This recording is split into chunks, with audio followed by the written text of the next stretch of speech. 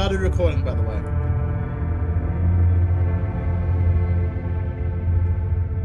So, all progress will be otherwise recorded. Again, aiming between 5 to 10 hours.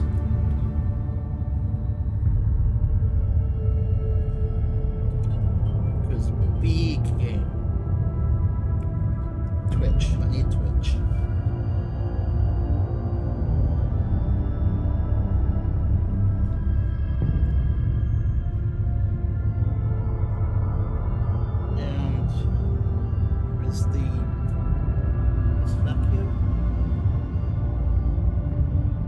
Somewhere nearby.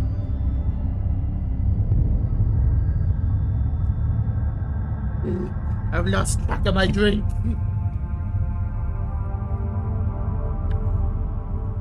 I am everywhere today. Yep, there it is. It's rolled out.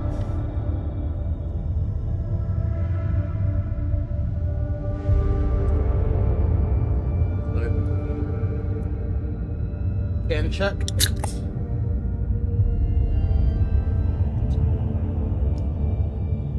Oh, that was a nice can sound.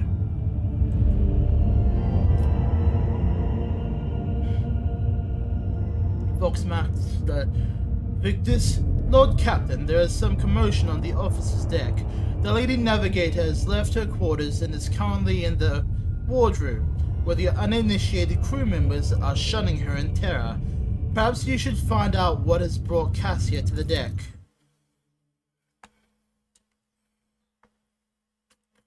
I need to turn myself down because, good lord, I sound like shit.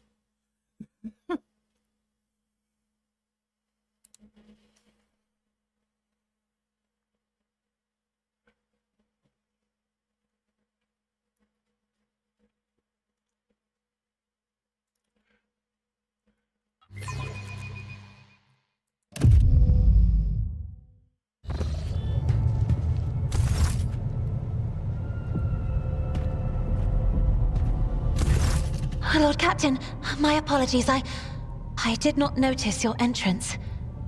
The Lady Navigator is engrossed in pursuing the dusty tomes which appear to have been neglected by the other officers, be it because of sloth or dullness of mind. When you walk closer, Cassia looks up at you and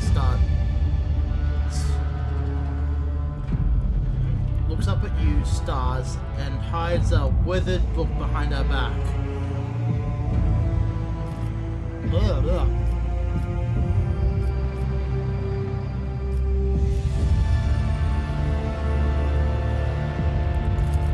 Compared to Urak 5, your ship is a boundless world of unfamiliar hues. And yet, the abundance of bright colors can at times be wearisome on the eyes. The bridge and the decks are so clamorous. In my search for a place of quiet, I was fortunate to come upon this islet of serenity filled with rare tomes and practically devoid of color. The events that took place on Urak 5 must have shaken you greatly. Are you well? One should not underestimate the navigators of House Orselio, Lord Captain. Like a shawl of pale smoke, a faint malaise hangs upon my shoulders, but it will not be the slightest hindrance to my duty to humanity, and my duty to you. Cassia's response is reserved and pointedly decorous, clearly intended to create a distance between you. Your only attendant is your valet from Urak 5. Do my servants not measure up to your standards? No. It is not that at all, Lord Captain. It is just that Uwe is quite capable of carrying out his duties by himself. He is well accustomed to my whims and preferences. She nods genially to her taciturn servant. Perception test. Cassia cringes ever so slightly, adjusts a adornment on her forehead, then awkwardly hides her clawed fingers and folds in the in the folds of her clothes. The unnatural appearance of the navigators often become the topic of gossip among lowly servants and officers alike. It is unsurprising, then, that Cassia prefers the company of one who is used to how she looks. I see you're fond of reading. Oh, this. I found this fascinating read on one of the shelves, and I must say, it has caught my eye. Its every chapter is written in verse. I find it so beautiful and enrapturing.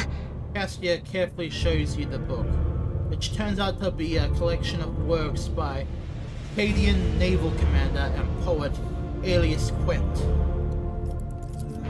URAC 5 had a vast archive of its own, of course. Although most of the works within had to do with scholarly disciplines of some sort or another. Only in my sparse moments of respite was I allowed to escape into the pages of more embellished works. Cassia gently brushes off the dust of the cover with her thin, cold hands, her eyes filled with longing after reminiscing about her lost home. I hope that you have ample time to calm yourself and your powers. There are people on this ship who are far more impulsive and dangerous to others, and far less devoted to the God Emperor than a herald of the Navis nobility.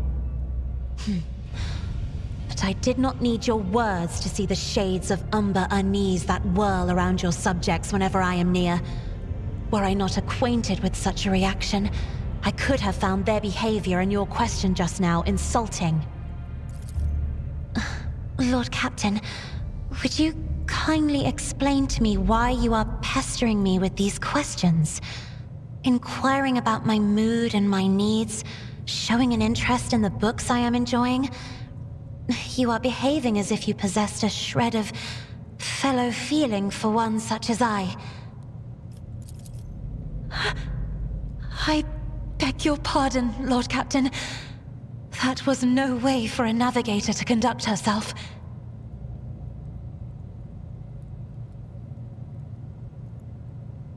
Frightened by her own words, Cassia covers her mouth, pales, blushes, then pales again, and hides her face behind the cascade of her snow-white hair.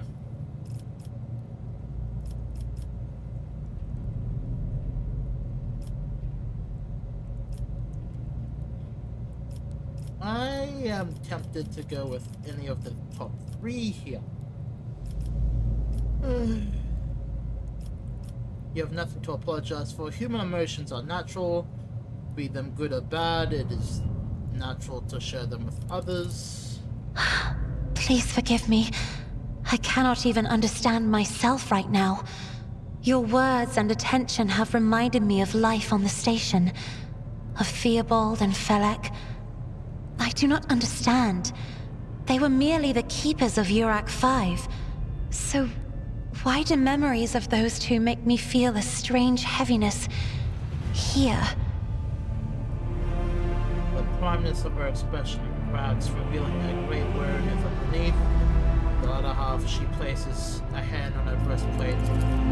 At the same time, I find myself overwhelmed with new excitement and anticipation.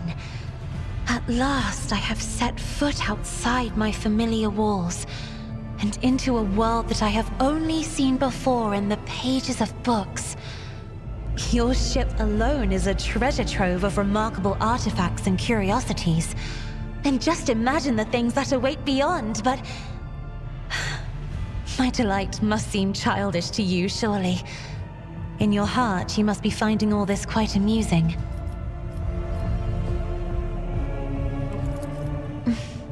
Indeed. I did not know. That is to say, I could not have known, as it is the first time we are speaking in a circumstance so private. My word, when I found this place, it was so full of officers. Why did they all leave? He glances around the room, growing somewhat sheepish.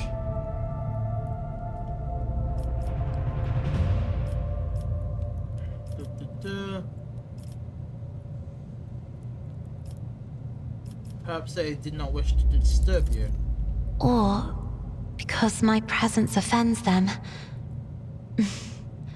Then I must take my leave as well. I am due to inspect the Sanctum Navis after the communion ritual and prepare the chamber for the upcoming warp jump. Thank you for your company. With an expression of courteous aloofness on her face, Cassia offers you a curt nod.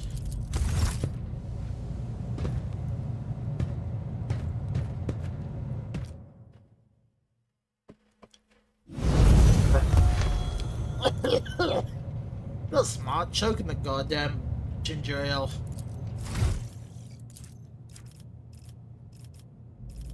Oh, what do I need?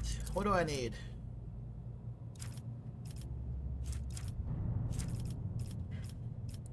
What am I after? I know I was after something.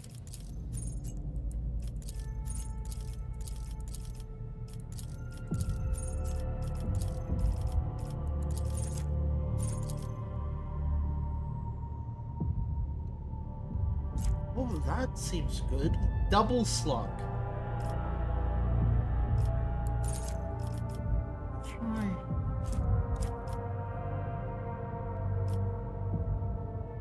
I'll bring it up to 50. I think I can live with 50. Let's see, 50, toughness 40, agility 30, intelligence 30, perception 40. Okay, ballistics. I need to stop bringing up ballistics.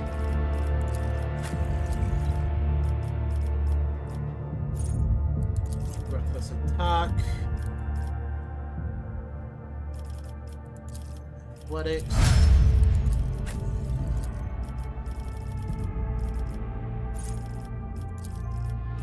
Flesh target. Perception.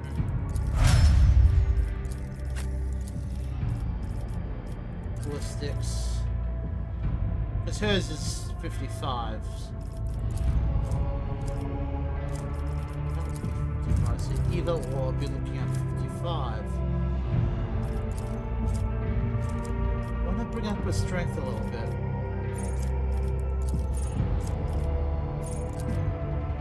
Concentrated 5. Inspire courage.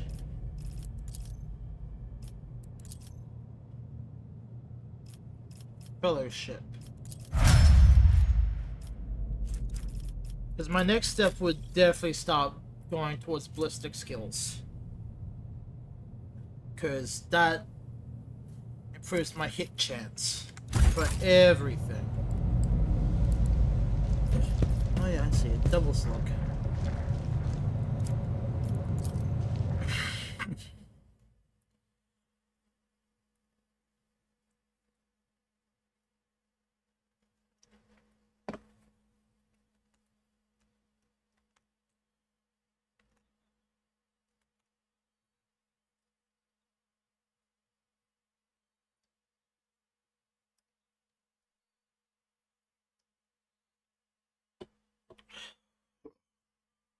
Woo!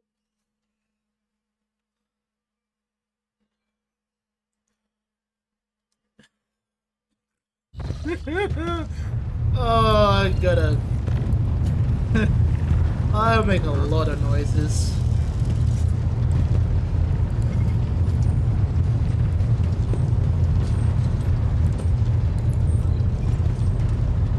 Oh, child of the Omnissiah. Oh, great child of the Omnissiah with a hidden AI embedded into its agent systems. Greetings.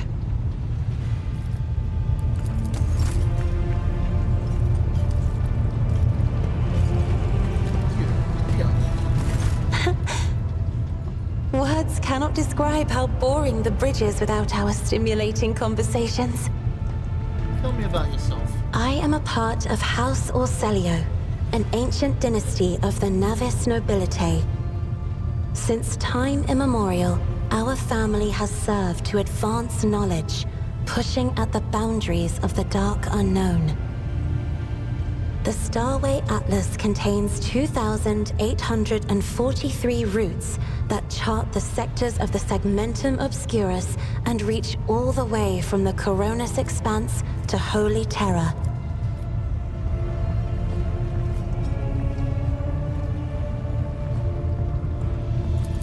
And uniting the Imperium's thousands of worlds. House Orselio is bound by commercial pacts to houses Galeatis, Ortina, Drotus, and... There is a dark blue knot tightening on your neck, Lord Captain. I can see my reply is not satisfying your thirst for knowledge. What is it you desire to hear exactly? What do you mean? I enjoy this.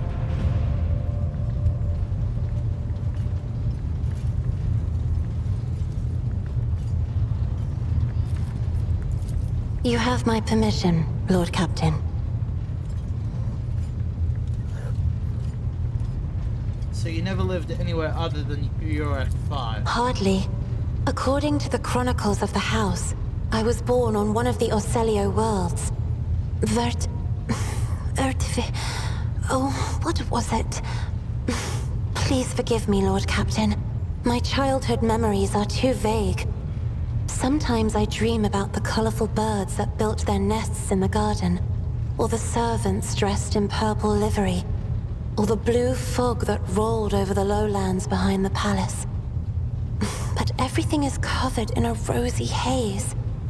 Perhaps it is my imagination, not my memory, that is painting these pictures. Okay. Tell me about your life on the station. My stay on the station was wholly dedicated to preparing me for my future duty. Astromancy, astrography, numerology, the histories of my house and the Imperium, as well as other disciplines.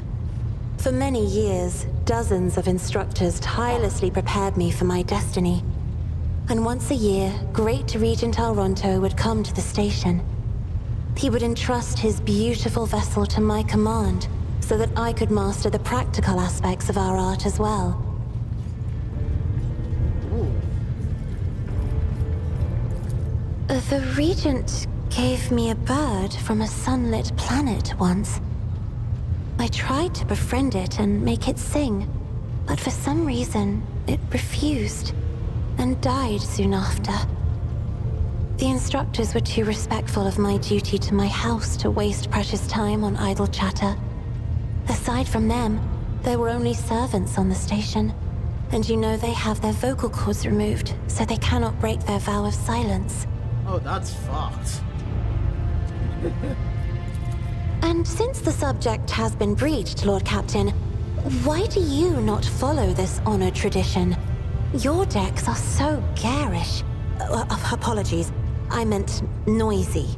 The rabble don't just chatter. Sometimes they shout and even sing. Why do you allow such a lack of restraint? Rogue traders are highborn, are they not?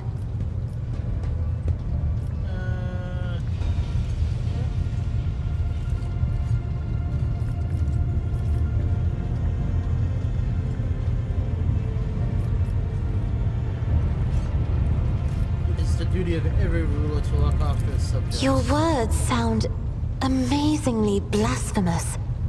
If a ruler's duty dictates the need for violence, would dispensing it not be their responsibility? I will contemplate your answer in solitude. The Navigator's open eye is baneful to whoever the warp's ruinous shine falls upon, and therefore it is the symbol of our power. We are the guiding stars of humanity, found worthy of an uncommon gift, and one of the duties that we bear is to guard our eye, even from wayward glances that may bear evil. Besides, I am aware that lesser servants of the Imperium may find our appearance repulsive.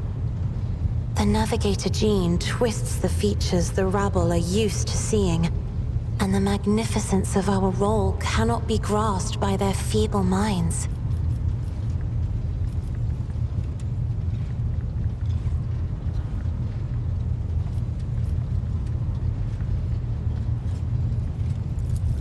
I'm not ashamed of my appearance, nor do I require anyone's approval. Cassia looks away, but her shoulders and jaw visibly relax. It may be difficult to describe. You see, every navigator perceives the warp differently. My mentor, Great Regent Auronto, always described his travels through the Immaterium as a journey through a vast wood with countless paths. And I, assisting him in the first voyages, futilely tried to follow his example. But the wood would not reveal itself to me. But everything changed when I found my own key to this mystery. You see, I've always brightened up my rare moments of leisure time by painting. You may recall there was a workshop in my chambers. As soon as I imagined the warp as a blank canvas, an indescribable feeling came over me. I moved the brush, going deeper and deeper into my own painting. Visions were hidden within the vibrant colors of my palette, and something inside me knew which should be brought out and which should be left behind. I woke up several days later, after the voyage was safely complete. Notice that your love of painting is reflected in your speech as well. You associate so many things with images, with hues and colors. The Emperor graced me with a gift. I can see inner life in addition to the mundane. You cannot know that a fruit has rotten from the inside until a blade slices it in two. I can see the rot from far away. It roils like swamp mud, oozing through the bright peel. Anger and boredom, sadness and joy. Everything that people shut away inside themselves is revealed to me like colors on the canvas of my world. You will hear no objection from me, Lord Captain. As the only voice of our family on this vessel, it is an honor. As long as your questions are courteous, I will answer every one of them.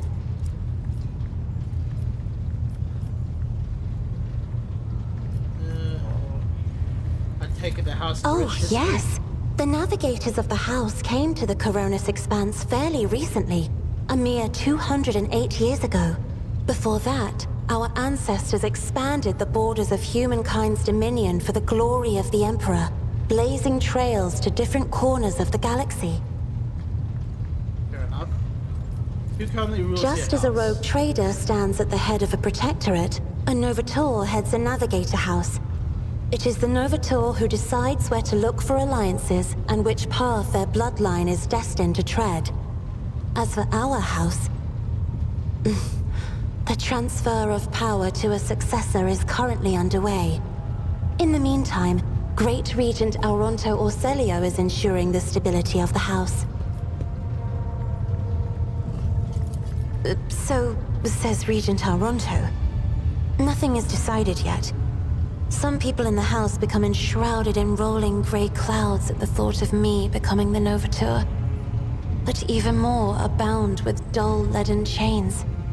They think I am not ready for such a burden.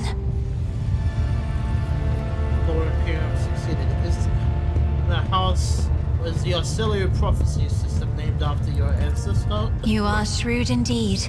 My ancestor charted that route while fleeing the enemies of humanity. They say the Emperor himself was his guide, because the warp expelled their vessel without a single loss. Unfortunately, the lips of those who relate this tale seep with disgusting green hubris. I think Kalain Orselio was simply a skilled navigator. By all means.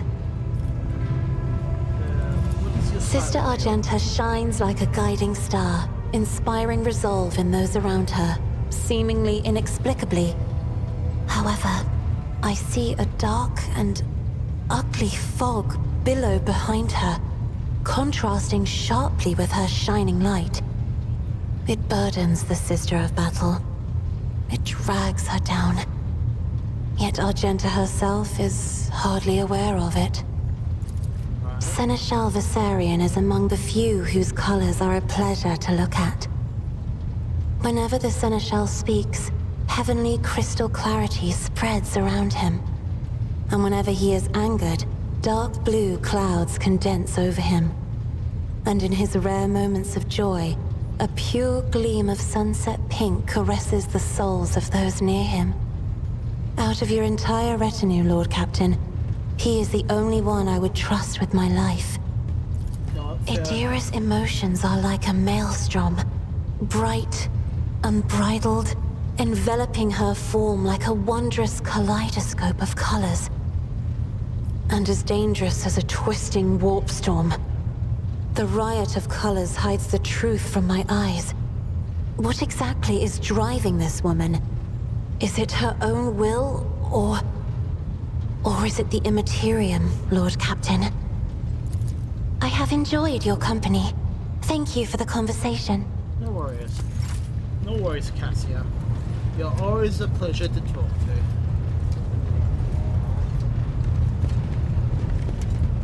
There's an epilogue. Outback-Zero. The corpulent man in lavish clothes bows before you. Not without difficulty, a servo skull whirs over his shoulder while the fingers of his augmented hand drum against the sheaf of papers he is holding. And he regards you with an attentive interest through the lens of a magnifying implant. Greetings, your lordship. Generous Donrock at your service.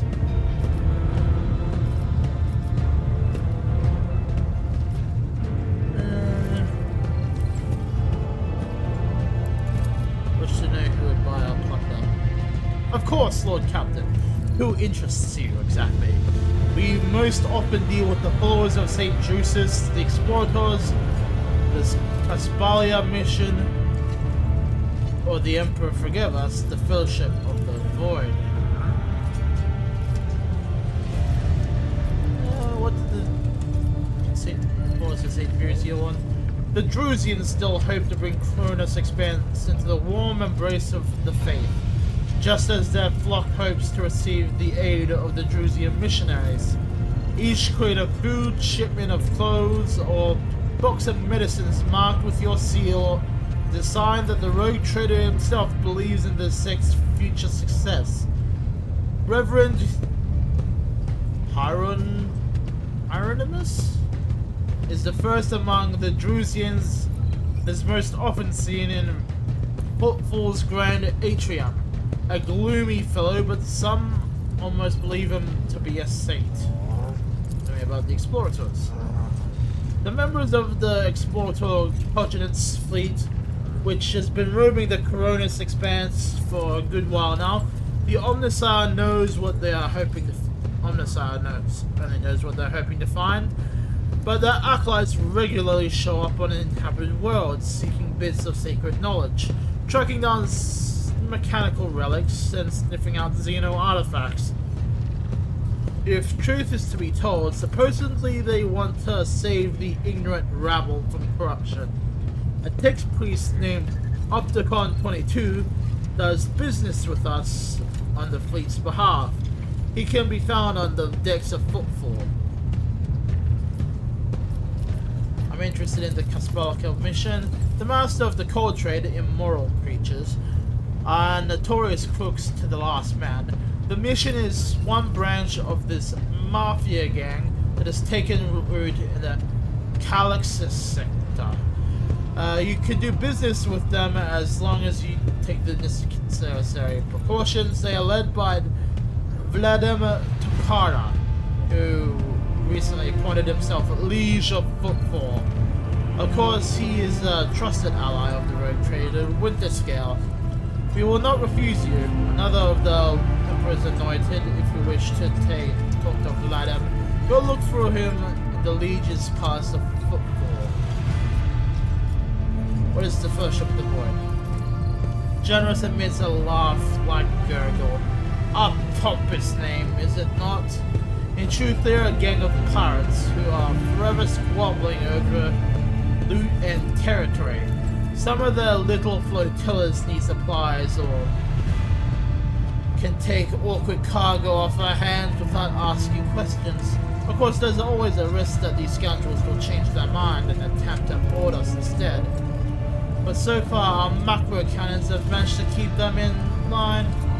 They say Riza Calveria speaks on the village's behalf. The Adeptus Amasius, a foothold, is rumored to be her favorite haunt.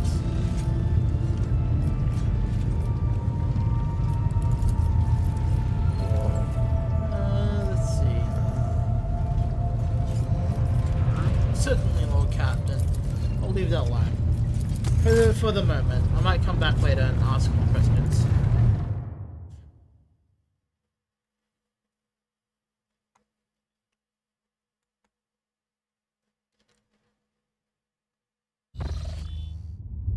Let's try to go over here. Lord Captain, sorry to disturb you. Vigdis pauses as if listening to something. It's pandemonium outside the bridge gate. One of the officers seems to be demanding an audience with you in person. I think I hear Master Viserian's voice. In any case, I wanted to warn you in advance.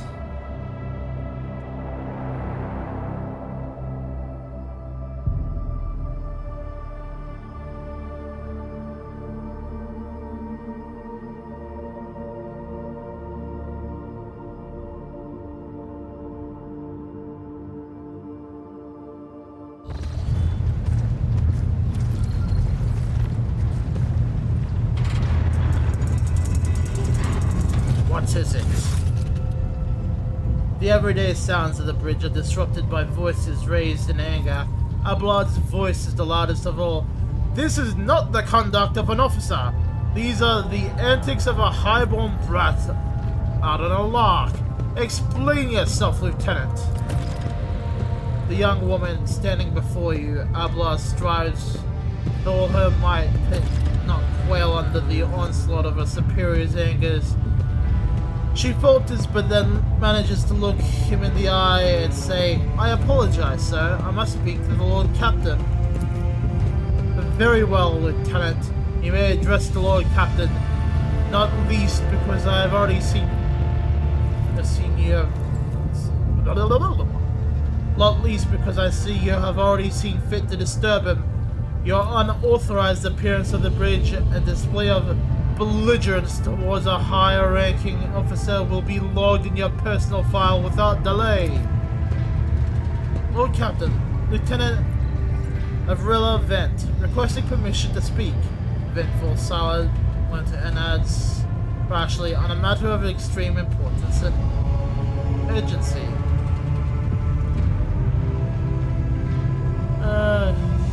You may speak, but I want to hear a report, not a shouting match. Having two officers bickering in full view of the bridge is unacceptable. I am sorry, Lord Captain. I thought that drastic times called for drastic measures. Ben exclaims hotly. This matter cannot wait. Any minute now an assault unit will be dispatched to the lower decks in order to crush the workers' strike by any means necessary. But I am convinced that this step is unwarranted, and that the crisis itself was provoked by the actions of one of the senior officers. Vent is almost trembling with tension as she delivers his speech, her face extremely pale. Ablad is no hurry to intervene, and lets out a skeptical huff. He glances at Silverback, who is standing not far from him, but she maintains a stony expression. Lord Captain, I urge you to investigate the actions of Seneschal Viserion and intervene in what's happening to the lower decks, because very soon we'll have a mutiny or a massacre on our hands. How did it start? The situation could boil over at any minute, so I'll give you the condensed version. It all began when the enforcers found a cultist amulet on a body of someone who'd been killed in a drunken brawl. We reported up the chain immediately, arranged for a cleansing rite to be performed, and opened an investigation. No heretics have been found, but the search has brought tensions between enforcers and workers to a head. So there's an insurrection in the making aboard my ship and no one had informed me. I would not deem it a problem worthy of the rogue trader's attention. The lower decks, as it so happens, are in revolt. 30-some years ago, we even had a revolutionary leader rose up who dared to establish workers' rule across the entire ship. It took a month to restore order, but even 8 years later, we're still battling the rumors that the hero had survived his execution and was on the verge of gathering people to fight against the tyranny once more, Abad scoffs. Needless to say, the rumors were baseless. As for the current situation, we have sufficient enforcers to deal with it. Upon this ship, the word of the Lord Captain carries more weight than a salvo from 100 bolters. I'm sure that if the rogue trader addresses the malcontents directly, he will quell the unrest. I dread to think what problem you will disturb the rogue traders with next. Perhaps you'll ask the Lord Captain to break up brawls in the mess room? I've already given you the means to resolve this problem. You simply need to use them. If I may, your lordship, sending a hit squad to crush the rebellions is a means of ignoring the problem, not solving it. What does the seneschal put in? I shall explain, Abad intones grimly. I beg you to hurry, time is running out. I will not hurry. Since my competence is under scrutiny, I shall speak for as long as I see fit. There is an established order to the way of things are done on this ship, and the one of the pillars of the system that the rogue trader's attention is not distracted by trivial matters. It is the seneschal's role to ensure that I have always handled internal problems myself.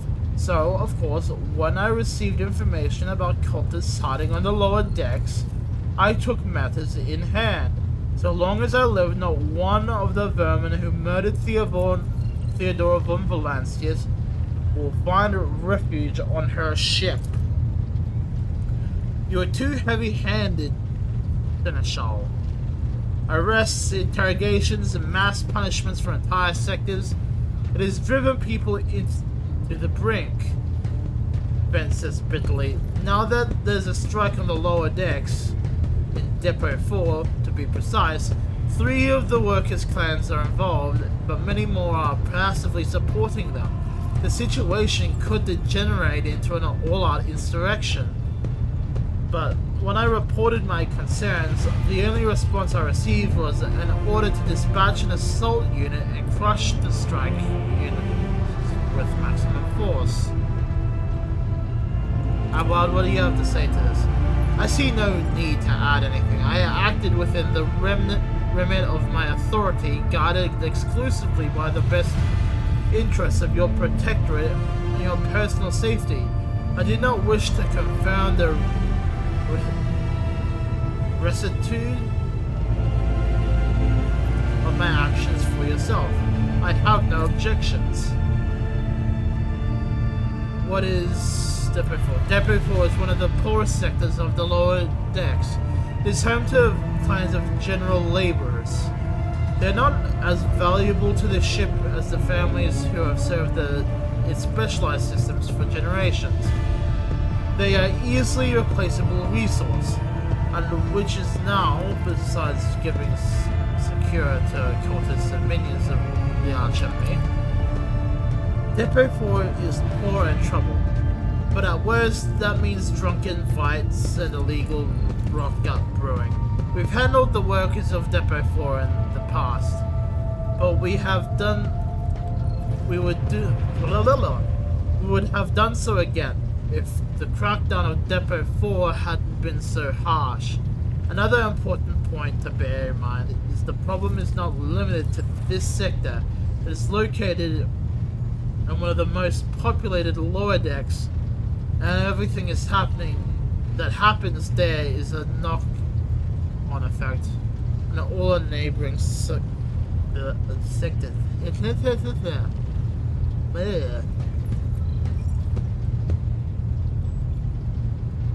Okay. Master at Arms, the ship's enforcers report to you, and yet you seem hesitant to provide your own perspective. Lord Captain, unlike Lieutenant Bent, I respect the chain of command, and I realize that it's not within my right to challenge my superiors. Sailback bows her head in Ablard's direction. However, a moment later, a serpentine smile appears on her lips. That being said, while I entirely share Master Viserian's opinion on what Fate Depot 4 deserves, I must note that this is insubordination in a direct consequence to the practices that he himself has introduced. Mistress Sailback, I see you have decided to follow the Lieutenant's example after all. Such behavior does you no credit.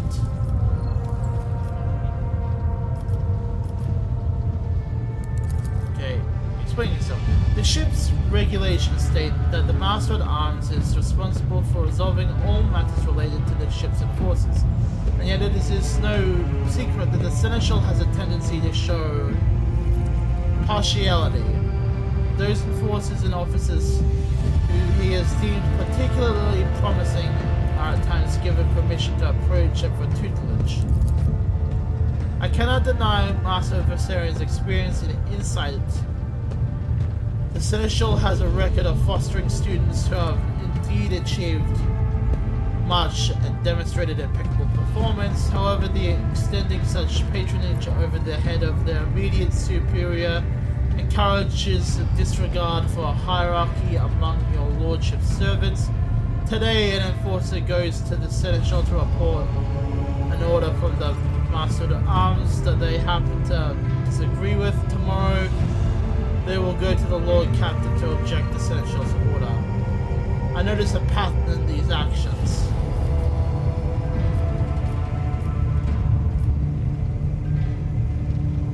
I see. Evidently, my officers are anything but a shining example of unity and adherence today. I only have myself to blame, I suppose. I've heard enough. I'll go to the lower decks. Praise the Emperor. Thank you, Lord Captain. Ablood grits his teeth slightly. An enterprise bordering on the sophomoric. But please yourself, Lord Captain. However, I categorically insist that I escort you. Lord Captain, I regret that the enforcers were unable to handle the situation which led to your and the Seneschal's involvement. I consider it my duty to go to Depot for myself and see the expedient resolution to this incident. Yee.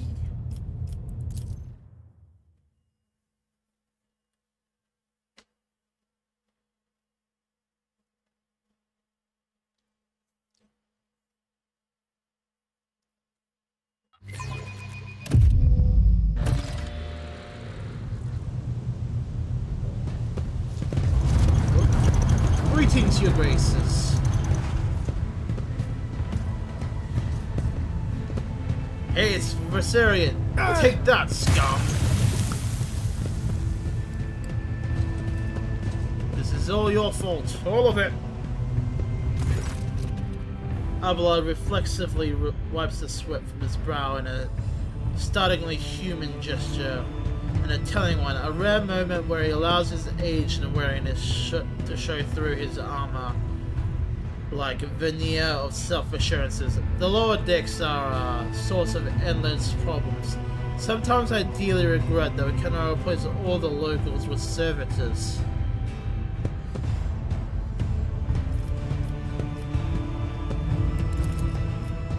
They would not have had a chance to express such a disrespect if we were not here, and if the situation had been dealt with by the relevant officers. Abelard grimaces. It is just as the junior officers' worst failing to pass the problems up the chain of command. I have never been able to abide by it. I shall say it again, it was a mistake to come here on Lieutenant Vince's whims, Lord Captain. I must admit that the Lieutenant is by no means the worst material for an officer, Abelard adds previously. But in the name of terror, the girl is the same age as my eldest great-granddaughter, and she has the goal to tell me how to manage the lower decks and hunt down cultists. It will be another 20 years at least before she can be trusted to act without oversight. Let's get moving.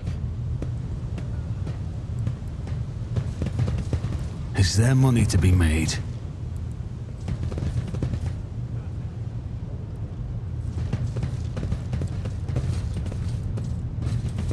I still do not see our purpose in coming here. Relax, old man. Going for a stroll on the lower decks every once in a while is good for you. Lets you see how the simple folk live. Yee.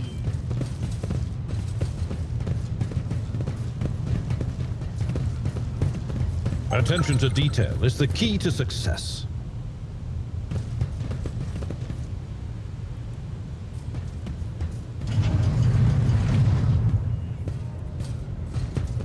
Besides, I exploration always is keep my fun. options open.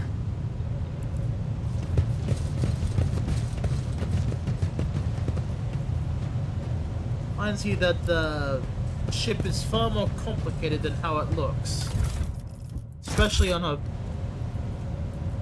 if you're like playing something like Space Marine 2 as an example, you only get a small look at a wider picture pertaining to the battle barge.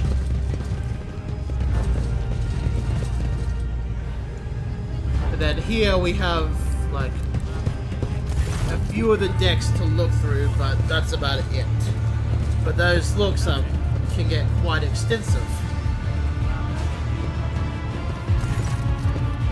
The sounds of a heated discussion reverberate through the ship's bays. Lieutenant Avrilla Vent and the ship's enforcer is barring the path of her superior, Master of Jacosta Silverback, who has arrived clad in armor. Judging by their expressions and tone, the standoff has dragged on for some time and has already reached a boiling point. Lieutenant Vent, my patience is wearing thin. I've given you an order, now out of my way. I cannot comply with that order, ma'am. Vent looks shaken, but there's fire in her eyes. This is my deck and my sector. So long as this area remains under the Lord Captain's special oversight, no action can be taken without my express permission. There are only 3 people who are authorized to make me stand down. The first officer, the rogue trader, and the Emperor himself. So not all my lessons fell on deaf ears. Ablard mutters in a crabby approval. He does not clarify whether he means Ben Sarback looming over her or both. Your lordship. Noticing you, the 2 officers snap to attention and salute. Their subordinates following suit a moment later. We encountered some locals on the way here. Their conduct was outrageous. They even tried throwing things at us. Vent's gaze is full of worry and regret. The people are getting desperate, clearly. They saw the assault unit and they decided they had nothing left to lose. I mean, I apologize, Lord Captain, this is outrageous. I'm sure the people simply didn't recognize you. It wouldn't have occurred otherwise. I will deal with them once the current situation is resolved.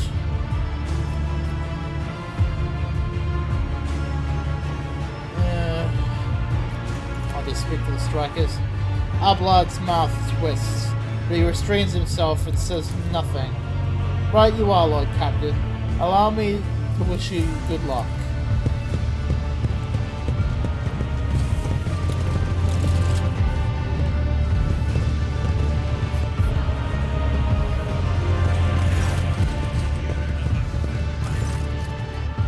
A dozen pairs of eyes apprehensively look at you. The people before you are typical inhabitants of the lower decks. We take their simple clothing and crude weapons and faces that display varying levels of mutation, from the barely indiscernible to the strange to outright grotesque.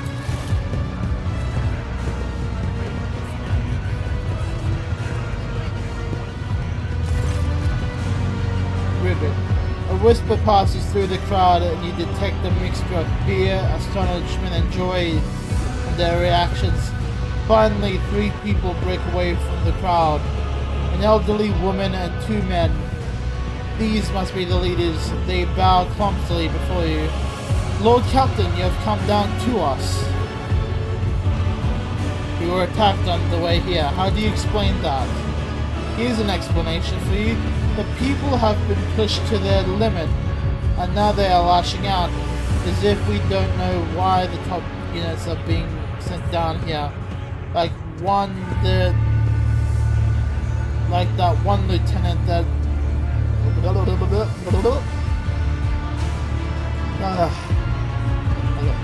as if we don't know why these top deck units are being sent down here.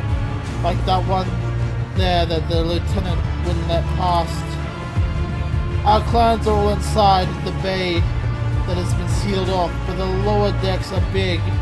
I'm sure some people who've had it just about enough were getting at it from all sides. The soldiers that have encircled the ones who have risen up. A death squad has arrived. No wonder folk are lashing out. And when this success, the words seem sincere to you. Their body language and glances traded between them revealed that the news of the attack had shocked them. Tell me what is troubling you. Striking? That's news to us, your lordship, says the tall, thin man in a worker's garb. All we're doing is asking questions, seeing what we think. Shut up, Rivet, snaps the old woman, who turns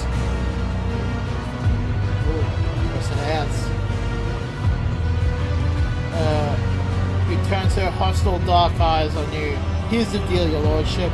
Your damned enforcers are all over us down here. They say they've been looking for cultists. One wrong word and they're reaching for their backwards.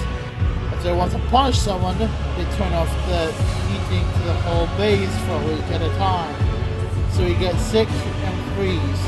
In my clan, the little ones died from inflammation in their lungs, all because of those damn enforcers. The woman spits on the floor and rubbing at the spittle with the toes of a worn-out shoe.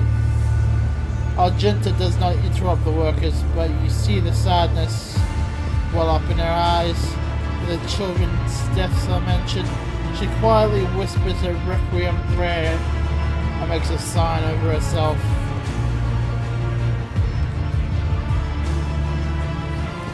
Hey, sweets, thank you for the lurk again.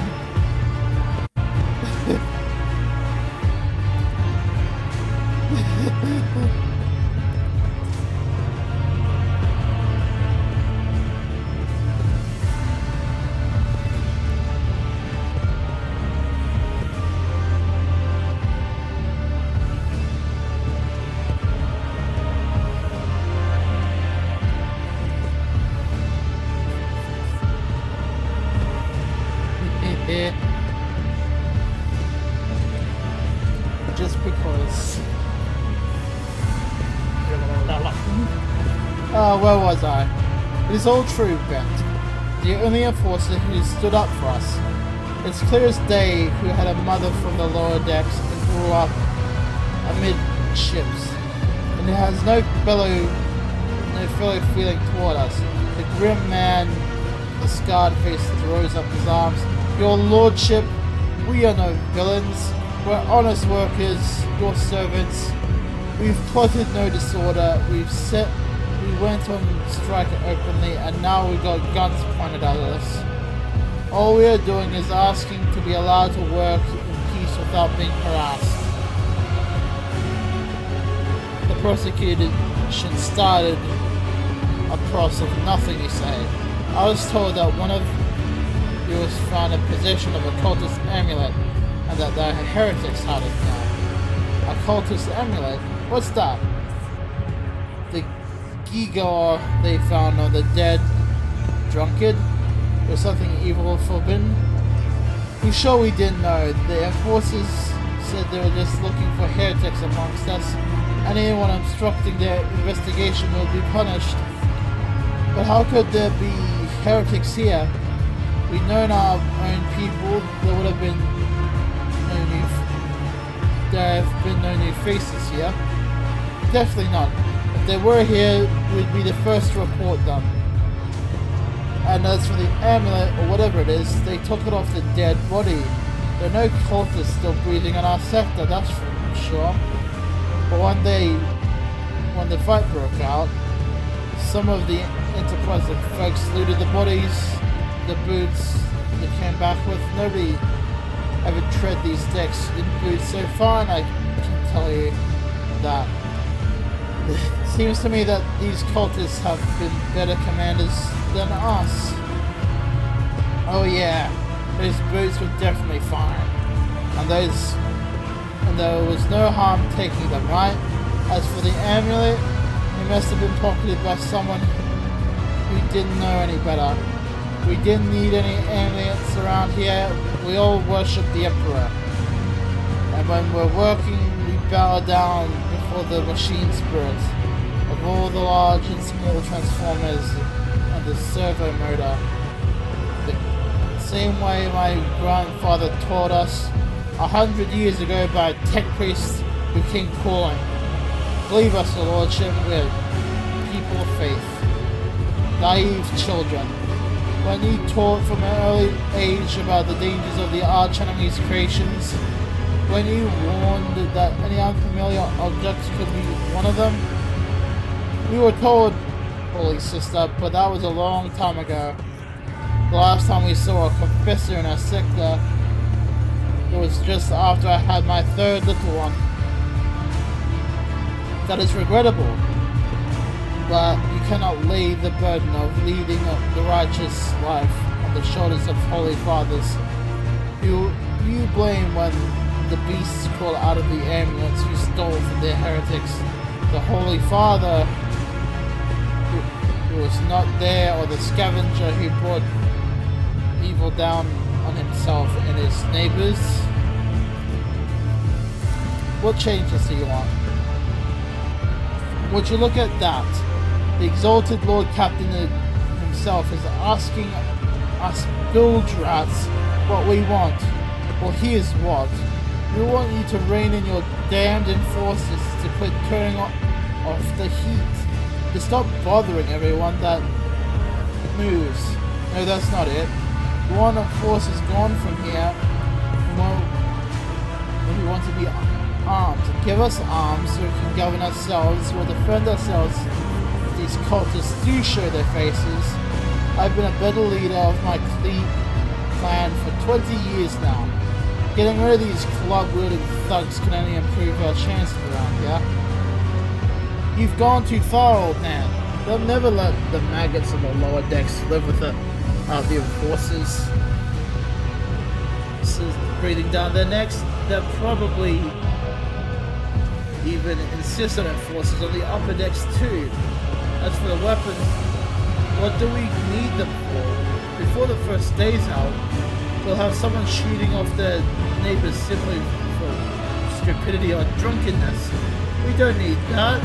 If the enforcers stop hassling us, that will be enough. And in return, we'll find the scavengers that robbed the cultists' bodies, and we'll talk to them. One of the lower decks to another. If there are any more of those damned amulets found, we'll hand them over to the enforcers ourselves. You speak for yourself and your clan. I'll speak for me and mine. I don't want empty gestures, I want real change. They'll promise us the word of world now, but as soon as the anointed one turns his back, these brutes will be on us even harder than before, all because we dared to speak out. The tall worker's eyes start between the two arguing leaders. Every few seconds he opens his mouth, planning to agree. but each time he falls silent, simply making the vague noises of approval.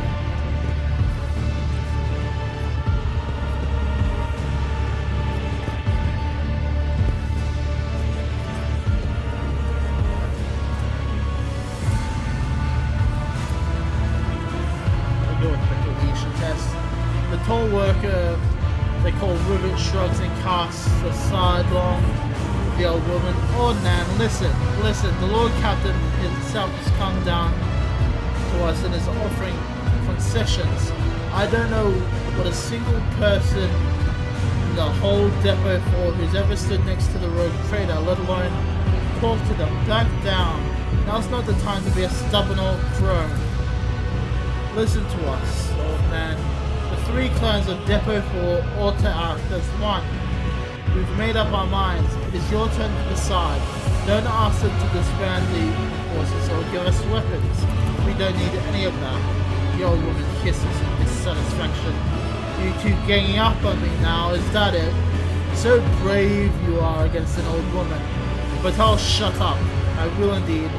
I won't go against the two clan leaders on my own. But I want to make my peace with the enforcers. Make your peace. That's great. That's fantastic. Lord Captain, we're in agreement. Then it's decided the persecution will stop, and I expect you to assist locating what's remaining. Your Lordship, thank you. You have not abandoned us, lower deckers. You came yourself and settled everything. I'll tell my grandchildren about this. Fuel and provisions, of course, Your Lordship. We'll root out any of the nasty business faster than any enforcer, and we'll leave no stone unturned.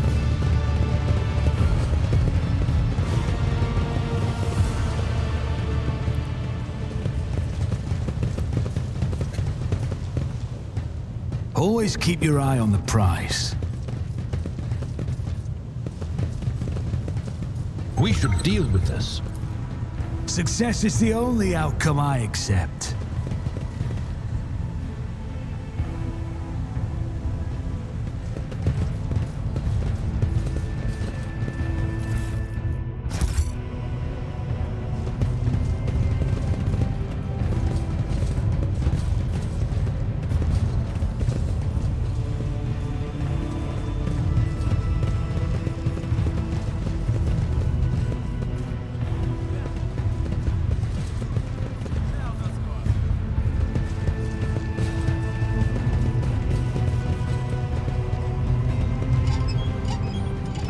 Keep your wits about you.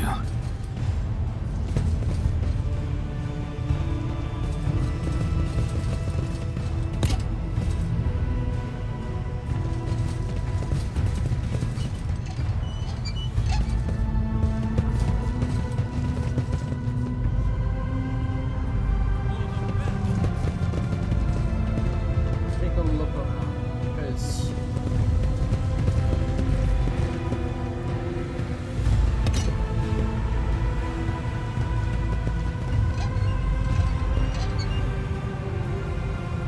number of valves to attack the turret here.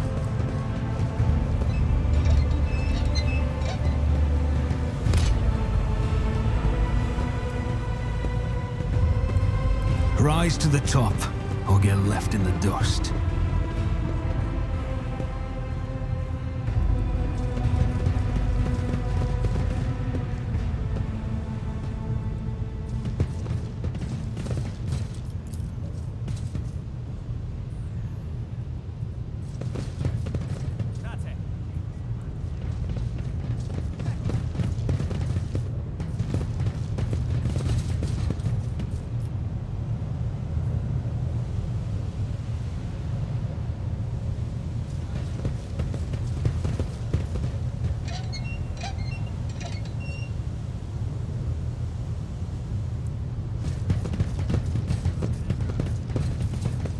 Let us not dawdle.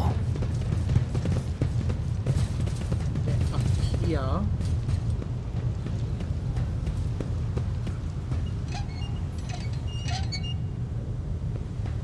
Down there.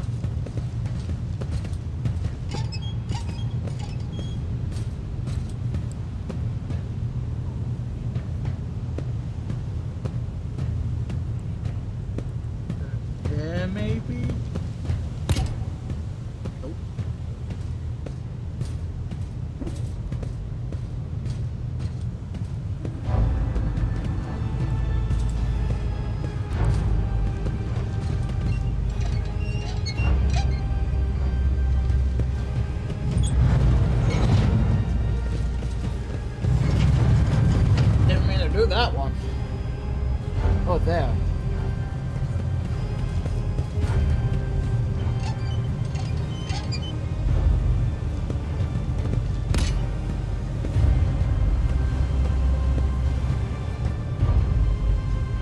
I always have a backup plan. There we go. That's how it's done. Force grenades, crack grenades, melter charges, and multi keys.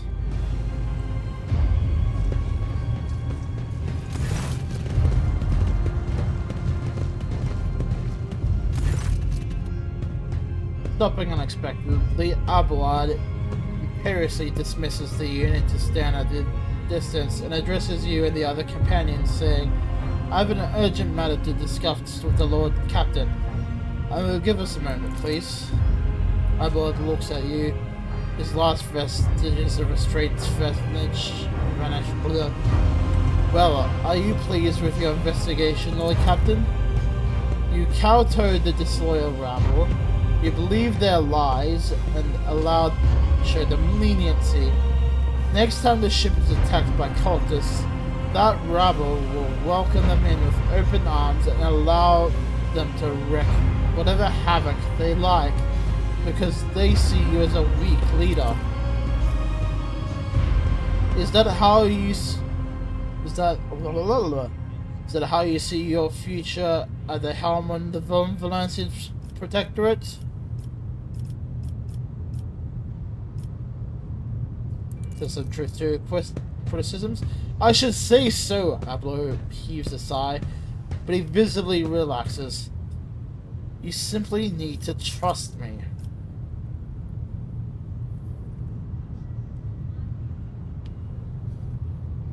I would have handled this situation myself had you not decided to intervene, Abelard says. I do not know that word. Remember, Lord Captain Theodora? Do you not think she ever set one slippered foot on the lower decks? No, she did not. Such matters were left to myself and the junior officers. Well, she dictated herself to my grand designs for the Protectorate, as any true strategist and rogue trader ought.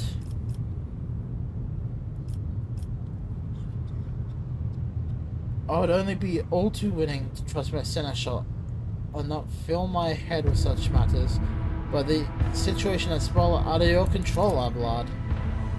Abelard's face is relaxed slightly. You're right. At least as concerns junior officers making complaints directly to you. And Abelard straightens detention. I lost my temper, Captain. And I do believe I ought to explain myself.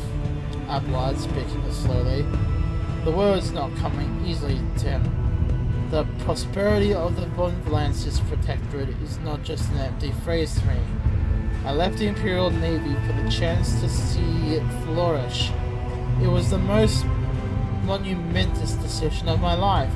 I did it because I saw in Lord Captain Theodore's deeds a sign of true greatness.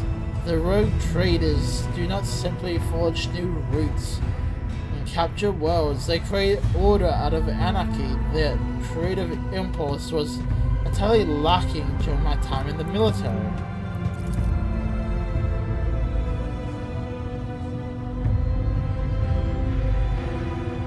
So I left everything but I had known, everything my family had known. I came from a long line of officers. I embarked upon this incredibly reckless venture, Lord Captain. Lord Captain Theodora trusted me with all the concerns she had no time for. She would go off on a flagship for long periods to distant frontiers on scouting voyages, and advancement of the entire Protectorate rested on my shoulders. Then suddenly everything had been built over years began to quake, rattling like a flimsy hanger on a seismically active world. One of the senior officers betrayed all of us. The rogue trader was killed, and for And who knows what is happening on the planets? I'll tell you this honestly, without fear or appearing weak. All this has come to a grievous blow to me. I am not panicked or grieving because I cannot allow myself to panic or grieve. I am duty-bound to aid the new rogue trader, to aid you, to find your footing as quickly as possible, and to do this, I must insulate you from the problems that is in the past that has been dealt by with tried and tested procedures set out in the ship's regulations, procedures that were established long ago and have functioned smoothly for decades, cannot suddenly be deemed excess requirements.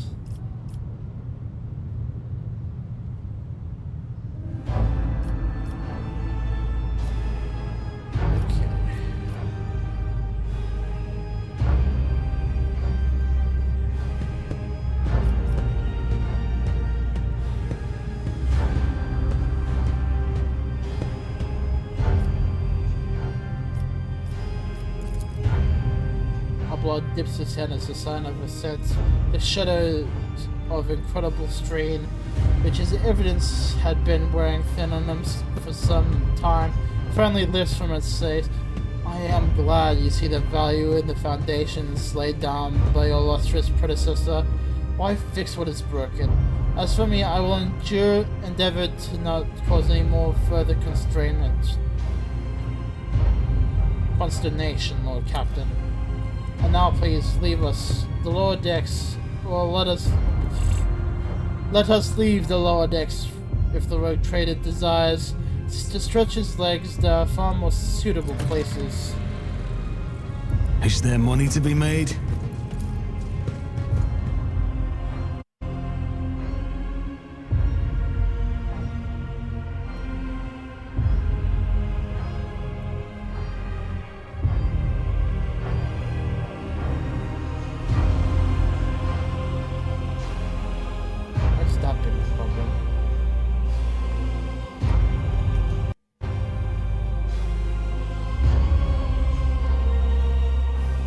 Am I the problem? Just... Yes, I am.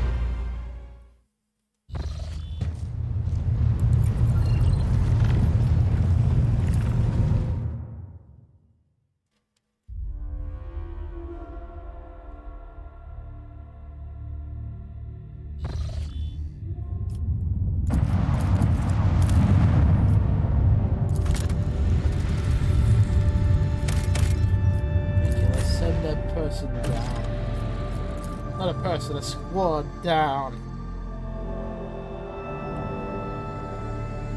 Brachyphilia, the Plurusum planetoid.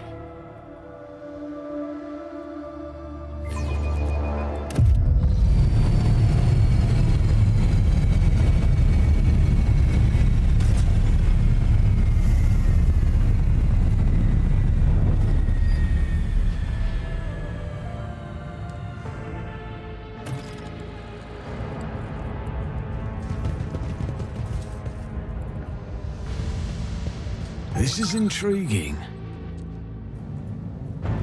Come in, escort. This is Captain Vakari, escort. Alright, escort, please come in. Pilot Rakul. The pale young woman looks at you with a mixture of hope and disbelief swirling in her eyes. You notice her hands trembling as she clutches her weapon. Who are you? Did you come from the planet? Are you reinforcements? Saint's teeth, I thought you'd never come. I'm Rogue Trader von Valancius. Now introduce yourself. At once, the woman stands at attention. Captain Rakul Vakari, 705 Winterscale, the pilot of the shuttle. It is an honor to be greeting His Lordship von Valancius. What happened here? There's been a prison riot on the planetoid. Thirdly, it's being led by the prison warden himself, the Honorable Anathagon Castelgia. He has allied himself with the rabble that he himself was supposed to watch, and declared Brachyphilia to be independent of the authority of the system's lawful governor. I came here as a shuttle pilot alongside the Honorable Evane Winterscale, son of Caligos Winterscale, rogue trader. Vanquisher of Xenos, forever triumphant over the enemies of humanity. She details, enunciating every word of her Overlord's title. Young Lord Winterscale wished to speak to the Lord personally, so he could put an end to this lawless treason. He and his escort went ahead and figure his power. I haven't been able to contact him over Vox for a very long time now. Evane, Blood mutters, stroking his beard. One of his distant younger offspring, yes? That's as much as I know about him, which means he hasn't distinguished himself in any meaningful way. Evane Winterscale has made several diplomatic visits to Urak 5 on behalf of his father. Hello, Cat Roxy. How are you doing? Yeah, hello. Where was I? The Great Regent would not have granted entry to someone dishonorable, which means whatever happened in this terrible, murderous place, we must aid this man of noble blood. Why is the warden himself spearheading this? Yes, she bites her lip. No one expected this. Master Castellgia is a nobleman from a respected government in the house and vassal to House Winterscale. All of a sudden, he proclaimed that Rakatiphilia is now his personal domain, that the prisoners were his subjects, and that he would not bow to anyone again. It's pure heresy. And I take it they're looking for a diet of sand and gravel? What kind of madman would start a revolt on barren rock?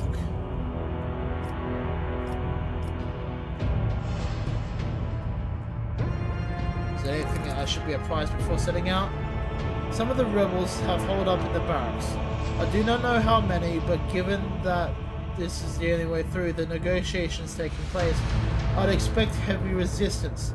Please take caution, your lordship. Lord Winterscale's guards mind the entrance so that the rebels couldn't get to the shuttle.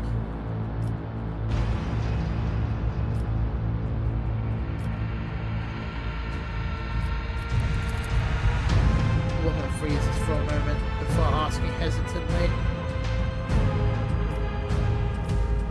I've not been to Owlcat Minoris. I know nothing of the officer's fate. That's a shame. May the Emperor keep that fool from harm. Thank you for your time, your lordship. She bows. You can tell by the desperation in her eyes that she is exhausted, frightened, and wishes to be off this planetoid as soon as possible. Thank you, Roxy. Yeah, I'd like to have my hand now.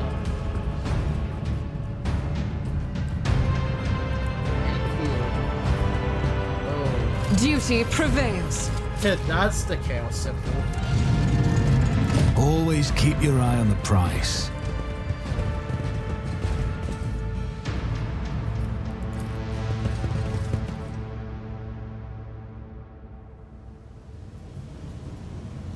Over there! Over there. Over there. Idiot. Is there something you wish to tell me about? Namely, the mess in the wardroom last week. Ugh, stop blaming me every time one of the officers flies off the handle, old man. Not every brawl or disaster on this ship is because of me. Options And open. howling.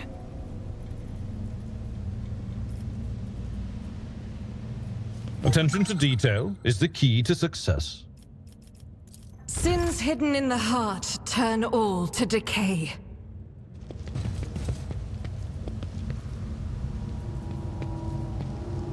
I better myself through my service.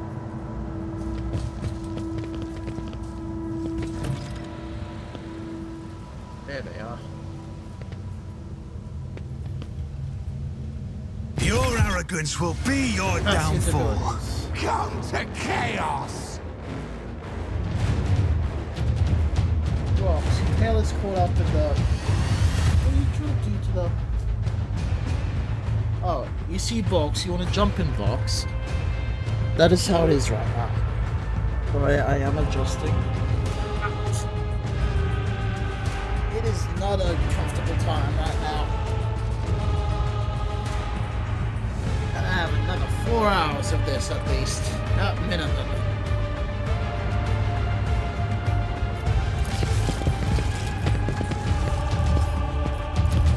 Death to non-believers!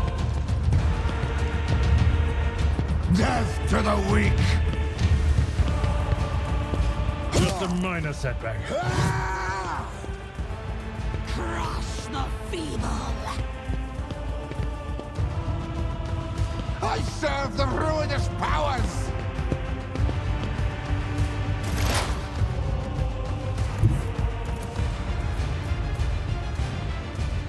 Will do.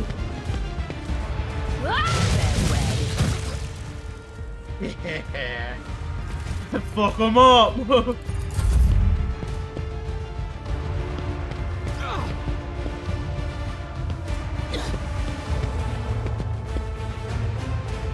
Such is the will of chaos.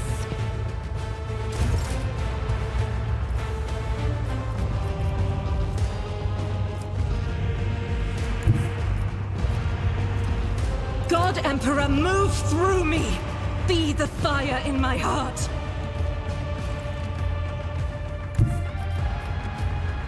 Doubt is for the weak.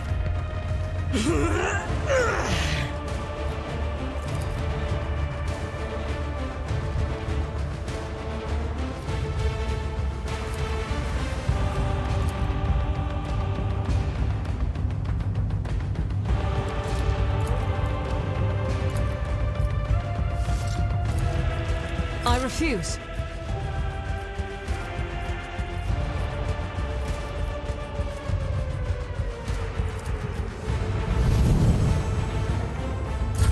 Show me what you've got.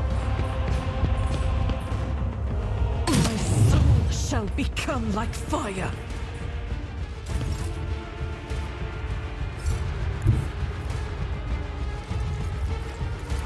I have read tomes of military tactics.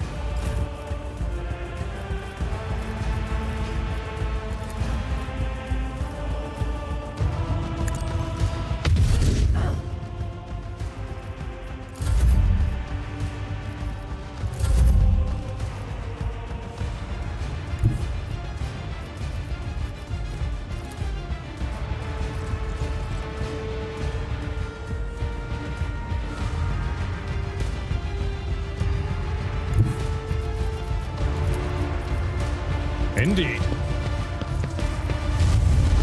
I took care of this one. At your beck and call.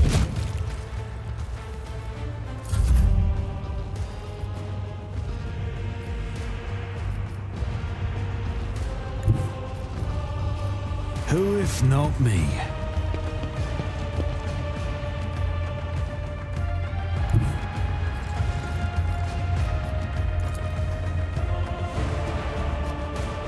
I'll make it happen.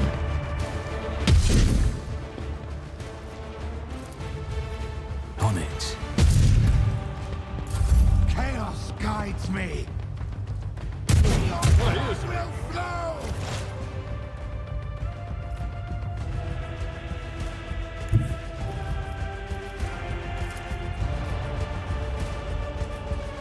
What is this foreboding? Be gone! I need your aegis, O Emperor.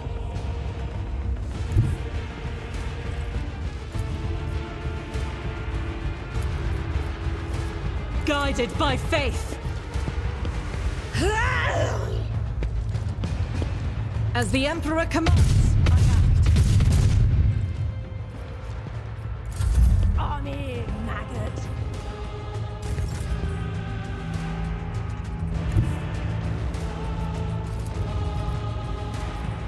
Do not dare ask.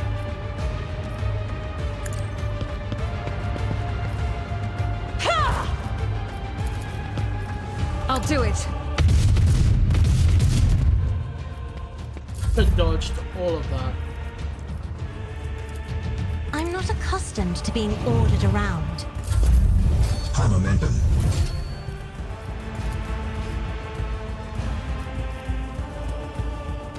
Victory is imminent.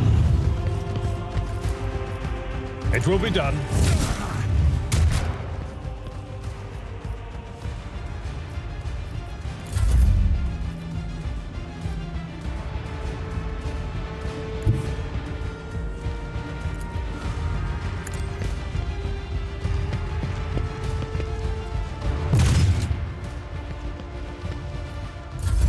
Out of my way!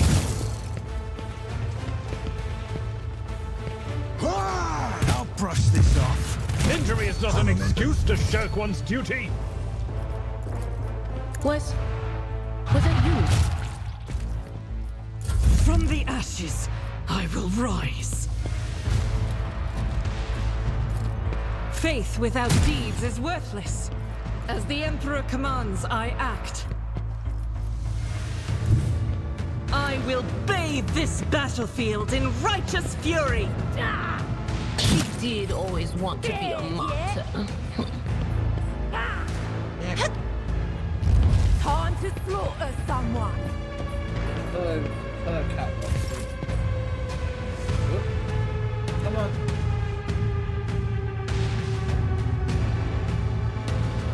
For life with cats. One of them will always want to come looking for attention.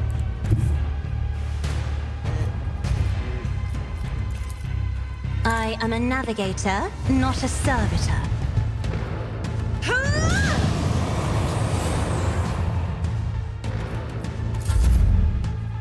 Rocks. Anything else? What an unfortunate turn of fate.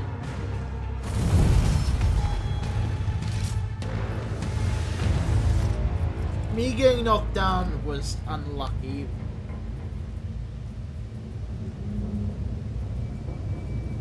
Letting Magenta fall was just stupid.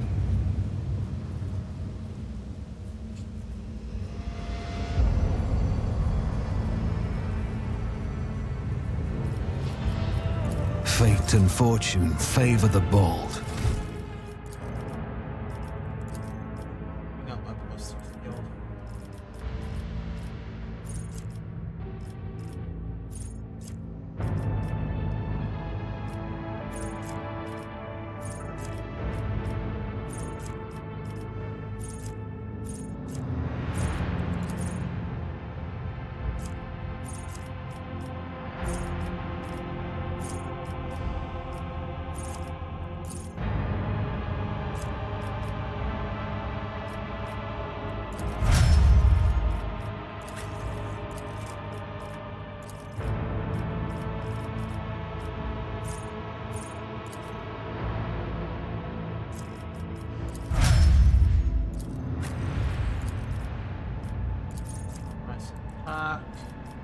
Tech use.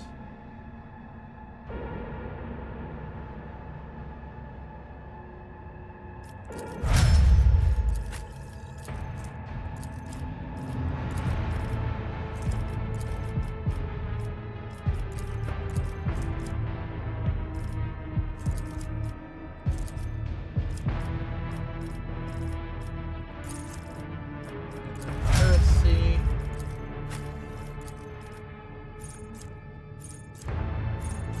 Get back in the fight. Mind over matter.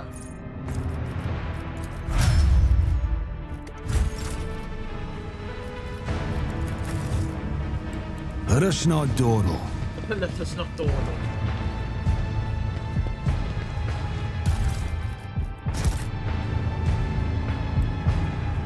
Let us not dawdle.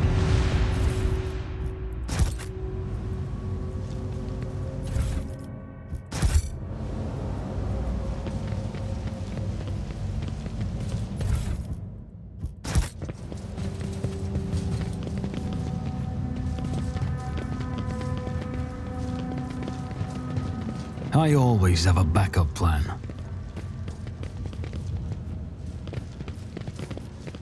That wasn't so difficult.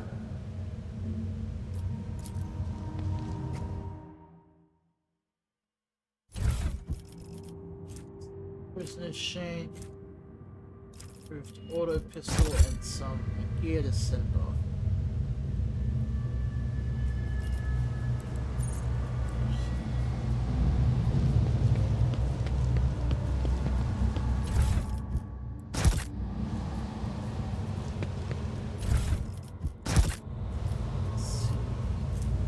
Crippled arm. Weapon skill and ballistic skill reduced by 20.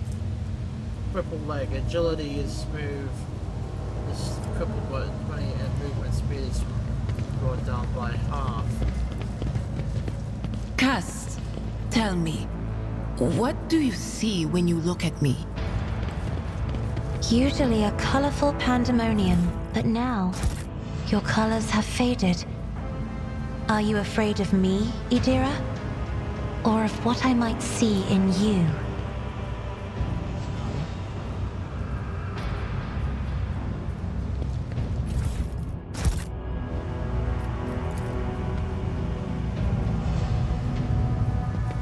Rise to the top, or get left in the dust.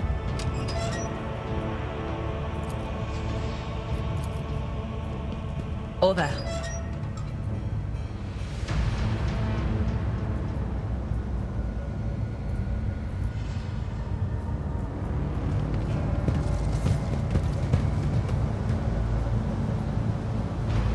Brethren, the dawn is nigh. The Optiments will guide us into a new existence. Yes, yes, dear brethren. Have a taste of my steel. I have longed for this, my dear brethren.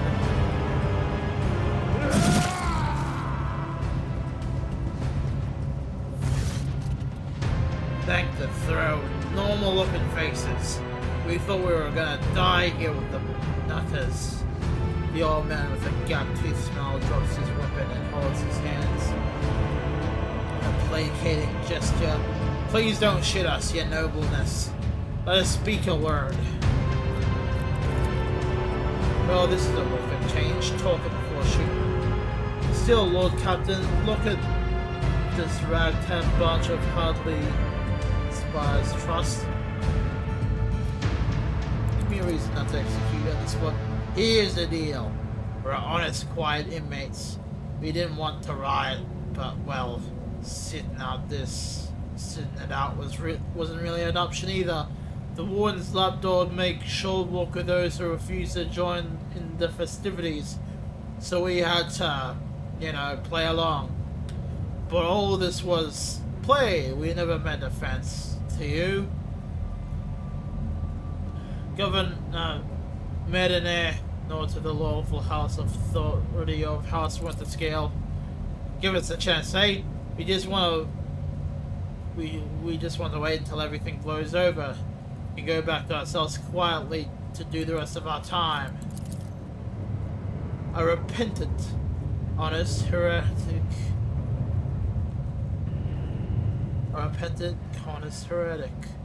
How novel. Judging by Ablard's tone, the Seneschal is utterly unimpressed by the old man's ingratiating monologue. The low-born speech just mottled with colors that conceal his true darkest hues. The old man has a long history of lies. He's using his wiles on us as well. But I see no foul corruption or ill intent in his words. Tell us more about the riot. Why soil your tongue talking about that heretic? But if you insist, here's how it is. The warden in his here prison, the Honorable Master Castilja, was a crackpot from the start. The previous warden ran things the proper way. Prayer, 1 meal a day, work. I punched the choppers from the guards. Work again. But the new one, you know what his first decree was? He introduced lunches and dinners. By the 9 devils, that's 3 it was the day the man's obviously stark raving mad. Things only went downhill from there. The guards quit it with the teeth punching. The warden forbade them. Instead, the overseer started counting which prisoners were digging more things up in the quarry or swinging their pickaxes harder or whatnot. And then, would you believe it, they put together a list of the best workers.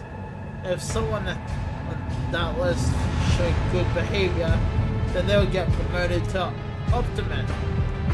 That's the upper crust among us jailbirds. Well, that's how it was at first.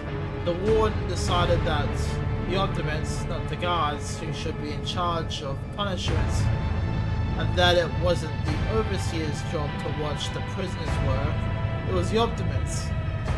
Well, let me tell you that when these goody two-shoes really started to shine, the guards aren't even in the same league as our dear fellows.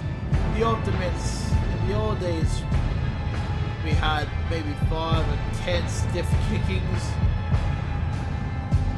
it in a week, and now, well, now we're lucky if we only get 50. And that wasn't even the end of it. Warden Castellia moved out to his chamber to live right next to the quarry under the dome. And I think something in his new home has really scrambled its brain. He began spouting the wildest things like the Optimans are saints and who will behold the truth, and started taking them to the quarry. Not all of them returned. The ones that did, you wouldn't recognize them. More beast than man. They're butchering people and left them all left and right. Even the guards and overseers, the warden himself had armed them, and that's the whole sob story. But I knew it from the moment he let us had dinners. Oh, this ain't gonna end well. Renaud's knowing the old culture's right. Whenever nobles start giving handouts, commoners, something is always going on. I mean, with all due respect, your lordship, no offense intended. If I spare you, what do I get out of it? Now, how can lowly jailbirds hope to thank your noble self? I have an inkling. You see, here we're, how should I put this, different from the rest of the prisoners here. We're all petty thieves from Larkin Norris. Debtors, gun to snipes. They're no one serious, now where your nobleness are cut from a different cloth. Fortune seekers from the void. Why don't we tell you we're on football station, you know, the one shipyard best drawing its expense? Yeah, so find some very serious business-minded people and get you some very special discount on some very special goods. Oh, I should spell it. Oh, that's great to hear, your nobleness. That's great. Now there's a true aristocrat, not warden creep. Now then, your nobleness, where was I? If you're ever in football, there's this district, the Shadow Quarter. It's called that because it's located behind the statue of our followers, the Emperor. I've known folks who have called it something else on the account of it being behind the statue. Don't repeat that, they're mistakes, I tell ya. Reverend Highness wasted no time finding and burning them all. Forgive an old man with getting distracted so. Football, the Shadow Quarters. There's a bar there built into the remains of an old ship. And in that bar, you'll find a back room and Teresa does her business. Tell her grandpa Backval says hello, and you'll have a favorite client in a blink of, and you'll become a blah blah blah blah.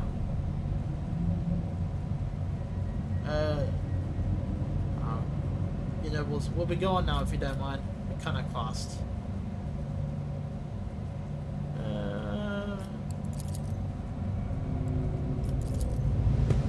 will allow it because we need to be able to get our hands on new things.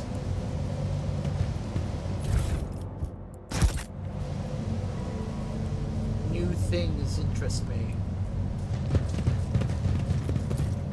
The Emperor favors me today. Ooh. Oh.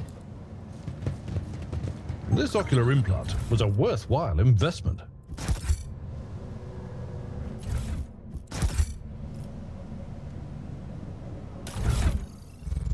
My foot's falling asleep.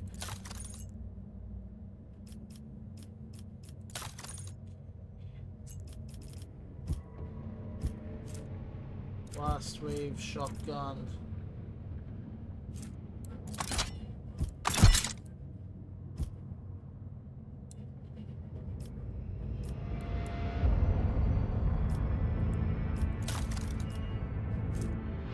$15, $20, $30, $20.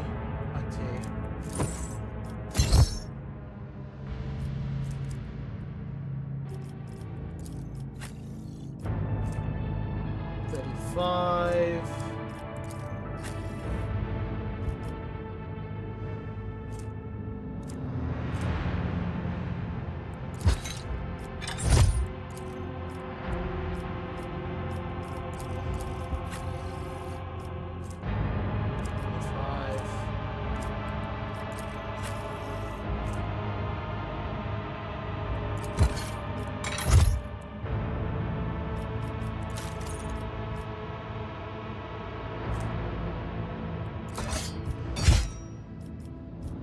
Mass pattern sword.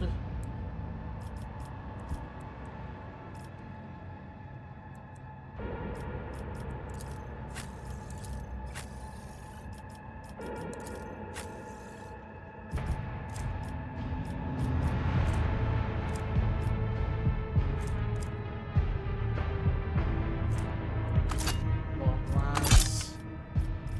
I'll give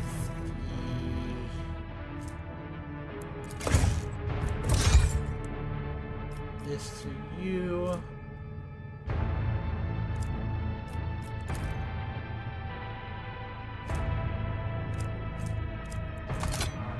Lost rate you as well.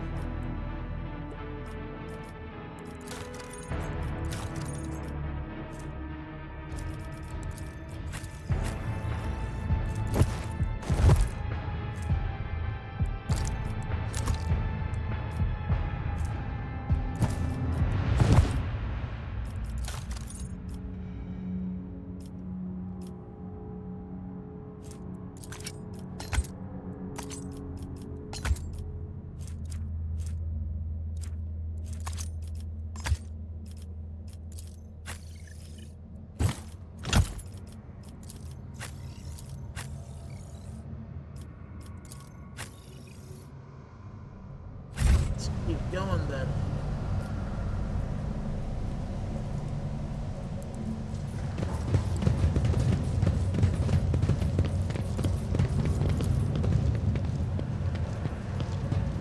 That wasn't so difficult.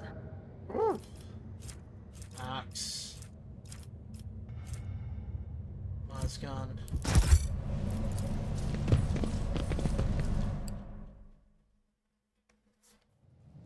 Oops.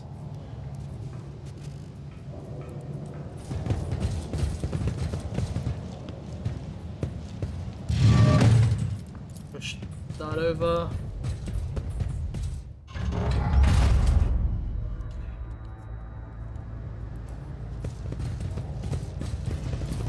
To the open pit, to the jaws of hell.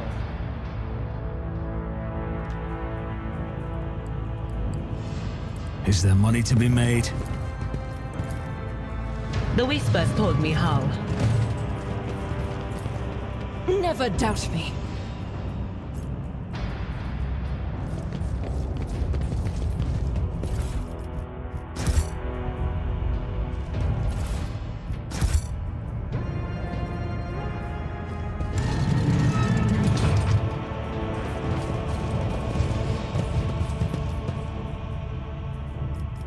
Let's not waste time with pleasantries. I told you, Abby. They're hiding so much from us. Arrogant mentors, holy brothers and sisters. What have they ever given us? Nothing but a pile of fibs and useless admissions. The voice of a man standing with his back to you. Almost soft, headless under everything but what's in front of him. He leans over a prisoner dressed in expensive clothing. But Aurora, she is different. She spoke with me like no one has ever had before. She revealed the truth to me, and now I can reveal it to you. If you had just stopped struggling for 1 minute. What? The man finally realizes he is not alone and turns to you. He is clutching a long, thin metallic rod with blood dripping off of it. We have guests from the Von Valencia ship. I would wager heavy, my dear. You will have to wait. Do not faint, I beg of you. It's important that you feel everything, including your other eye. Such dreadful shades, Cassia recalls and comes her mouth. The colors of this place, the putrescent at the core of these people, their colors are oozing with madness and despair, pain and doom. I'm here to quell this bullet riot by means far from diplomatic. The warden raises his hands, and the maimed people start thrashing their death throes. The time for words have passed. Optimates your power. Give your power to the harbinger of Aurora. Let our foes see the truth or become a wash of blood. I'll make an example out of you! All of you will bleed!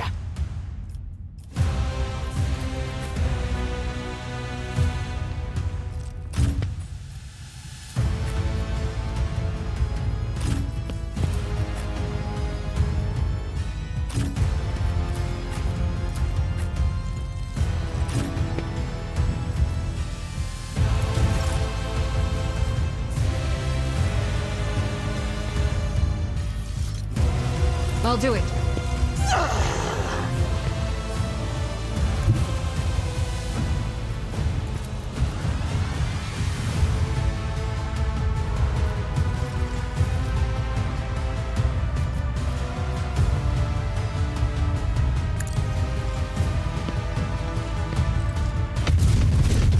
Eradicated.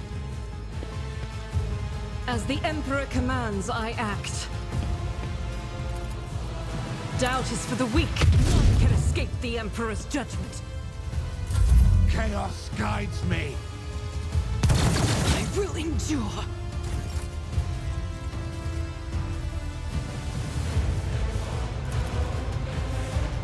I will do my duty. One fewer target.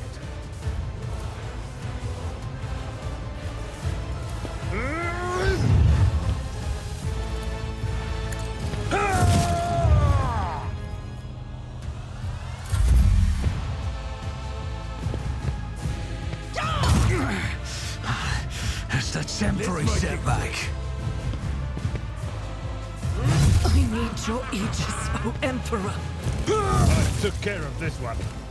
I serve the ruinous powers.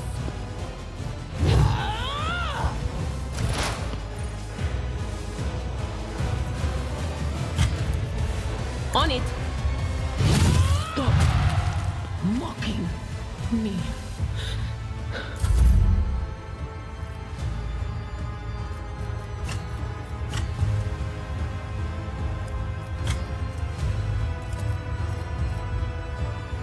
If I may, as duty demands.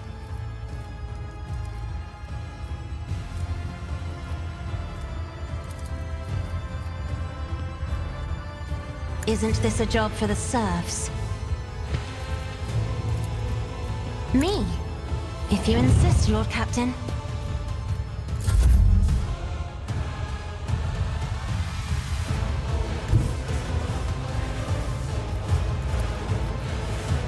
I'll make it happen.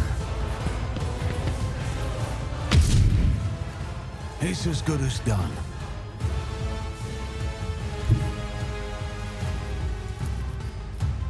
I'll see to it personally. I am your doom. You did always want to be a martyr. Death to non-believers!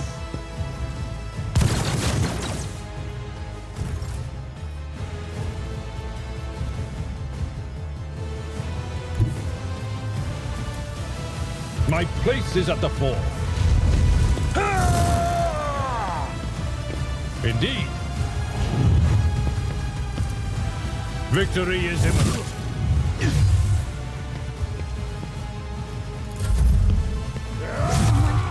Just hit the ground?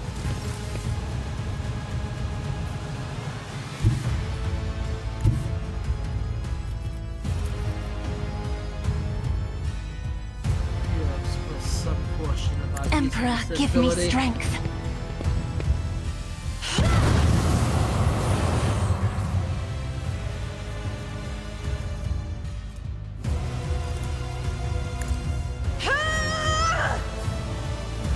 At your beck and call. I will do my duty.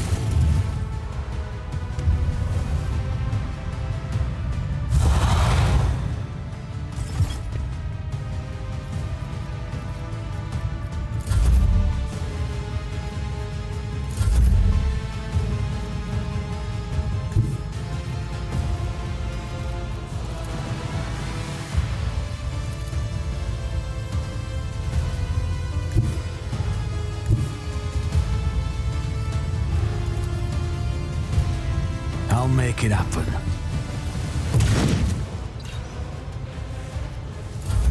I bring ruin. You don't frighten me. Death to the weak!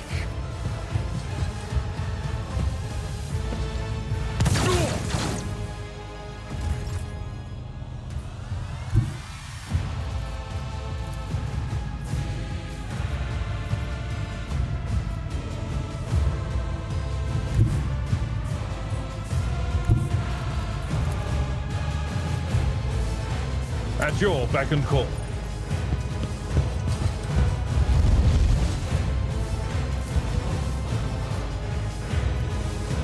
It will be done.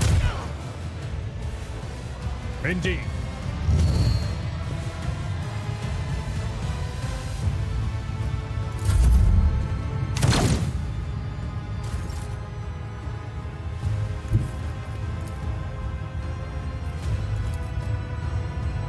Step aside.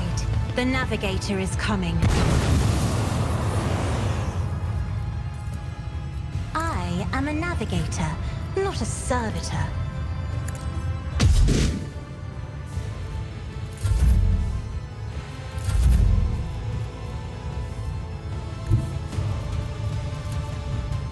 I am ready for whatever comes.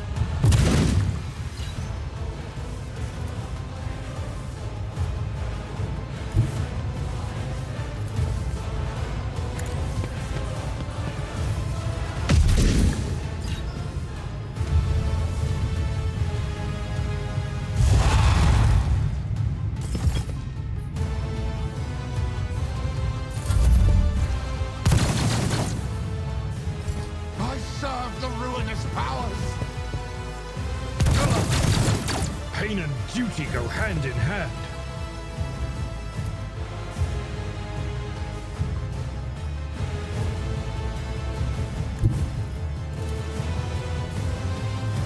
I've seen worse battles than this in my time. One fewer target. It will be done. Here we go. Help me, Lord Captain!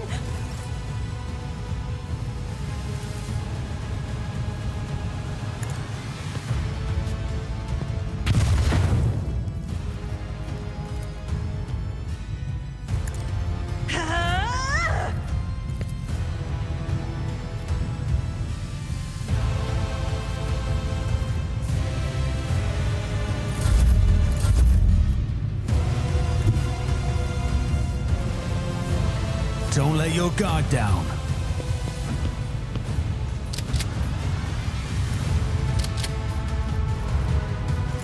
Chaos guides me.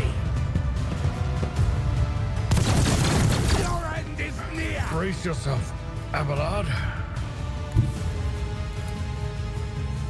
A tactically sound approach. An exemplary strike. Victory is imminent. Reduced to dust. High momentum.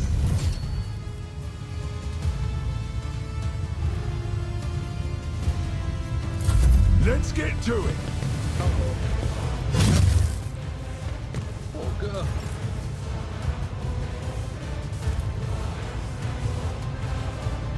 Who if not me?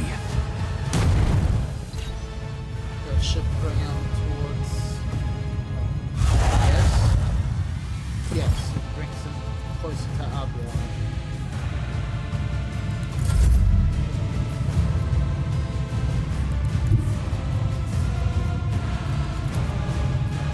Follow my lead.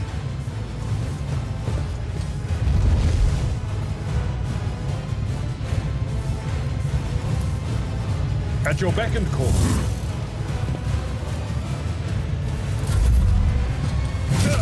Just a minor setback.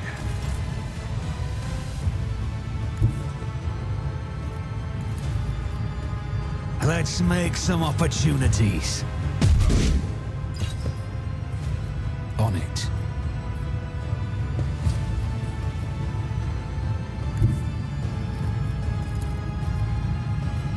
Taking calculated risk is my second nature.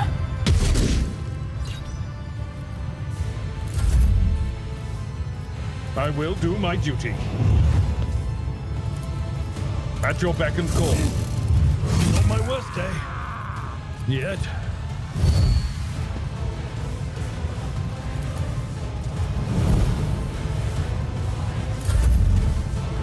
You die on me now. Oh boy.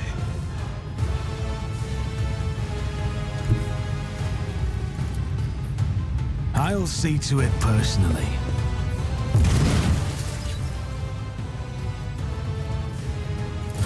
Hold on.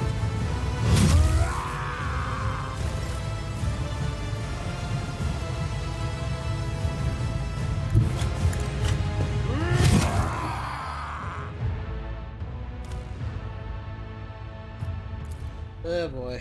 It'll be one of those fights.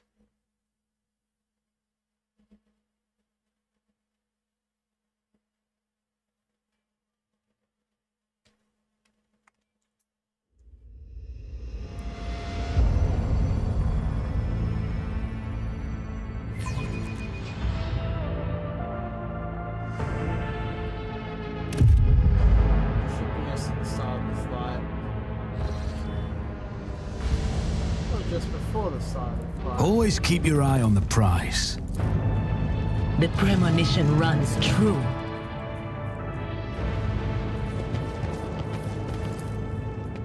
I better myself through my service.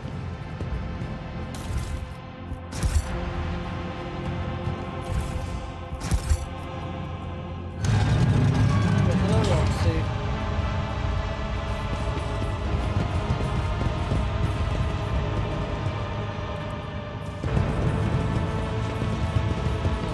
Snip chat here. Okay.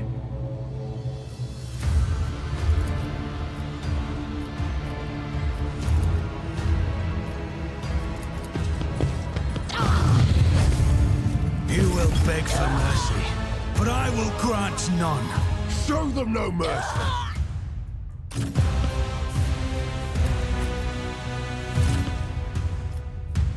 Yeah, hello, Rox. Stop the miss.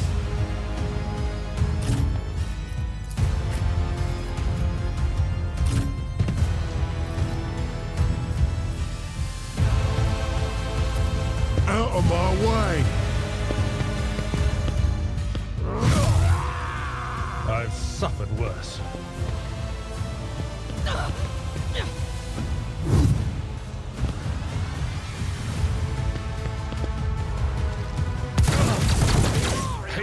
duty go hand in Out of hand. my way! Really, you're gonna have to sit on it.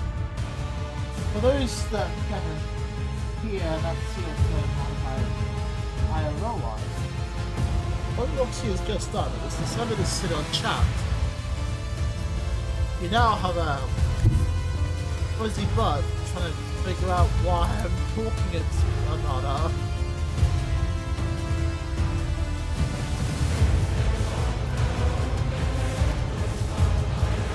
They who discern the future own the battlefield.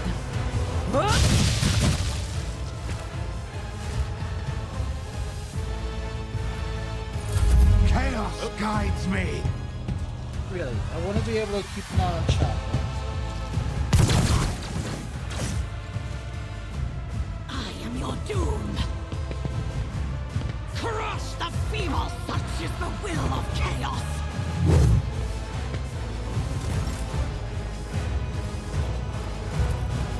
I'll do it.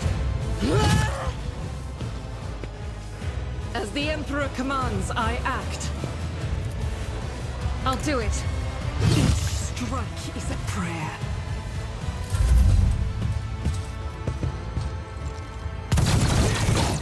Make them bleed!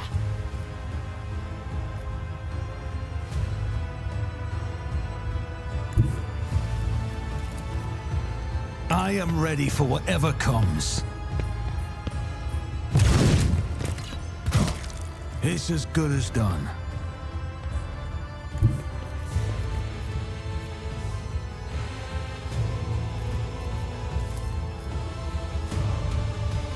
Don't let your guard down.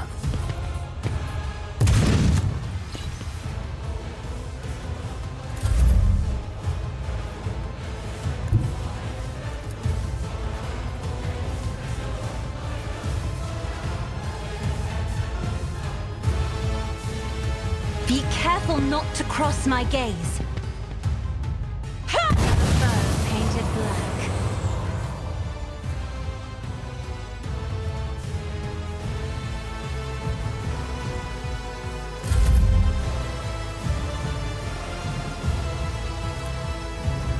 Victory is imminent. At your beck and call. Really.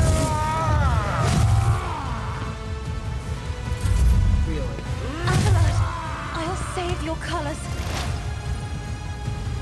Okay, that's not good. Will do.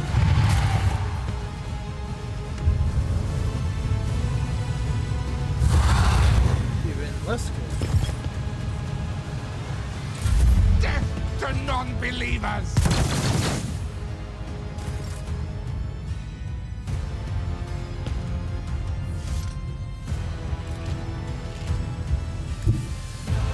The enemies of the Emperor will be undone!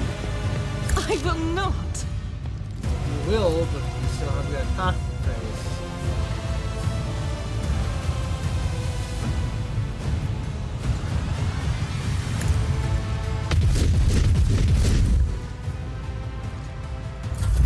I serve the ruinous power. I didn't flinch.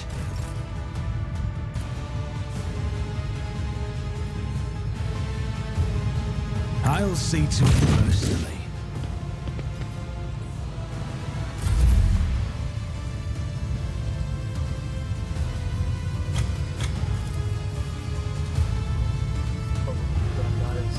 Me?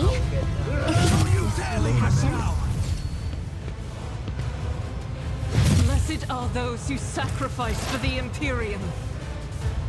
Save.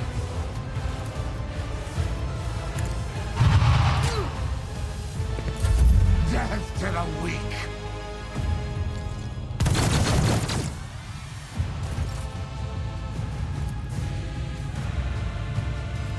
As the Emperor commands, I act. Doubt is for the weak. I am your doom. It's nothing. Let's get to it! My soul shall become like fire.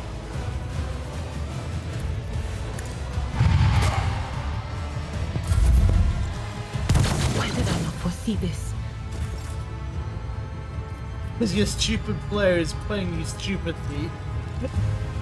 That is why you could not perceive my bullshittery. Rejoice in battle! She's dead anyway. Oh no, she dodged. Okay.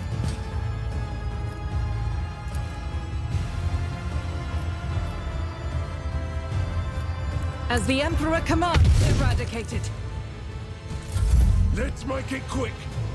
The witch has fallen. Leave her to rot. I serve the ruinous powers. But we're gonna lose both of them. Martyrdom Yep. is an honor.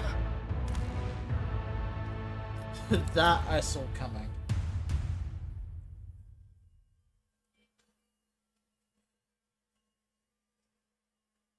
You smell like you did smelling. Rock, stop licking my feet.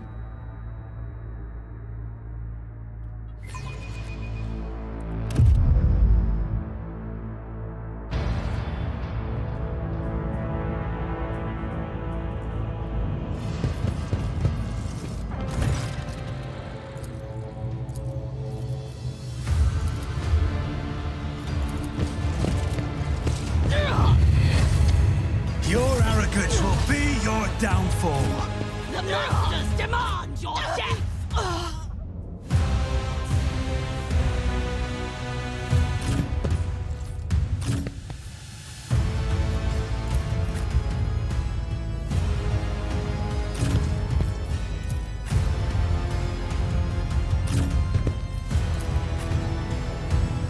I feel like I did better the first time than I did the second time.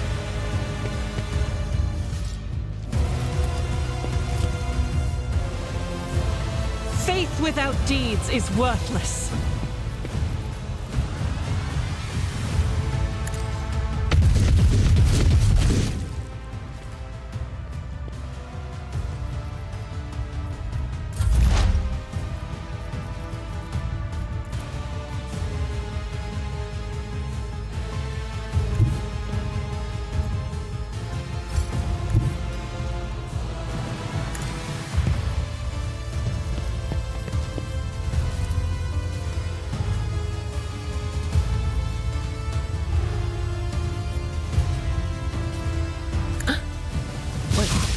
Was that you?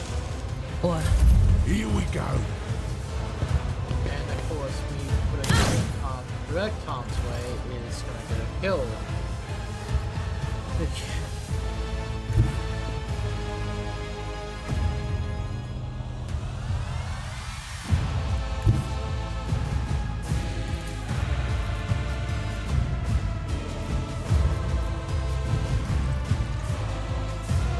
I'm not accustomed to being ordered around.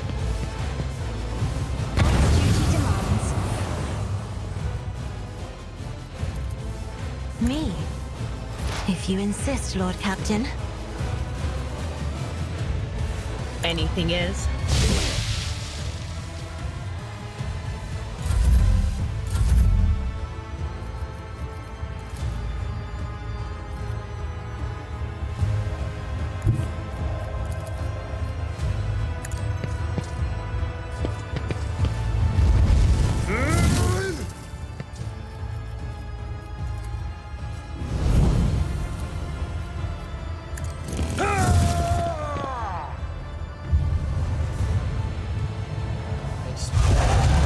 Next to us. That is the first spawn point. Chaos Right guides next me. to us.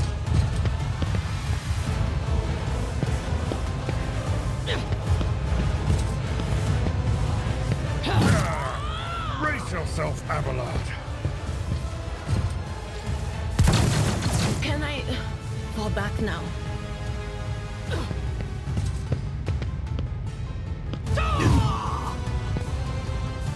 Out of my way!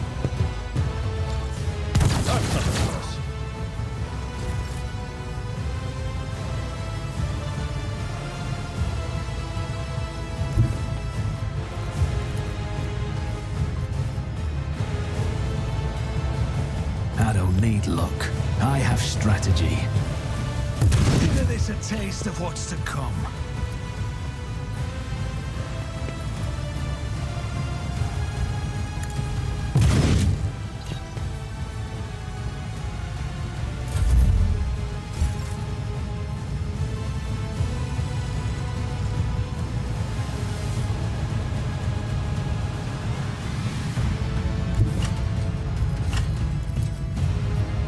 guided by faith.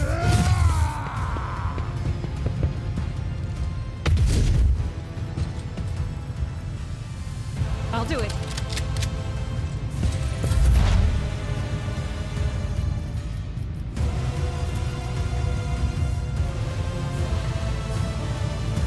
But of course, My ears are ringing.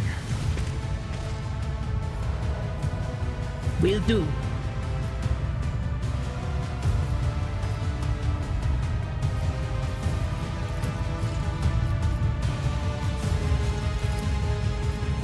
Anything else? Pain and duty go hand in hand. Let's get to it. Emperor, protect your daughter.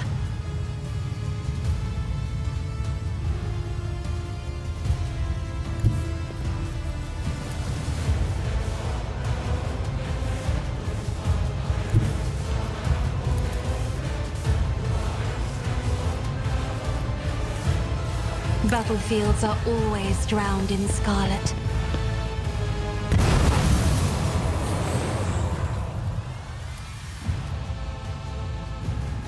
If only that were possible. If I may,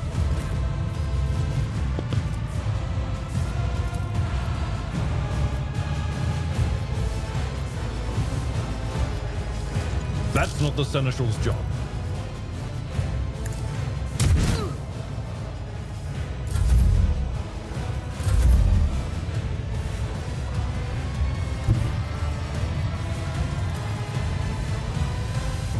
My place is at the fore.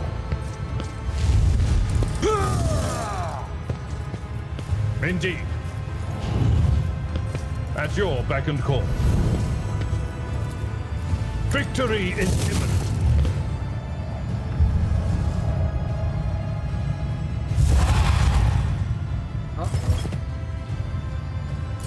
I bring ruin.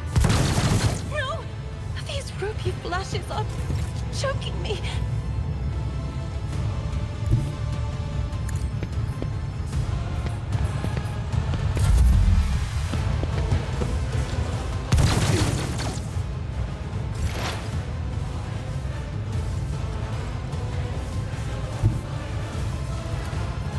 Cover me!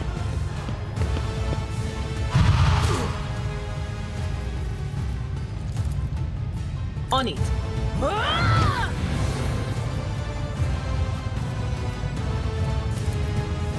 But of course, Hold on. the whispers call to me. me. If you insist, Lord Captain. Oh, okay. Pull her ass out of the forest.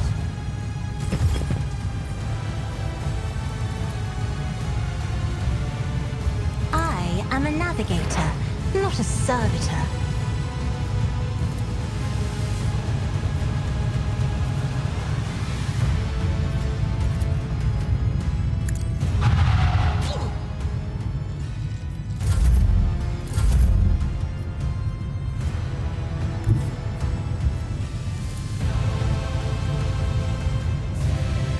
Tried and tested tactics are the best ones.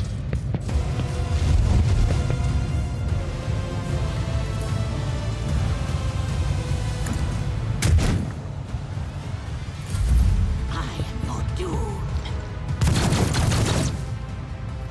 Chaos guides me. Don't frighten me.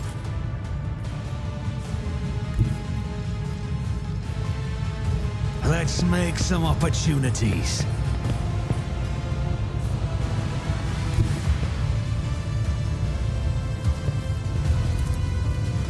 I'll make it happen.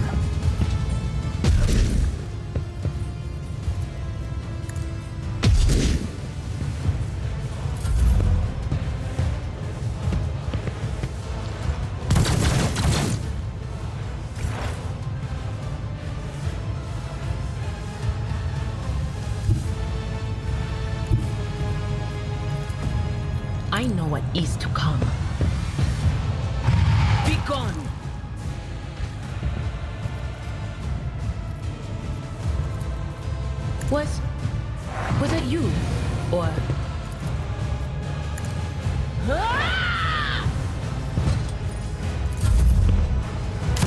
revert to more conservative tactics.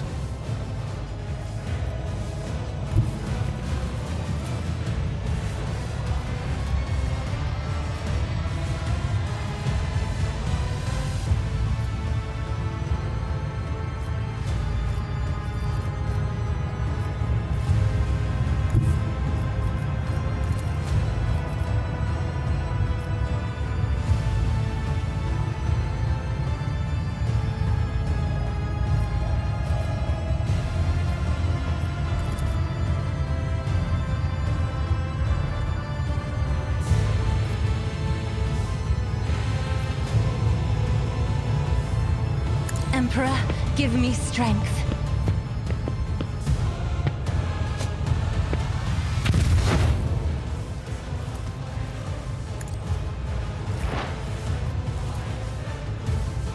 No can do.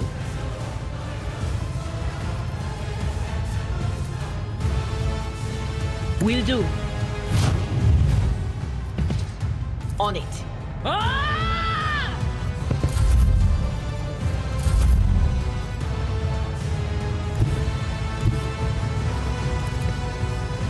A tactically sound approach. I will do my duty.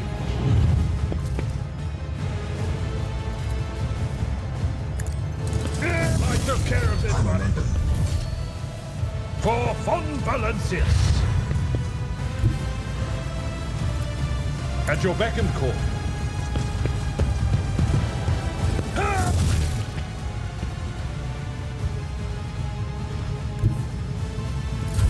Death to non-believers!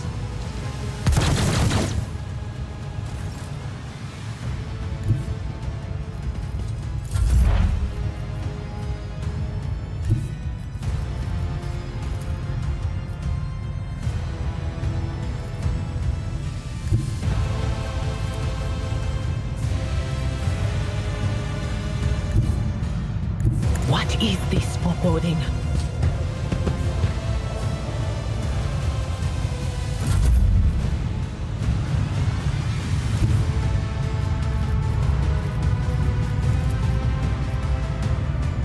That is foolishness. I have read tomes of military tactics. Let's try smoke. I'll burn him up.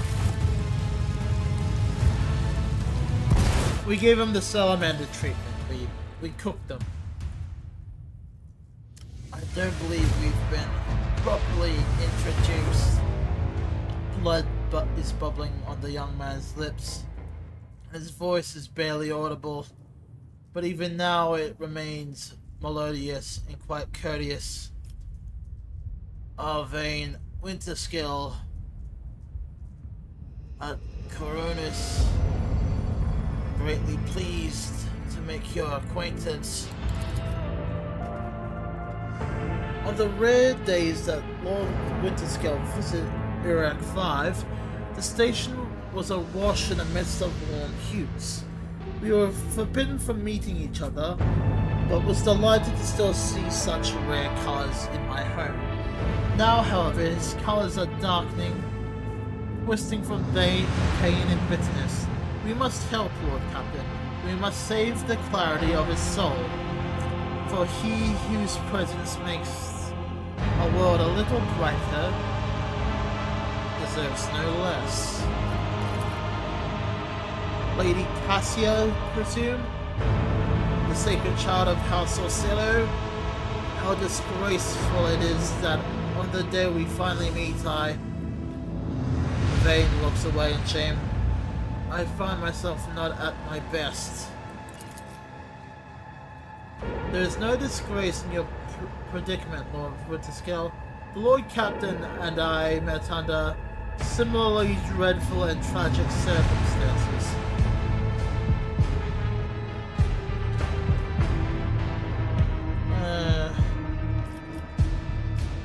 Conserve your strength. You are wounded and need help. Wounded. I would have phrased it altogether differently. Tortured and maimed, perhaps. Have you ever had your eyes burned out? This was my first time. I cannot say I recommend the procedure. It is either trying to make light of the situation or growing delirious from pain.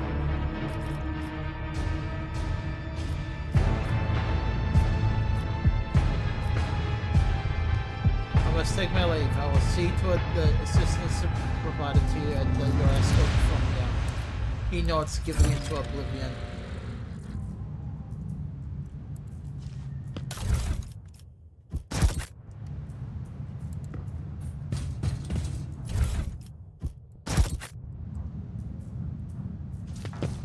Keep your wits about you. Your eyes drawn to the shards of the enormous lens scattered around the broken device. At first you're uncertain of as what troubles you, but suddenly the realization hits you. The glass shimmers in a unique way, just the same way as the shards of the unknown broken object you found near Theodora von Blanskis' desk. What's the matter, Lord Captain? Why are you so interested in... Abelard trails off when he notices what you're looking at. He instantly makes the connection. By the Imperium States, you cannot be. I see it too. Whatever that thing in his study was made from the same material as this junk. What? What? I blasted as a...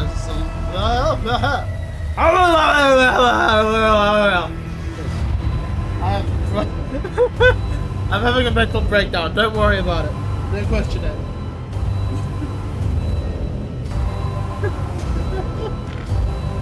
Oh no. Roxy, what are you doing back there? What Chuck cannot see is Roxy has decided to snuggle into a thick, heavy blanket that I have. And now is deciding to pull the blanket off of me so she may do her own thing in it. Abelard is at a loss for words. He takes a moment to collect himself, and all at once they start pouring out in a hasty sputter. It is a mistake, slander, meant to blemish the good name of a person that is now dead. I can't even defend herself. First those minions of the arch-enemy murdered Lord Captain Theodora, and now this cannot be tolerated. It will not be tolerated. Come on now, Abelard. Remember what she was like? The dearest smile betrays her grief. But at the time, is strangely knowing. Brazen, assertive. It was like her entire life was a race against fate until it caught up with her. In the end, she would have gone headfirst into the black hole if she had thought it would put her one step ahead of everyone else out in the expanse. If we could just find out what she was keeping in her desk and why she want to get it during the attack. Sister Argento's beautiful face is full of grief. How bitter it is to know that you're born from bad blood. Do not let this knowledge drag you into the darkness. Perception. The sister's words ring with a genuine, sincere hope that you'd be blessed with a worthier fate. She does not appear to be shocked by the news of Theodora's heresy, possible heresy. Life must be so easy for you sanctimonious creatures. A dubious trinket and you are no longer see a person using bad blood. An annoying hindrance. There is enough venom in Andira's voice to poison an entire regiment. Argenta recalls, but the next moment her dark eyes ignite with fury. How dare you admonish me? We are speaking of abetting the arch-enemy. A person who has tainted themselves thus can never justify their actions. Sure, why go through all the trouble of trying to make sense of anything when you can just label them a heretic and call it a day? Except different. I seem to remember that you didn't mind Theodora so much while you were aboard that ship. You didn't leave her side for even a moment. She rescued you, aided you, and adored you. And your adoration wilted the moment you heard an accusations sullying her memory. You weren't surprised or upset, you just gave up on her and moved on.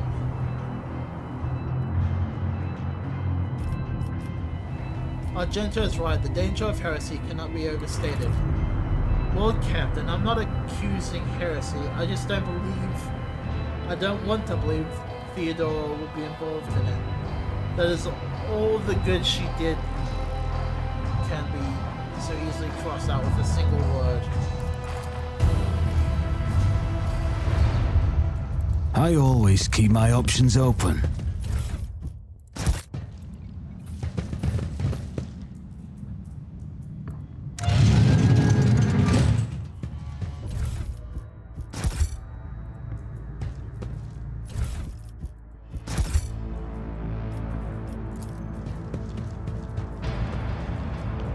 Duty prevails.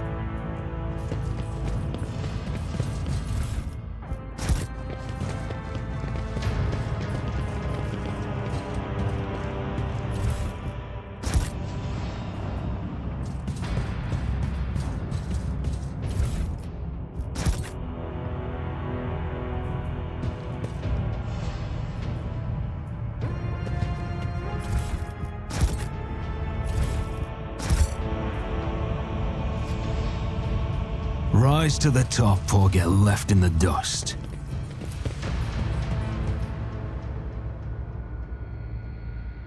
Now we can leave. Never return to this godforsaken shithole.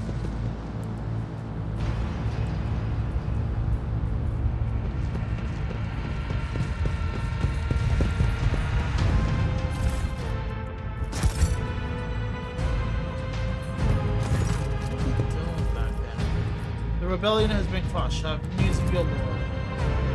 Is Lord Winter still alive? Is he alive?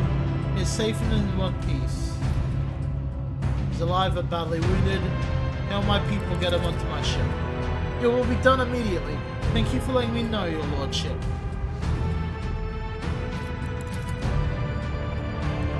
Is there money to be made?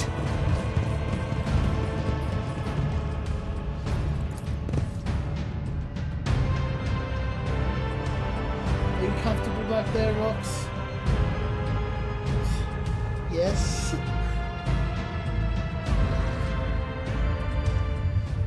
Voxmaster, permission to report, Lord Captain. Over the past few days, I received several messages from different decks complaining about anomalous behaviors in the ship's cogitators and servitors. The machine spirits are restless and rebellious, and no tick litany or ritual of pacification can rid them of this obstinacy. The tech priests can deal with the vessel's systems, but the servitors, they are making errors in their tasks, disobey orders, change their assigned rituals, or sometimes downright freeze as if in a trance. A click comes through the Vox channel, followed by a wary sigh. Lord Captain, occurrences such as these are caused by errors in the cogitator, calculations, or have some other sensible explanation. I beseech you to not take after those who whisper about the ship being cursed or possessed. Idira joins the channel and chimes in playfully. Oh, don't start, old man. All those peculiar happenings have long since turned into local legends. A door slams shut, a lumen starts to flicker. Folk have grown used to all that, so our resident ghost has decided to up the ante. I'm telling you, things are only gonna get far worse from here. The technomats inspected the servitors and concluded they pose no danger. According to the servants of the Omnissiah, such behavior is caused by either the echoes of minds not completely eliminated or by manifestations of the machine spirit. Or another of the machine spirits will. Nevertheless, the faulty servitors make the crew tasks considerably more difficult. And High Factorum Janus Danrock would like to discuss how he would like to deal with the defection properly. He will be awaiting an audience of the bridge.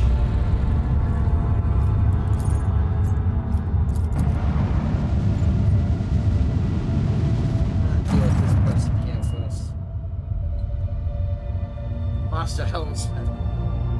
What do we have here, Lord Captain? It's not very noticeable, but there's a void ship sitting in the local asteroid field. It sure is quiet, like it's huddled up in there on purpose. It's not like I'm surprised, the thing is more scrap heap than ship at this point. Somebody sure went to town on it. We're registering critical damage to the hull, depressurization of several compartments. Oh, there's an incoming transmission now too. Hear us? Vox transmission hisses abruptly and cuts to static. Do not require assistance. Pete, do not require assistance. Copy. Vox relay is a different voice. Keep following. They'll pass us by, won't they? Raw protects us. Lord Captain, I'm told that our augurs cannot determine the allegiance of the vessel. To be brief, there is an unidentified and badly damaged vessel within the asteroid field near Rakat Philia colony that is refusing help. Which, not to put too fine of a point on it, has yet to be offered to them. Raver, can we establish a connection? Let's identify the vessel. Yes, Lord Captain. The connection is established. Unknown vessel, we are receiving you. Identify yourselves. I repeat, identify yourselves. Void ship. For a brief moment, the Vox only hisses and snaps, and then several voices start shouting over at each other. Do not tell. Tell him. We're done for. This is Thunderfang. We are... The voices falters uncertainly and replaced by another. A merchant vessel. Do you copy? We are a private chance vessel. A merchant vessel? Of course they are. Damn my stupid head. What did I hear the name before? Thunderfang. Thunderfang, why can't we identify you? You can make out a hoarse, furious whispering even over the crackling static. Why? I do not know. What if? Certainly not. The whispering dies down and clears. A useful voice cuts through the static. Our vessel is badly damaged. Damage is preventing the correct identification. We assure you, civil merchant vessels, Thunderfang does not require aid.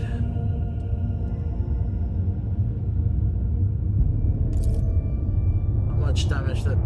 Telemetry shows multiple hull breaches, most likely caused by the guns of a combat ship. Several compartments are leaking air, the bridge has been almost completely obliterated. 2 engines are critically damaged, somebody gave them a thrashing. So solid they barely managed to limp away. Thunderfang, your vessel are badly damaged. What happened? The Vox responds by bursting into a cacophony of sounds, words, and emotions. Someone chuckles bitterly, another swears with some foul expletives, and yet another hisses furiously, demanding that the others shut up. You manage to make out little from this noise. We're just flying, minding our own business, straight out of the blue and open fire. Miracle we could get away, Emperor protected, and then more fire, who God only knows, roasted our tail, bombed everything. Our folks are left without our help. We never got to them. Thunderfang, now is stop playing games. Explain what your business here, and this time I highly recommend the truth. Happy now? What have you done, idiot? It is too late now. The Vox channel is again filled with angry whispering and several voices. The whispers and static are drowned out by a clear, slightly frightened voice. Do you copy? We are from the Fellow of the Void. We do not come here to loot. We were on different business. To help our own, out of jail. Do not hurt Lee's. We already had our Kronos cleaned. How about striking a deal? Our hold is full of goods. In case you're unaware, Lord Captain, the Fellowship of the Void is a disorderly assembly of several dozen pirate factions in the Kronos Expanse. They consider themselves above regular heretics solely because they sometimes have vox communications with those they are about to board. If it was up to me, it would make the meat salvo from the macro cannons and shake the scum loose from the decks. They definitely deserve it. The honeyed voice of High Factorum interrupts the translation with a polite cough. I would wait on destroying the vessel if I were you, although the moral aspects of their livelihoods do cause quite some awkward questions. The Fellowship of the Void remains major supplier of goods in the local market. Perhaps you will find dealing with them acceptable, especially in the situation where performing a warp jump impossible. Thunderfang, prepare for my commercial exchange.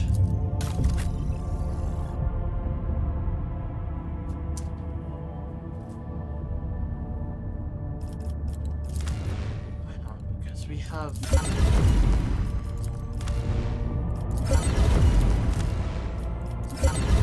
things we can do here.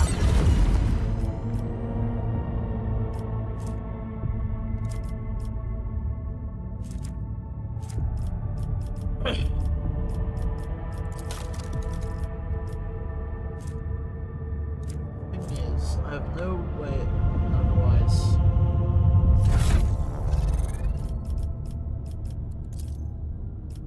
Weapons. I'm gonna keep the long lads for now as a secondary.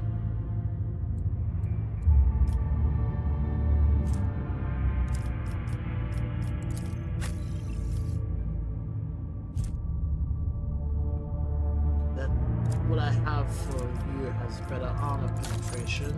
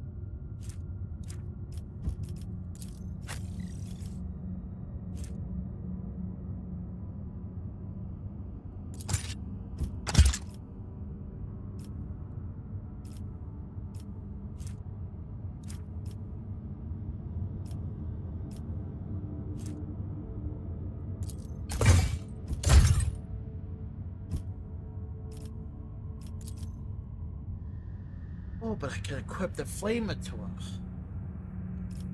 Roxy's hooking all the blanket now. Hello.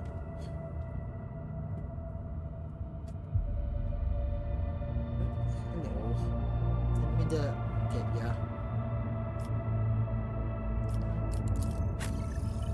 Axe.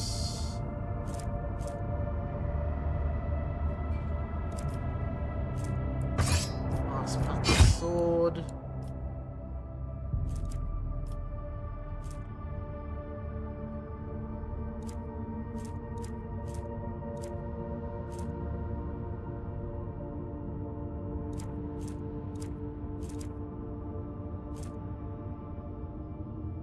Slice last. I can start putting everything else into.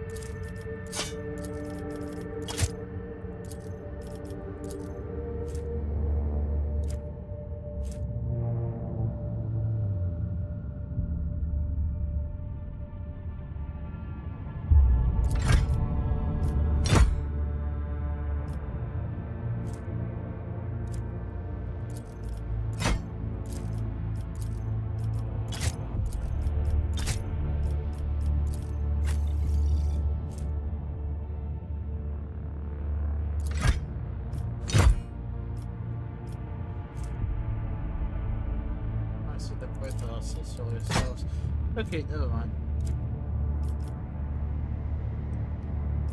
Keep that for now in case I decide to go into.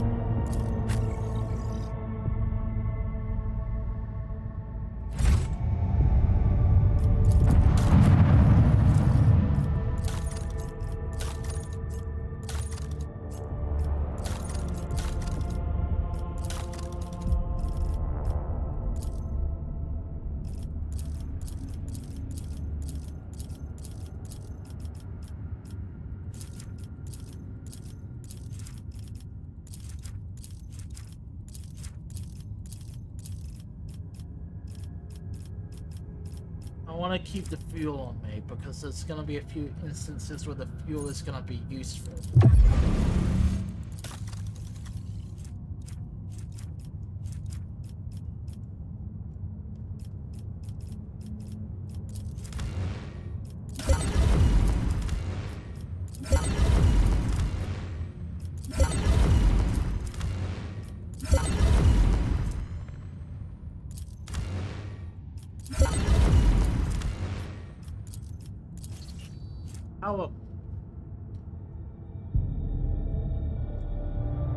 Maces and hammers that have special attacks that pushes enemies away.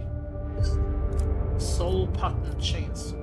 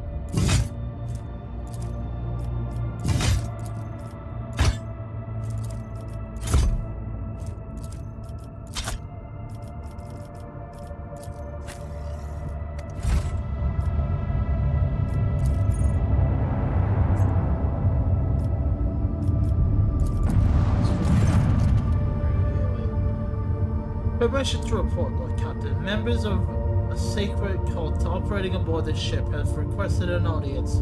They wish to present gifts and introduce themselves to their new captain. What sacred cult? They call themselves the Bloodspun Web. The cult defends the flagship from both internal and external threats. Lady Theodora held them in high regard and looked favorably upon their activities. I'm ready to receive them. I will commence preparation at once, Lord Captain.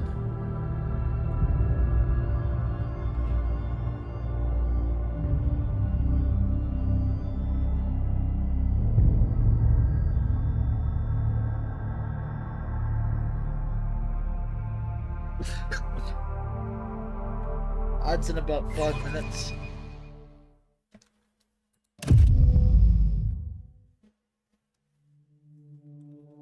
Yeah, we're gonna go for 5 hours. With any luck, with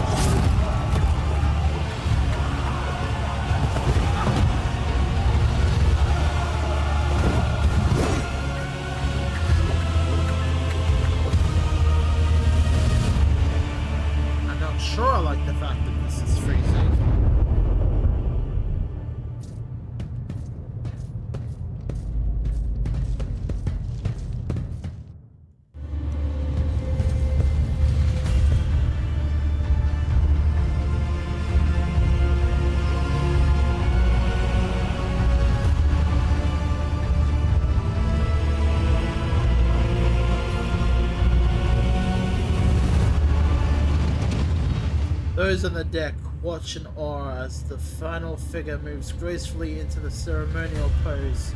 Some of the officers whisper in excitement, while others murmur prayers to the God Emperor. The Undying Emperor commanded us to spin a web of blood around his children, and we obeyed. We obey still. They fall silent as a tall young woman steps forward. She moves towards you soundlessly, the dim light casting shadows across the mask, of which it conceals her face. The masked cultists repeat the words in mournful whisper, "We obey still." Domin von Valancius, death has whispered your name. We disown Domin Theodora. We renounce our oath to her. The woman's slender figure has been fitted with a metal claw. She points at you in your direction, or points in your direction. The gaze is at you from behind her blurred mask, with the cold, grim eyes of an assassin. She pulls out a sinister curved blade. A similar weapon suddenly appears in the hands of her motionless companions. And now we give the gift of our blood to you. It is the gift of death. Death has whispered your name. The followers of the tenets of the web swear fealty to their new overlord and offer proof of their devotion. Their blades sing through the air, and rivulets of crimson flow onto the deck. The young woman bows her head reverently as she hands you a heavy parcel. The others bow their head as well. They seem unconcerned by the blood that trickles down their fingers. We give you a blade, the silent verdict. The Undying One has chosen you to wield this instrument of death. We give you one of our own, Kibella. She will be your shield and shadow. And we give you the blood of these traitors. The tenets of the web will purify their souls. Laura Kieran succeeded. We've heard many stories about death cults. such as this one. These devoted holy assassins of the Imperium have turned death into a form of worship of the Emperor. They are exemplary slayers, invisible executioners, and the scourge of traitors, heretics, and fallen souls. Many righteous people honor them as votaries of the faith, while others see their fearsome rituals as frenzied spectacles touched by madness.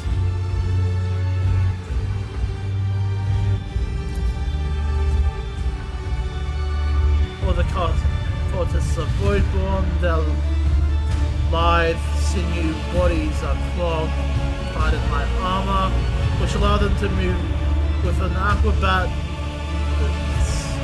nimble grace and strike with an assassin's swift surety. Their red and black vestments are adorned with sharp spiked and ritual jewelry, where time and training have worn their garments threadbare. You can make out patterns of bleeding lacerations. The prisoners cower beneath the weight of your gaze. Blood drips down their tear-stained faces of the captured officers, technomads, and workers. A word has been carved into each of their foreheads with a meticulous precision. Traitor, heretic, apostate, renegade. The cuts have been diligently and regularly reopened to prevent healing. These renegades committed treachery against their domin. Their lips once praised the name of Kunrad Voigtveer, but it is your name they will whisper as they cross over to the other side. The domin has discerned our essence. This is a great honor for the Bloodspun web. We have woven the bays of this ship together with the threads of our faith for many years. We keep the greatest relic, his tarot, through which he sends us his blessed revelations. We obey the whispers of the Undying One. This is our service to him. This is our service to you. Your heart is filled with awe as you gaze at the cultists. You recognize this feeling, you have experienced it before. When you walked through the scorching flame and survived, the eyes of your grim guests burn bright with sacrificial fervor. They serve the God Emperor with their wholehearted faith and devotion.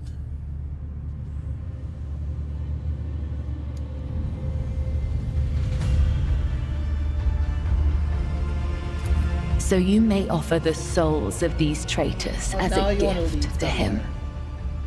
You have the authority to order their execution. Their blood will bind us together through him. For the God Emperor, the Undying One is death itself. The Undying One is duty itself. Nice. Give the order, Domin.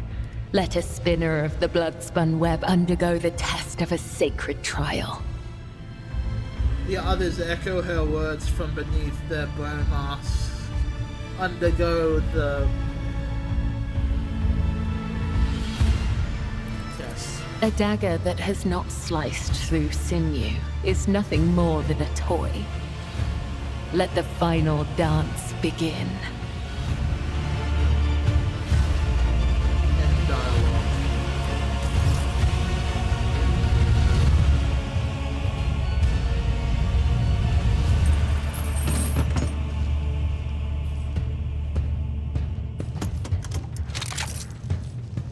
Your Emperor won't save you! I will set them free. You cannot stop the Angel Faithful! Yeah, that's right. You're not gonna be able to stop her, bud.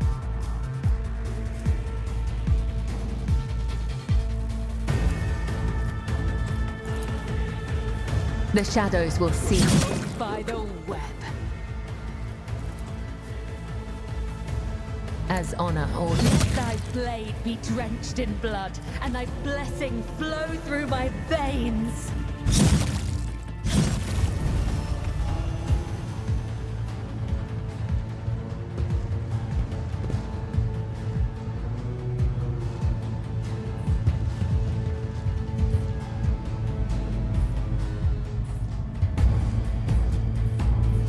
Come on, you just watch me take out your friends. Welcome his embrace. Your Emperor won't save you!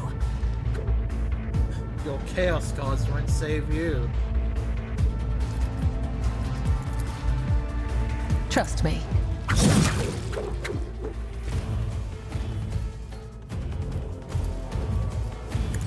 Killing brings me no pleasure. As the tenets demand.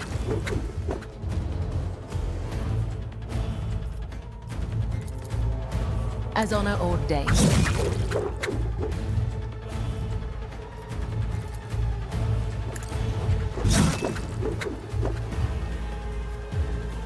The shadows were caught by the web. Come, the other side awaits.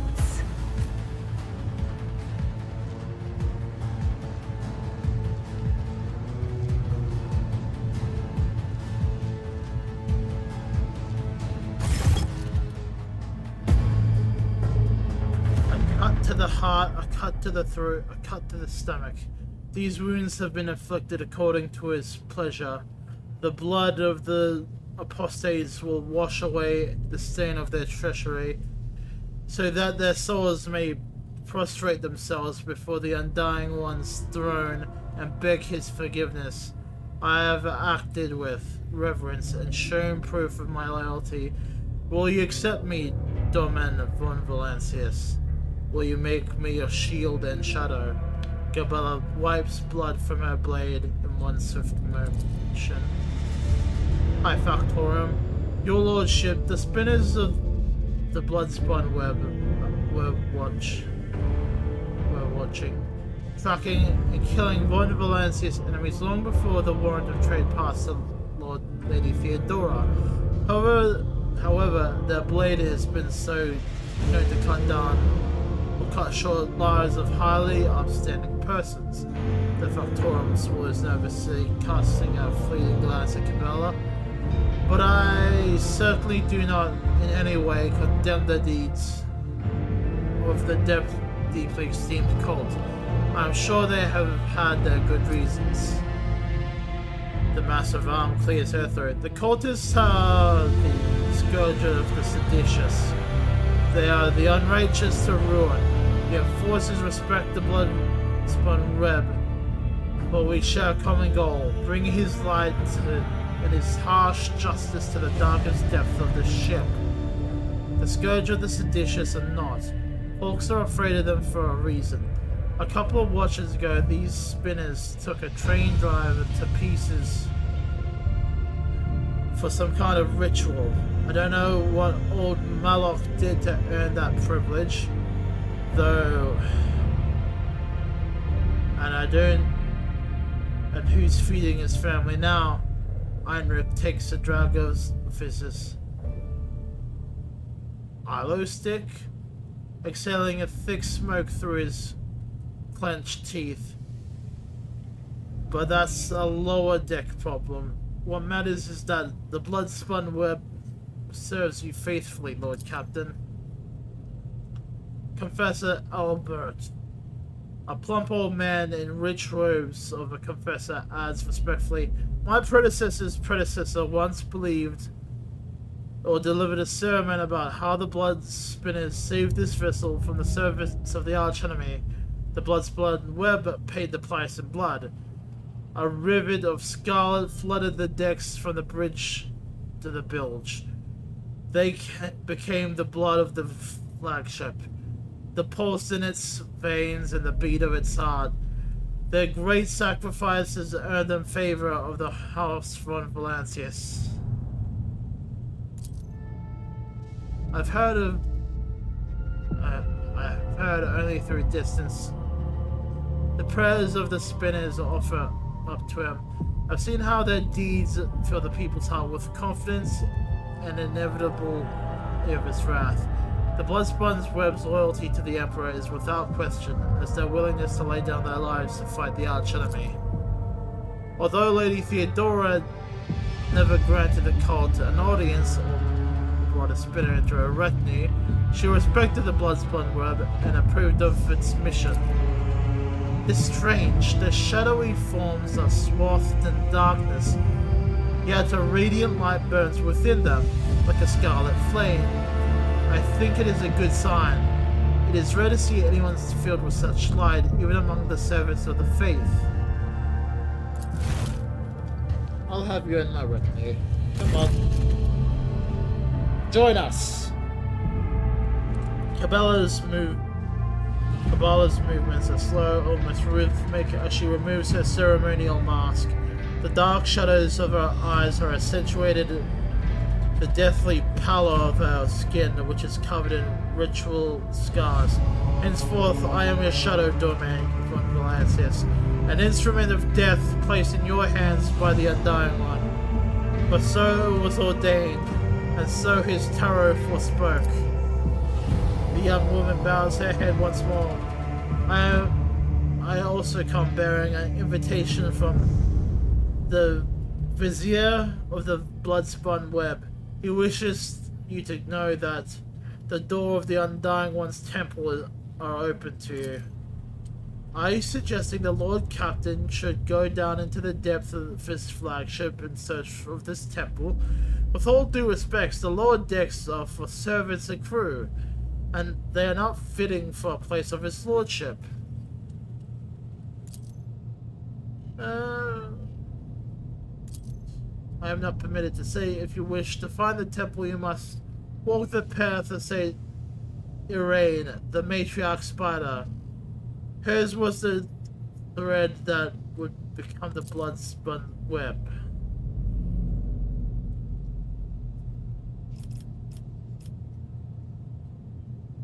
I will go looking, largely because it's kind of a fun thing to actually manage to pull off.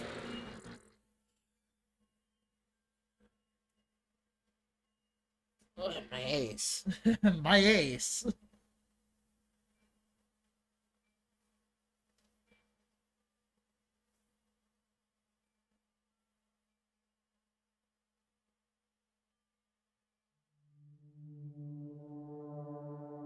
Now my head.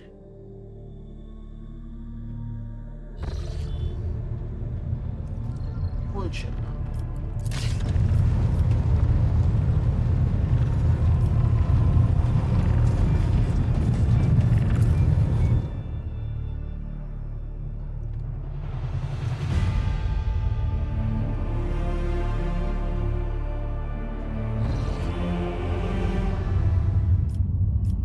This is the only place we'd have left of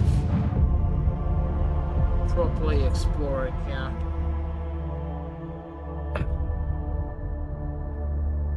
And we'd likely finish off the first chapter in this part as well.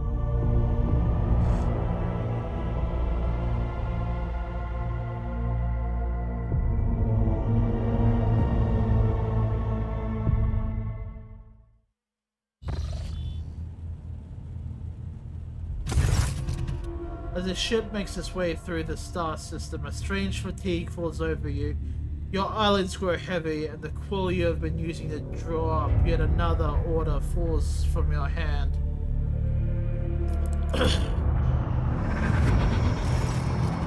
You raise your head with a start. Someone else is here in your study. You stand up and stare at the dozens upon dozens of corpses surrounding you. Among the number, you recognize the disfigured and bloodied faces of those who had died on the ship's bridge, and those you have met in your previous life. How is this possible? Why are the enforcers posted to stand guard? It matters not. You are alone against the horde of heretics risen from the dark to take your life. As if on its own accord, the shardling at the edge of the desk, the sole remnant of Conrad Boykbeard is weapon slipped into your hand. The metal is searing cold. The dead sway from side to side. closing in around you in a nightmarely slow advance.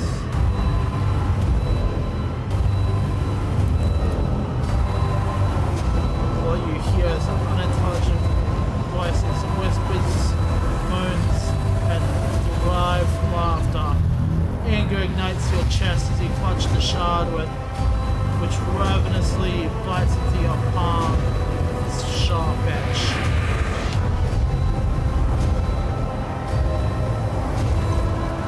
An unbearably bright light fills everything around you. You find yourself surrounded by groveling minions, their bodies shivering in your mere presence. Your hands no longer hold a pitiful shard, but a majestic and intricate weapon, a skillfully crafted sword with a strange, unwavering proportions, a curved design, and an unusual hilt adorned with an image of a closed eye. The eye opens wide, revealing a gaze so ancient and dark that it steals your breath away. You have felt this gaze before, there on the bridge, and the voice that appears in your mind only confirms your guess. The tapestry is woven, the path is chosen, accept your fate, champion. Never! Your body refuses to obey your mind. The handle feels as if it's become one with your hands, and the gaze of the demon eye sets your very soul ablaze. Resisting your fate is futile. You scream as you feel your soul burn away to ash. You awaken from your vision, clothes drenched in sweat, and with a sour taste on your tongue. Your head is ringing, and you struggle to recall the face and the image of the sword in your hand. Only the deep cut on your palm and the bloody shard laying on the floor remind you of what just transpired. You would rather die than touch that thing again. You reach for a shaking hand and call for a servitor. Now you just have to wait for the mindless automaton to arrive and pick up the cursed artifact and head to the nearest airlock to be claimed by the void. Item lost, blade shard. Act.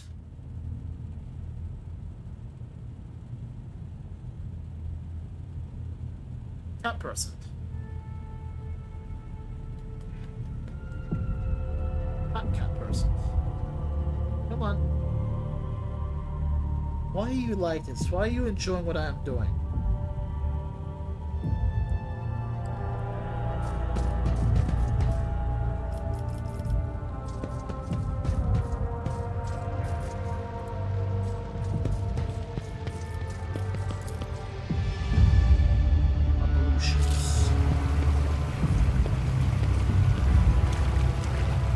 Let's wash off the stink.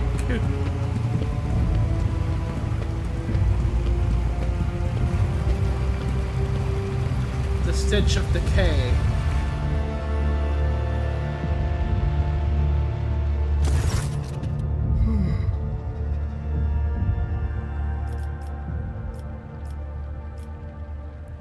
Relaxing, close your eyes. The tension slowly retreats as you bring yourself to complete stillness. Joint by joint, muscle by muscle, pore by pore. Before long, you have surrendered to the bastion of your body, the bliss of oblivion. Troubles, worries, loss, such things do not belong with this newly established dominion of tranquility. There are only infinite waters of weightlessness, in which, stripped all things superficial, the mind of condolences drifts in silent bliss.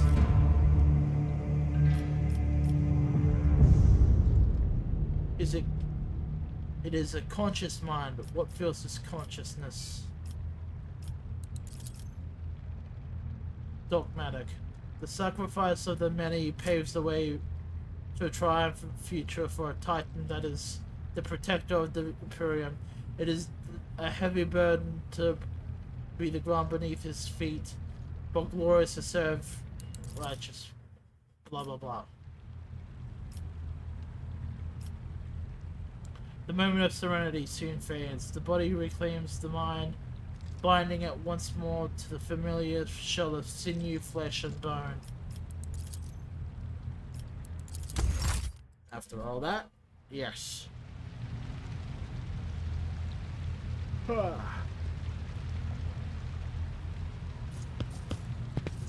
feel like my character definitely needed that.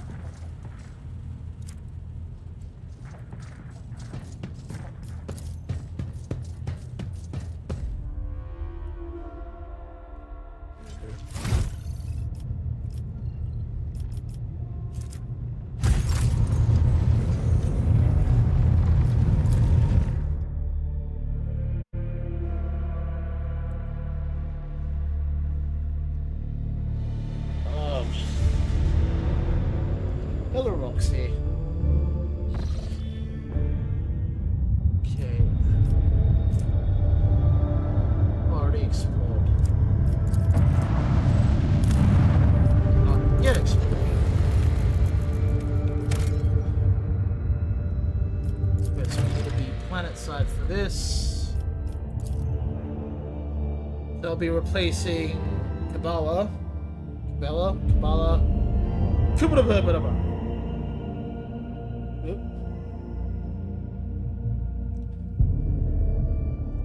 Really? Apparently Roxy wants to keep an eye on chat for me.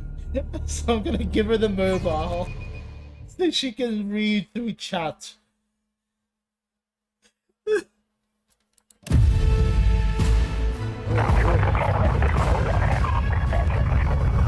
What's up? Binary discourse.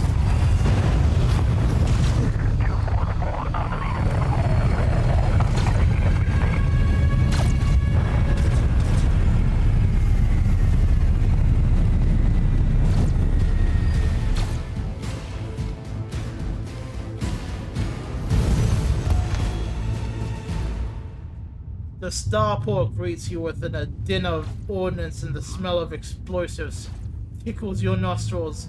It is difficult to tell through the smoke who is firing at whom. Yes, hello. Sergeant Malgar. Halt! Weapons of the ground or I'm firing. Man in a torn, dirty uniform hobbles towards you behind the chunks of rock-free tin, crumpled glass steel. His cracked helmet is adorned with a crooked label that reads Sergeant Malgar. Alright, so our skies are in lockdown. The rebels are shooting down at anything that flies, and you lot just so happen to land in our rear without so much as to scratch the show for it. And on a shot like that, where'd you get it? Stolen from the palace, isn't it? He is visibly awed by the resplendent of your transport. Grab him, lads! We got ourselves a rebel landing force. By the Holy Throne, what is this mess? Our blood turns cold. Adira glances around. They're in a rough spot, old man. Go easy on them. You must be mistaken. I'm rogue trader of House Fort Valancius. The soldier grows more pale with every word you say. As soon as you're done speaking, he falls to his knees.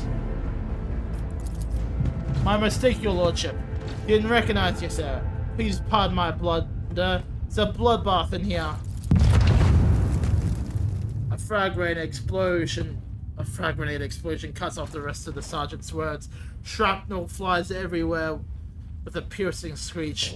One of the soldiers falls to the ground, clutching the remains of his forearm, which is now adorned with crimson tatters. Blood is pouring out of the stump. The soldier's agony is short-lived. The sergeant curses and hastily says an army prayer for the dead. Pardon me, sir. Sergeant Malgar reporting for duty. My unit are holding the starport on the governor's orders. How may I serve? Do you know if the member of the Inquisition has come through here? At the word of Inquisition, the sergeant's face fills with awe. I don't know, sir. There definitely haven't been any visitors like that on my watch. You might have to inquire at the headquarters, your lordship, sir. What's going on here? Unrest, sir. Armed rebellion in both the capital and the provinces. First the lower level sparked, then it went up the spires. They hit the box hubs, the arsenals, and the mag train stations. Then Felix tore off his mask. Precisely because he knew about the trouble back in Menoris. He knew exactly that none of our allies would come to our aid. Cassia lets out a sorrowful sigh. You may continue your report, peasant. My unit was here when it all went to the Groxes. The tech priest linked to the satellites reported sightings of strange void ships in the system. They were orbiting the star until one of them set course for the landing on Rykad Majoris. The governor took precautionary measures and ordered to increase the security at all key facilities. Everyone knows that whatever is going on, everyone knows that whenever something's not right, you better double the warden details. The alarm was raised, and we were sent to secure the starport. It's the only reason we were able to hold it. They're crushing us, the scumbags. It's been a whole turn since last reinforcements came in. We're running low on ammo. Every other fighter is wounded, and I don't know how bad it is on the streets, but they'll drive us out of here any minute.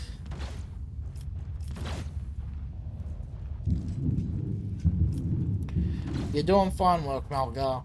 And so are your troops. It's people like you that hold the Imperium together. I live to serve. The sergeant's grim voice rings with a martyr's pride. I'm going to see the governor. If I may report, sir, as long as the rebels keep shooting their damned anti-aircraft battery, there's absolutely no way to get your shuttle to the governor. It would have to be on foot, and the streets are dangerous. I have no one to send with you as an escort. I assigned all my available troops to an esteemed tech priest to the governor. I will voxcast orders to them to wait for you and inform headquarters. They'll better send out a convoy to meet you halfway. Meanwhile, we will follow the governor's orders and hold the line here. Idira frowns as her gaze grows distant, as if looking through the sergeant. You're a good soldier, but you've got a lot of blood in your hands, both yours and others. You know, the same hand that salutes may falter in darkness. Your rank and epaulets won't save you from the bitterness. Pardon me, lady, but I can't get my head around these fancy words. You're saying there's plenty of blood, but trust me, I'll fight till my last drop. The sergeant shakes his head in disappointment. Ah, if only the Sergeant Davian of Tertium was here. He may have completely lost his marbles, but if I'd let him accompany you, you could be walking all the way to the governor's palace without any harm befalling you.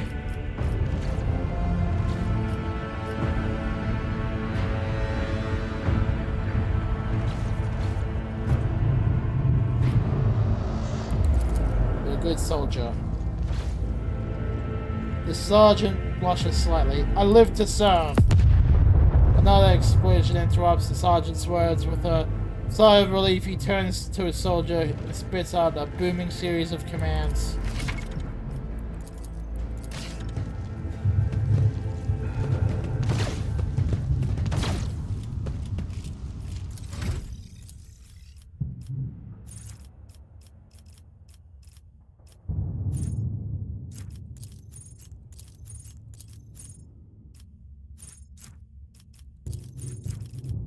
Blood.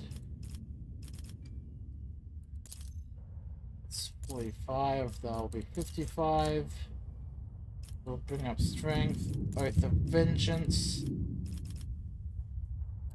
Medicaid, strength again, sweeping motions. Let us not dawdle. Let us not dawdle. I'm gonna hate this.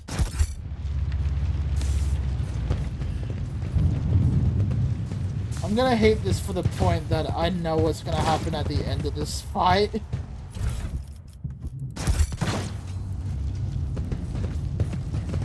So, this is how vast the sky is. It is no wonder that mutiny broke out here. How can order be maintained in a place without compartments or bulkheads? I would argue that it is not the size of the territory, but the competence of the governor that matters. Ugh, he did not even send a proper cortege to meet us. Cortege.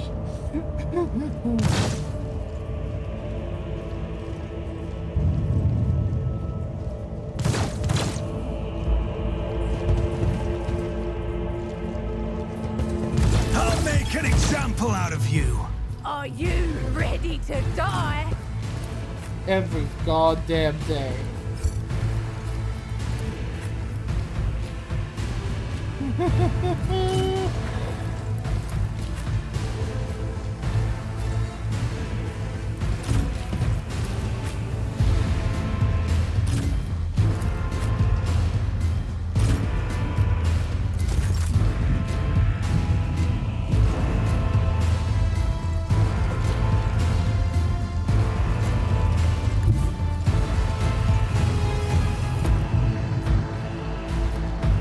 Taking calculated risk is my second nature. On it. I'll make it happen. Your end was inevitable. Out of my way! I did this to myself. Let's get to it.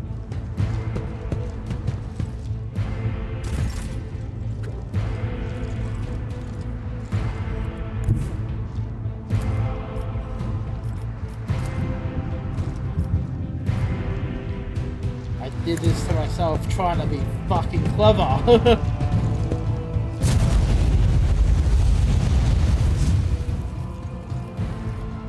As the Emperor commands, I act.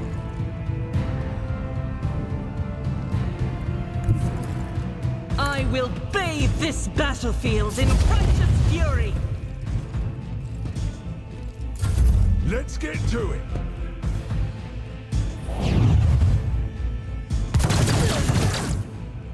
Here we go.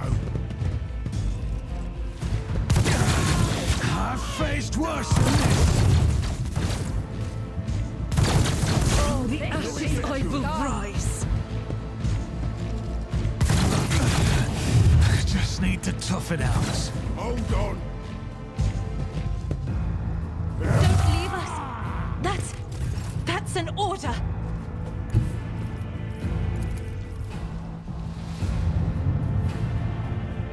Isn't this a job for the serfs?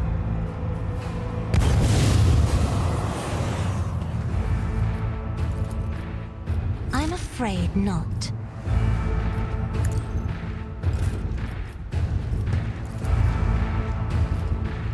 Indeed.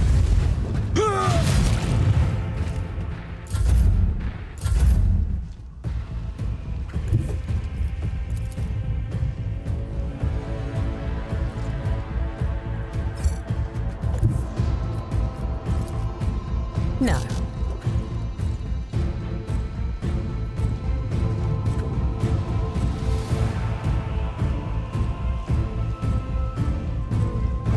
A dance of blades and shadows.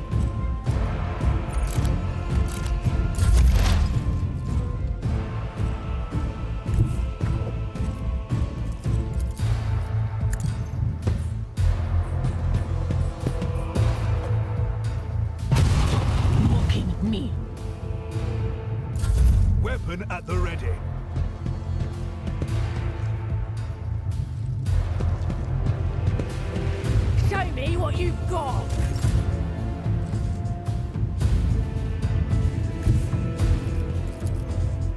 I've seen worse battles than this in my time. At your beck and call. I will do like you want. Fewer target.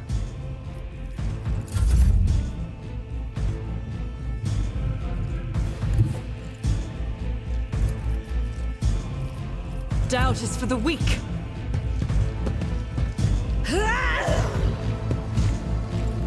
As the Emperor commands, I act. She did always want to be a Let's martyr. get to it.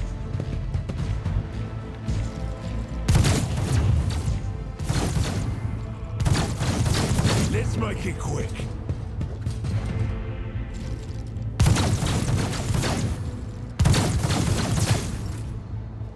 Ow.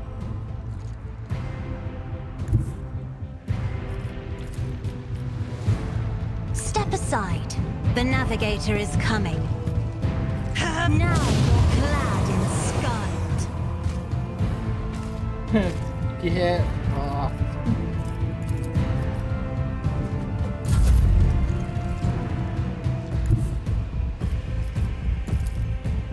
As honor ordains.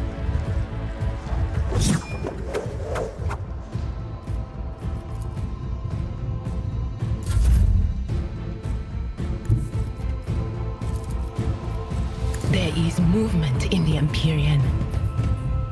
Farewell.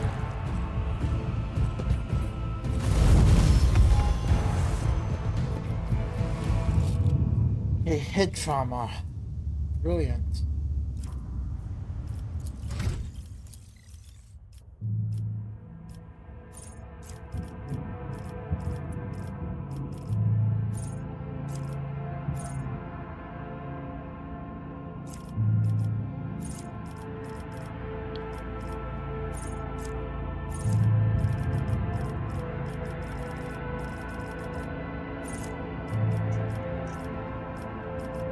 There's a dual weapon thing, wasn't there?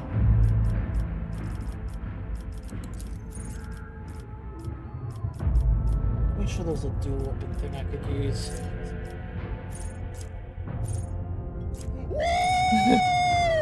Yeah, baby! That's what it's been made for. Woo! Take a hit. Woohoo! This is what fun is This is about, about. baby. Congrats on first, Bunny Mom. Very cool. Why am I hearing noises?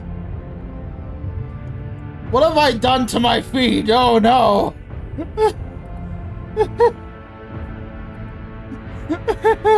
I know exactly what I have done. Welcome, Raiders. Welcome, Raiders. Let me get a shoot off. Let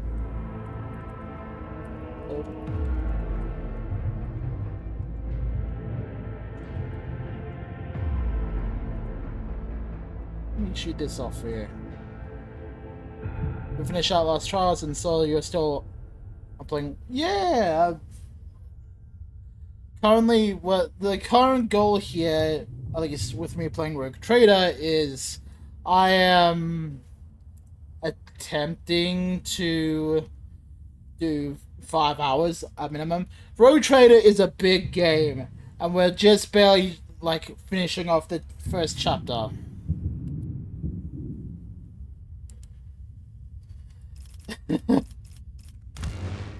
Oh, no, I didn't want to close the interface. Not yet. So yeah, big game. What was it? Right, I was looking for dual wielding proficiency. Dual camplet, that's it.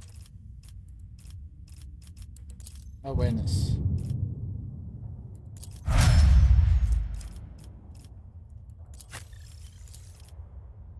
So I've been doing a lot of this. Some Tide. So how'd the rest of your games go, Swedes? How'd you what you do?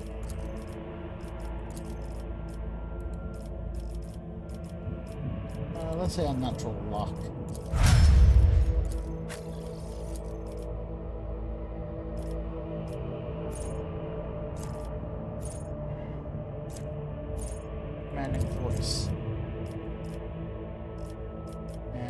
commerce.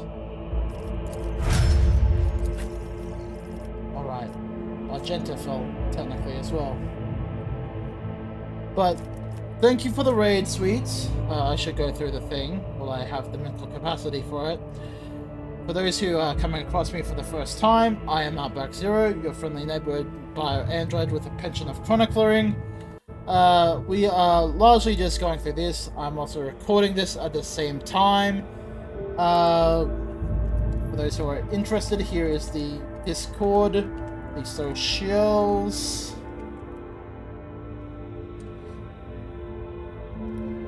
For you guys to visit, while there's no obligation to go visit, it's primarily there for you guys to interact with. Sweet. If you need a raid and run, go do so. That includes anyone coming in from your community. Your mental health and well-being are far more important than my numbers. Thank you for the raid. Thank you for trusting me with your community. And when the faithful are idle, heresy grows. And I hope to catch you next stream. So I'll be taking tomorrow off because of the fact that I'm going a little bit unpredictable with my streaming here. For this game, at least.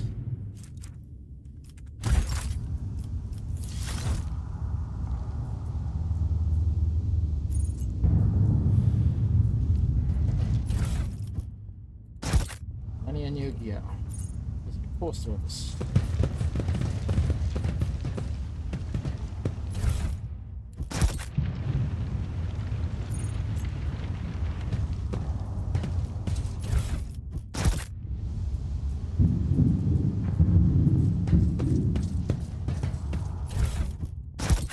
Ooh, shotguns.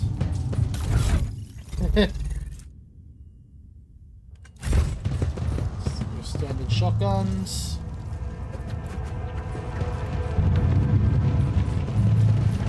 Madman. I always have a backup plan. Mad woman. Just as I planned.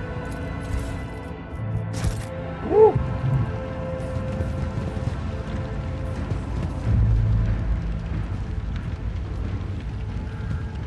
The eyes lied. The final dawn is a poet here.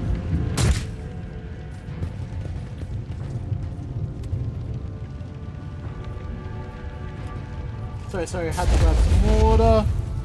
How is Warhammer? It is going interestingly. So the young shaggy-haired soldier is still pale. Nonetheless, as you approach, he holsters his pistol. The hallmark of good discipline. He gives you a somewhat frightened but genuine smile. Thank you, my lord. You arrived just in the nick of time. I don't know what those babbling creeps wanted with me, but it definitely wasn't anything good. It has definitely been going. I am late chapter 1, I think. I've finished up with the planetoid. I'm kind of here to the major planet, to the sector. I'm just trying to go through here before the 5-hour mark crosses over. That is the main thing.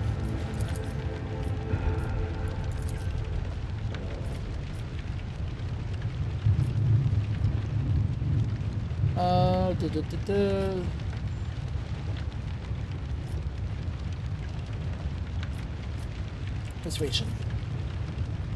Well, that'll make a saboteur and a traitor, wouldn't it? Yes, you're right. This is an emergency. He looks relieved. Interesting. So things are going very interesting. So, if you like the whole D&D aspect of certain games, I'd probably recommend Rogue Trader. So what's the difference between the others? So if we're looking at Rogue Trader, it's more D&D-esque, or takes more inspiration towards D&D, as any Warhammer fanatic would probably tell you. We're now sitting on 11th edition Warhammer 40k, and that is like the very recent lore stuff. However, if we're looking game-wise, what separates Rogue Trader to, let's say, Space Marine 2 as an example, Space Marine 2 is more of a shooter than it is an RPG game. Well, there's very minor elements, you know, you have perks that you can equip to your Space Marine. It doesn't go into depth with classes beyond surface level stuff and cosmetics and stuff. Unlike here where we can actually mess around and fuck with stuff.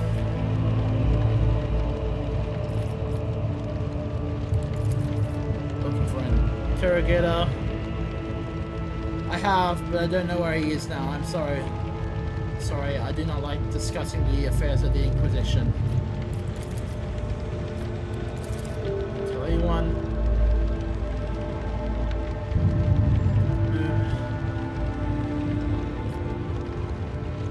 But the same can be said if you like looking at the differences between Rogue Trader and Dawn of War. As Dawn of War is more. If you go through the VOD from earlier this week would have been when I completed Dawn of War 2 Retribution. That is more primarily top-down strategy, and that's the difference between that game to Rogue Trader.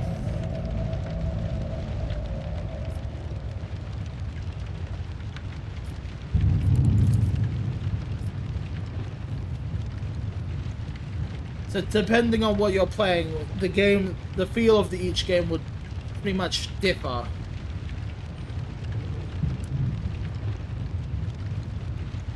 Depending on what you're looking for. And their attacks are so precise, it's like they know what's going to happen ahead of time. They command execute 7 officers on suspicion of espionage, but it's not about spying. They say the leader of the rebel is some two-faced Aurora that can see the future. Now she's the real danger. Idura scoffs and rubs her hands with excitement.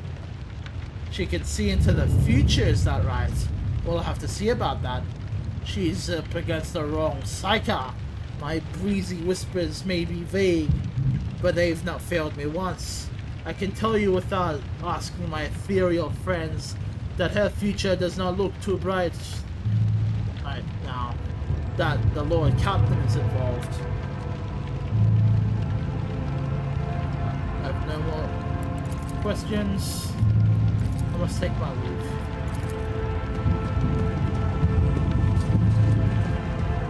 Always keep your eye on the prize.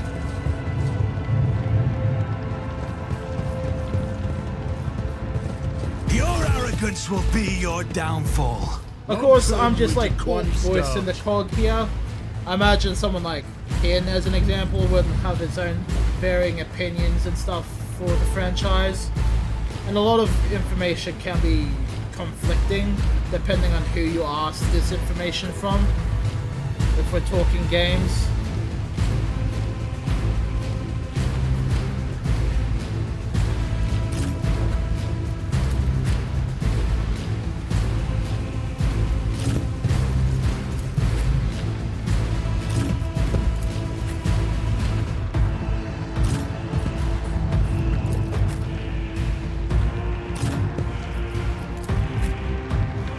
More specifically, depending on what game you want to like go with.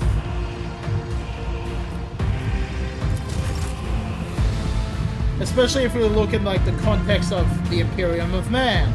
The best way I've heard it be described is that the regime or the empire of the Imperium is like a multi-headed Hydra, and we're all pulling in different fucking directions and going nowhere. So.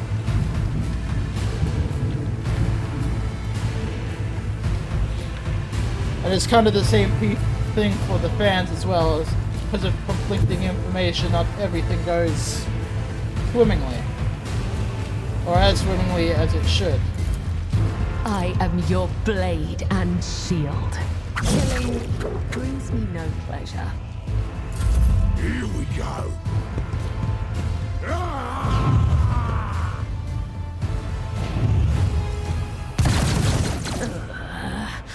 I will not die in dishonor. I'm gonna die in dishonor. God Emperor, move through me. Be the fire in my heart. I'll do it. Bury them. As the Emperor commands, I act. Rejoice in battle!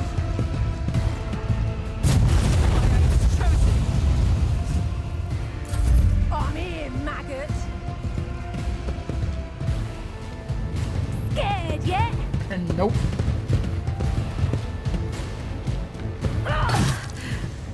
If there's a she did always want to be a martyr.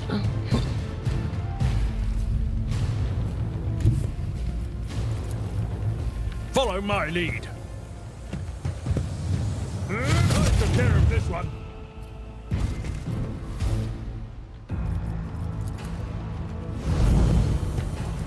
At your beck and call. Each strike is a prayer.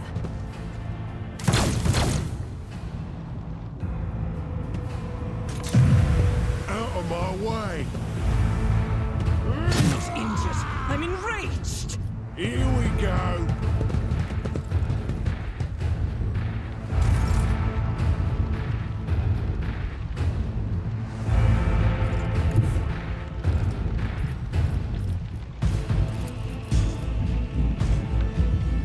I refuse. Don't let your guard down.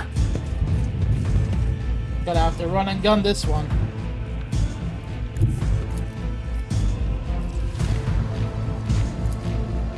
I am ready for whatever comes. Another enemy down. It's as good as done. Never stood a chance. Who, if not me?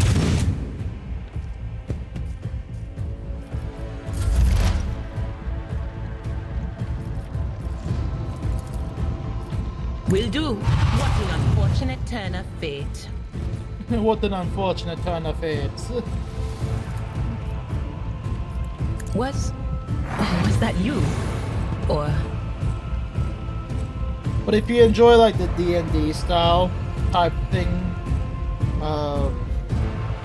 sweet, I'd probably recommend Rogue Trainer.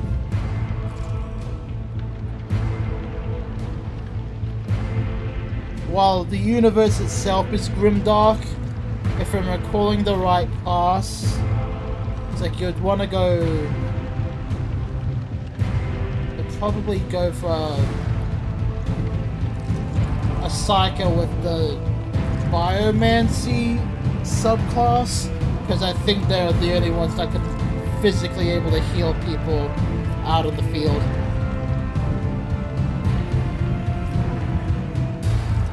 I have too many. Girl, you should see my collection. I have too many games.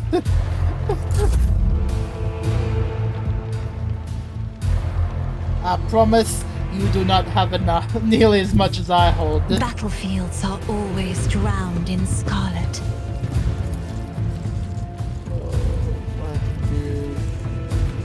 Use that. I'm not accustomed to being ordered around. I'll see to it personally.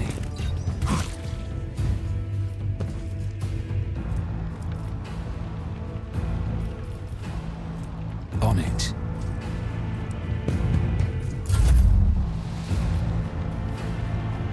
But even if you hadn't, it's like, that's my recommendation there. If you enjoy the D&D style aspect of games, I'd probably recommend Rogue Trader, despite it being grimdark.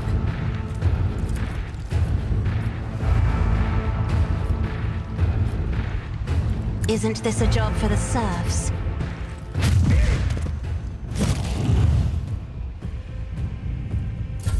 Let's get to it.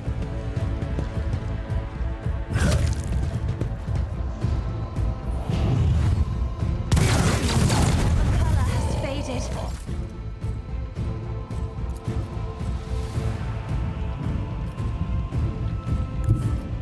Doubt is for the weak. Faith without deeds is worthless.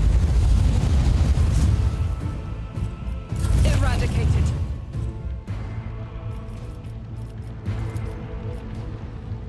It will be done.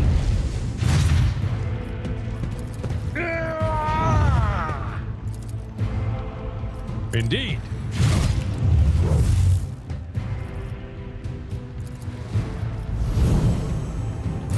Hold on.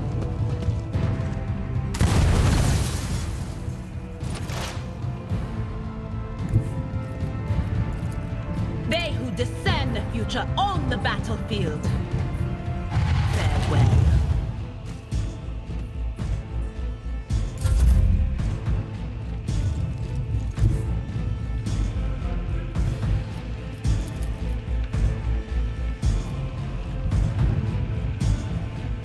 Is there any Me? If you insist, Lord Captain. the best way is to come in and Another stop foe them painted away. black.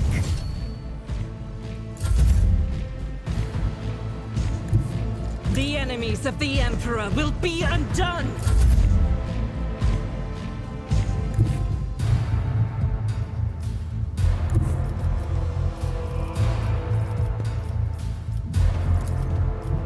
Tried and tested tactics are the best ones. At your beck and call. We'll rule the stars themselves. It will be done.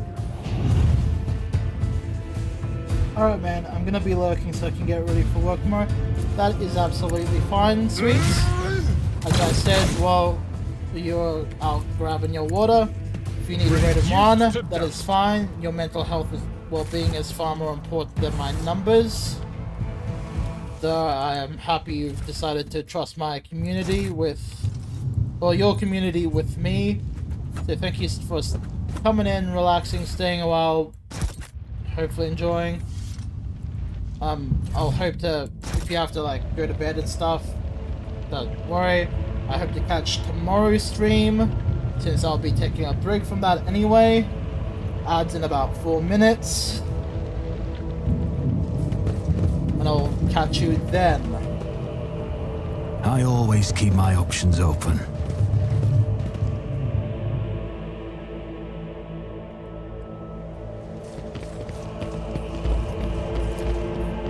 That wasn't so difficult.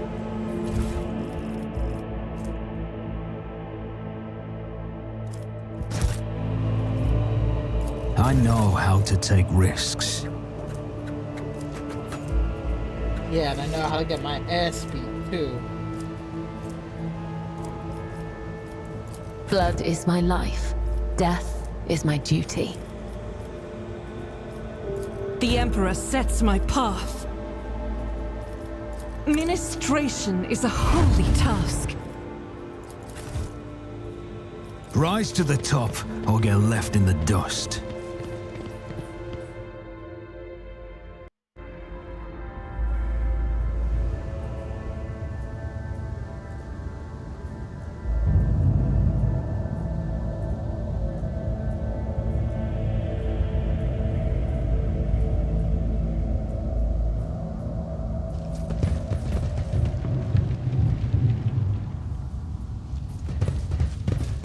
Goods. Ooh, goods.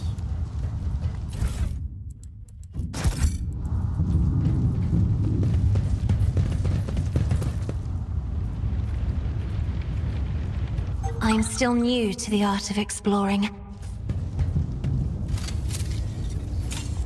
The Emperor favors me today. Pay attention.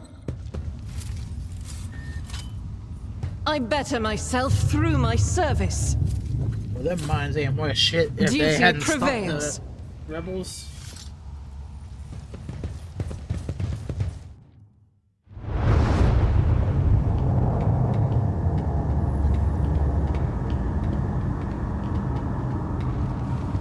Change is coming. The edge is nigh. The blinded ones are harmless. No sense in shooting them and drawing attention. Fire on the nearest target! Don't kill the tech priest! We need to take him alive!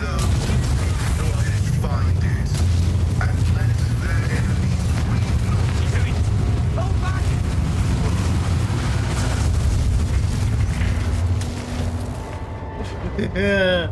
Pascal, you rogue. Nice going. knowledge be thy fate. Let the cycle be discontinued.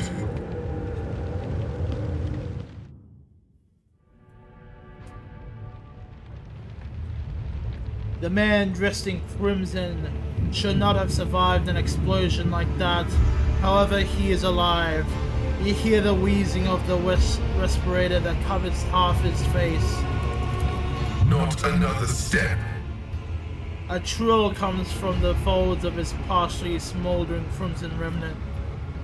It is binaric screech, the sacred language of the Adeptus Mechanicus. The binaric hymn transforms into a Vox-synthesized voice that sounds like a thunder rolling over a vast plain. Flee, for I am death. His gaunt hand rises to stop you, and immediately your Vox hound.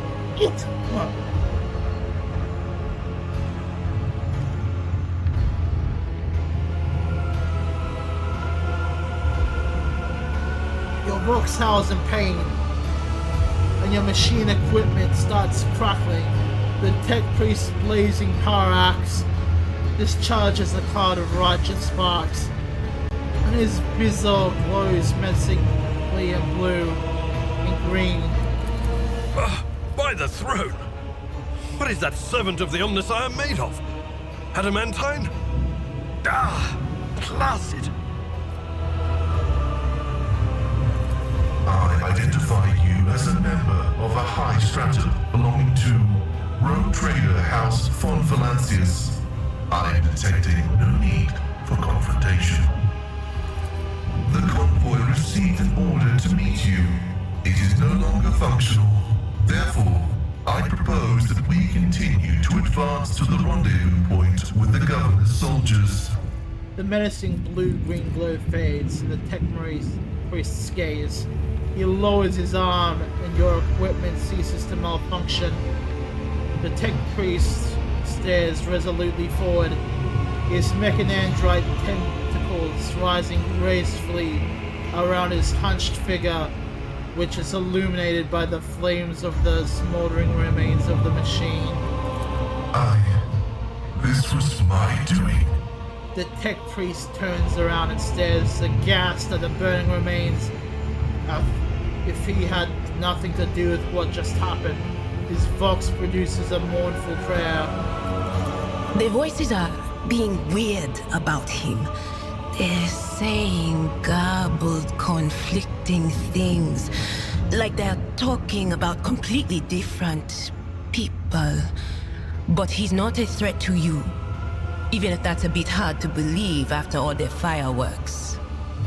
Idira has been staring at the tech priest, biting her lip. She finally leans into your ear.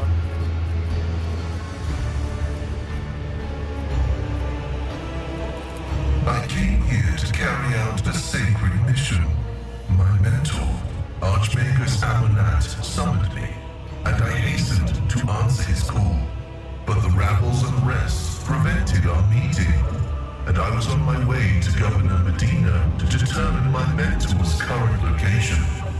The tech priest hesitates, glancing at his mechanandrites as if consulting them. Eventually his vox system responds. My escort was ordered by their commander to discontinue their movement and wait to be merged with your group. Then, due to their incompetence, they let themselves be killed. It was an unacceptable complication to my task. Acknowledged. Predicting successful and mutually beneficial cooperation. Thank you, my dear Pascal. Send you back, keep you here.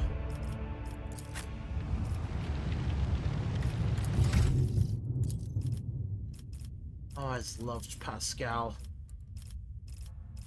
Fires of the Forge. Fires of Excellence. Improved Deception. Precise Attack. Tech Use. Logic. Weak Body, Weak Soul.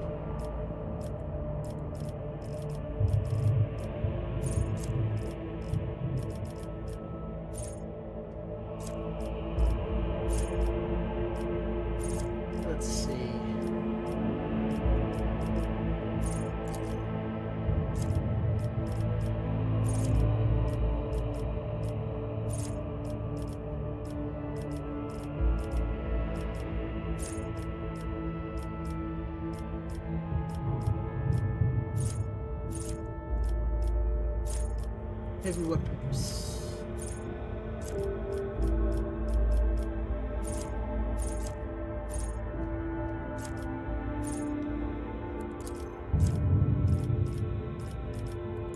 Yeah, I'll go with heavy weapon.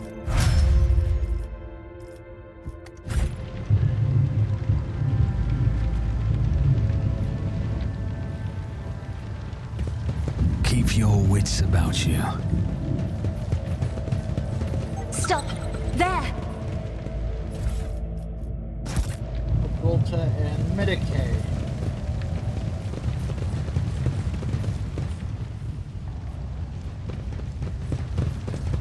I can see the agitation and fear of the servants beside me. But you... how do you manage to drown out their colors with mere words? Their dark hues dissolve immediately, and humility sets in. I have always desired only respect, not fear. It is good to know that my efforts have not been in vain. Thank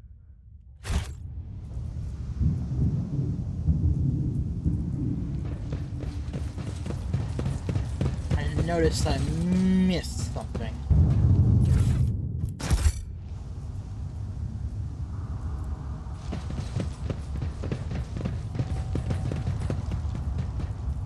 So I need to be up here for that.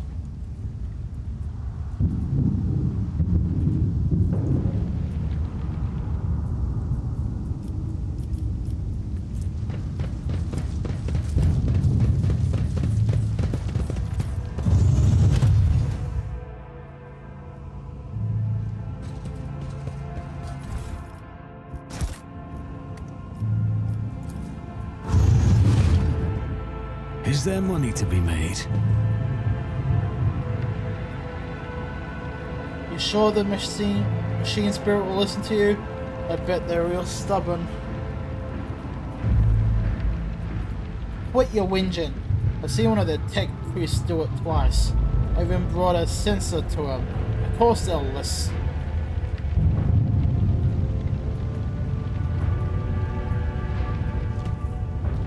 A profane violation of the algorithm.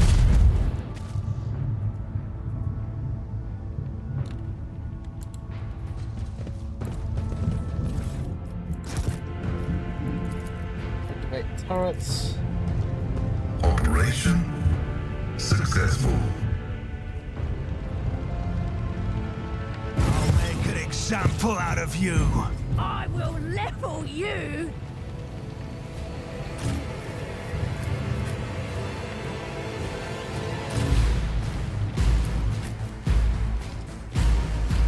Something with having Pascal on now. So he's got that arc thrower.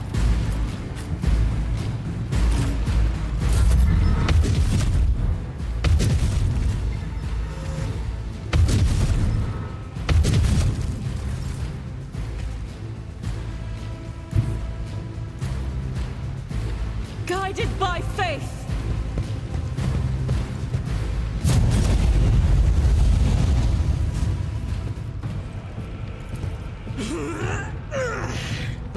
I'll do it. That is not the Emperor's will.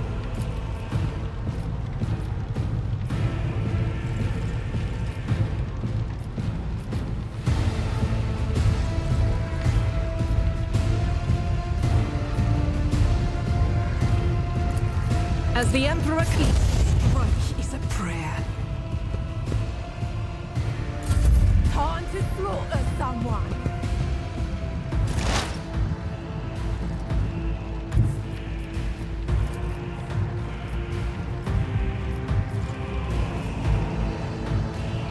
The scriptural prognosis is favorable.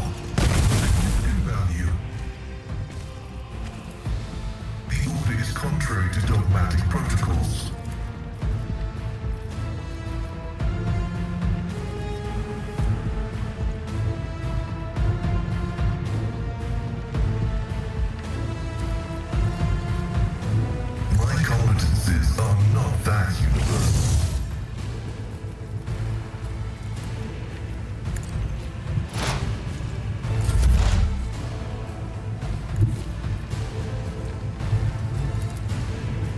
not the Scryer's job. Cover me! What an unfortunate turn of fate. Ah!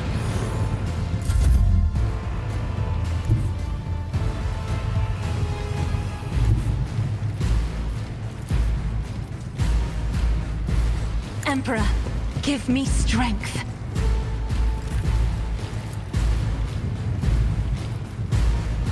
That is not my destiny. Farewell.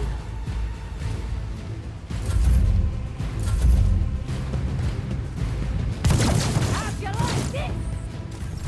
High momentum.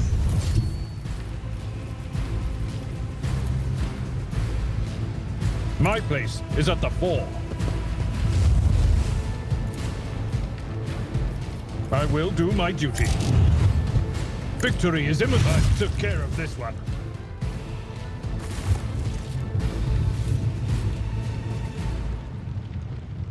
That was easy.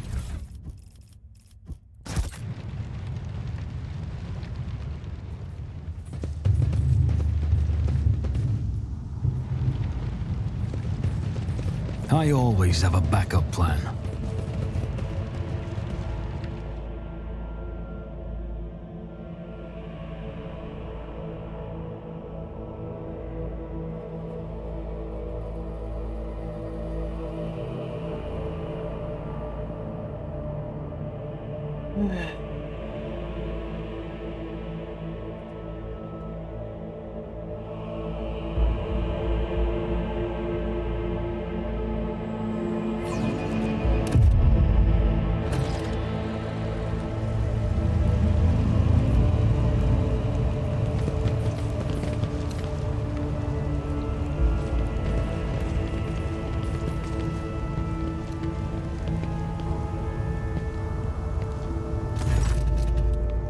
Your Lordship, Private Camille Regius. Regace, ready to escort you to the command center for your meeting with the governor.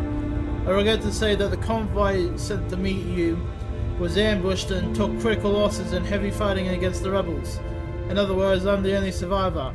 However, the rebel force was destroyed as well. We can set out for the command center. The success to failure ratio of combat objectives completion for this world's military speaks to its subpar efficiency. I will advise the local ruler to seek fraternity's aid upon upgrading their troops to serve as maniples. Apologies, your lordship. The soldier draws himself up and goes to adjust his gear. It's a new uniform. The guards are in a difficult situation right now, so we often get issued whatever's left, and it always isn't the right size. Your mouth is full of mud, soldier. You're hiding something behind beaming hues of faith and loyalty. What is it? The soldier gulps nervously under the stern gaze of Cassia's ruby eye. Fear, I guess? Times like these, if you give in to weakness, you're done for. And I have not done with my life just yet. Idira winces and shakes her head at you.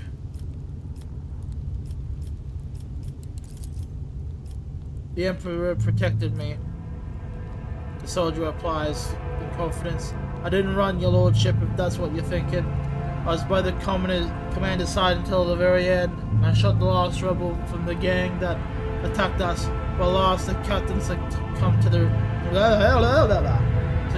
wounds, and the others had already died. The Emperor rests their souls. Always keep your eye on the prize. I'm still new to the art of exploring.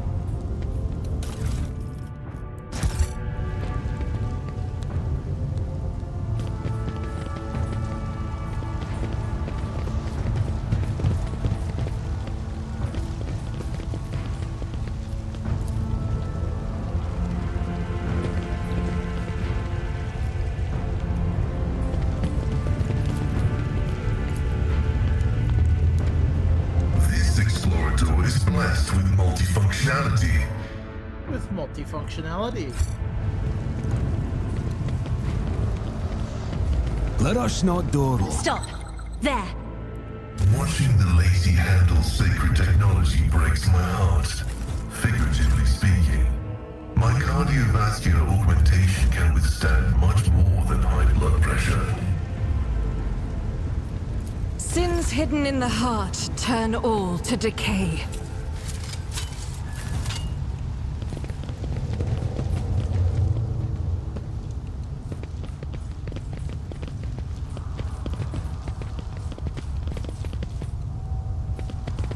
Also know there's an ambush here, so please follow me. Now you have arrived at your destination. Now you will die for a royal... You guys see the text. You guys see the text at this point, right? But I will grant none. I'll bleed you dry.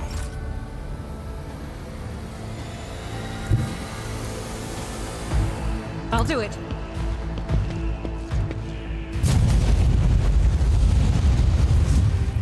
Doubt is for the weak.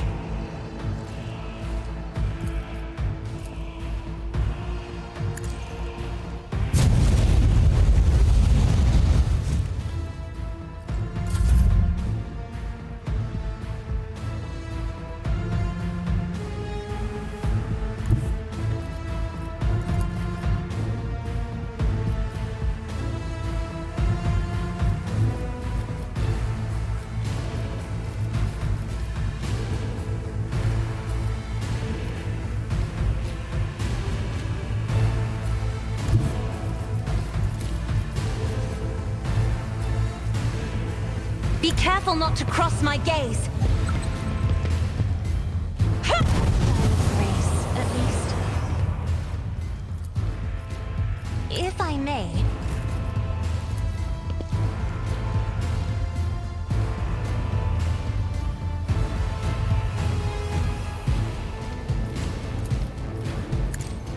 One view at a time.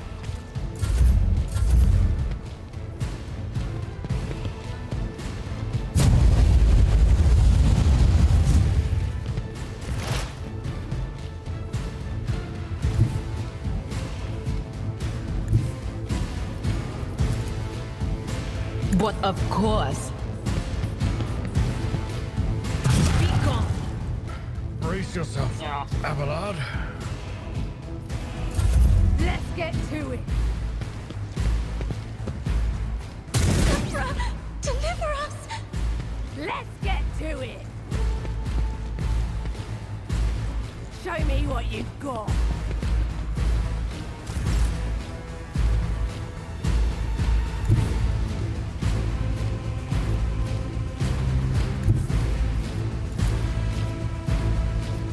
A tactically sound approach. Over there! I took care of this one. Indeed.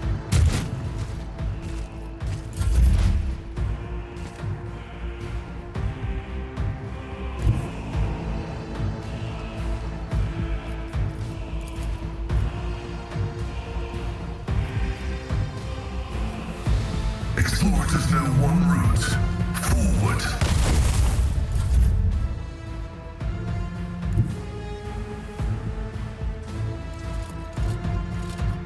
It's as good as done. I'll make it happen.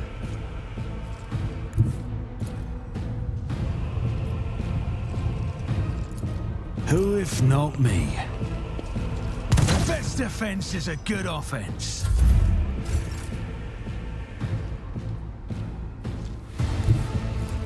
God Emperor, move through me. Be the fire in my heart.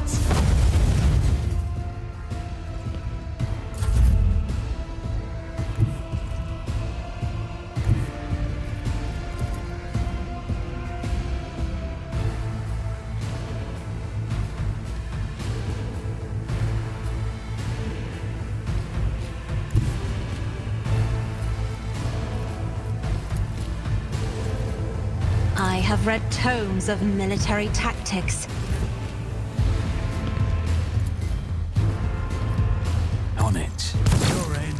inevitable.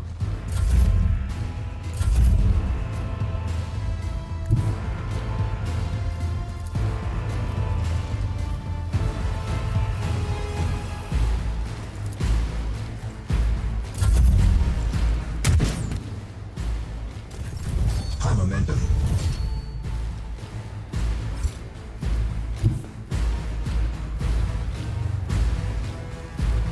Follow my lead. Nothing's impossible for this old officer.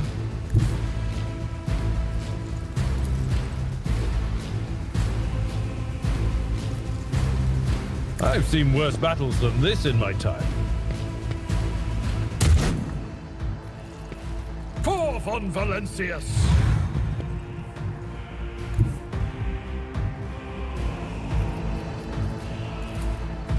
My place is at the fore.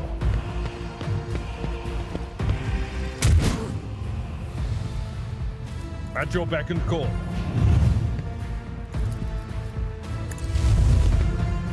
One fewer target.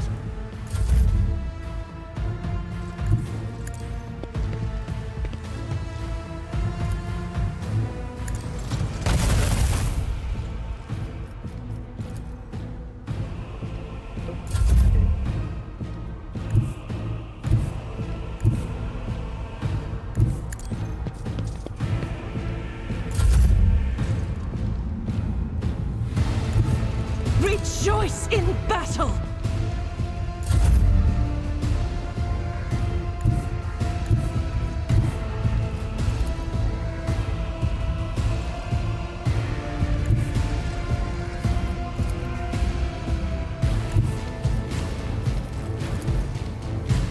Battlefields are always drowned in scarlet.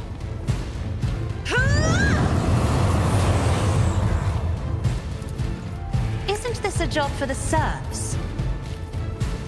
I'll do it.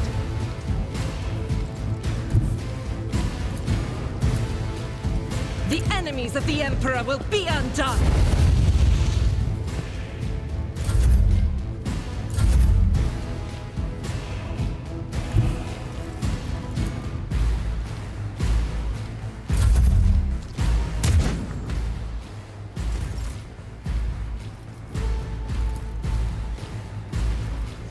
It will be done.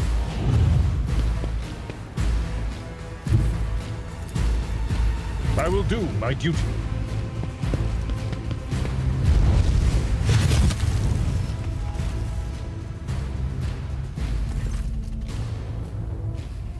Your victory means... The wounded young man looks at you spitefully and hisses, "Your victory means nothing. Aurora will come for you. And even if she doesn't, no one will escape the final dawn." Updating data catalog. The characteristic tendency of the planetary defense force of Rakad Minoris to run into ambushes is not a consequence of chance or negligence. It can only be explained as some twisted variation of combat tactics. This phenomenon is depressing. Death to heretics and traitors. I do not fear death at the hands of filthy dogs mired to their own lies. Take my soul, Aurora.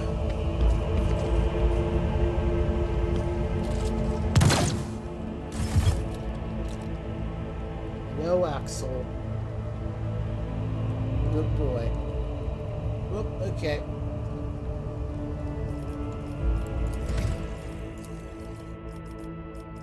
Firearm mastery.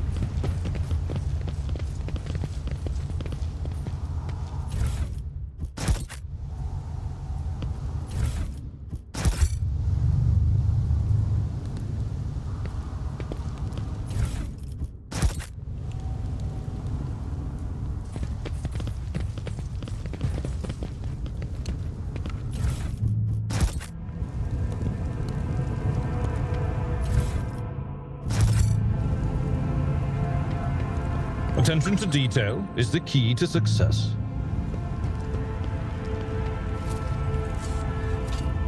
The Emperor favors me today. Rise to the top, or get left in the dust. Let us see what I found.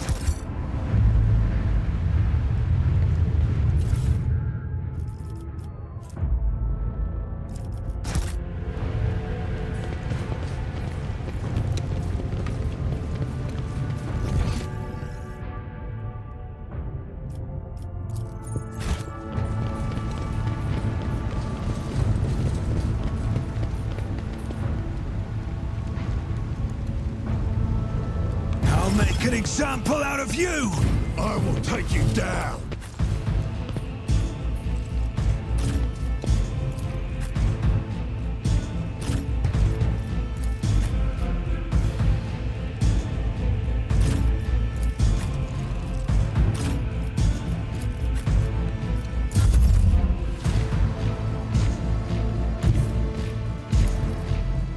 Emperor, give me strength.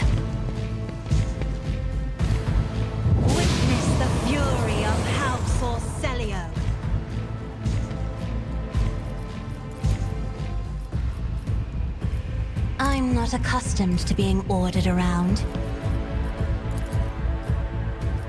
Indeed. An exemplary strike.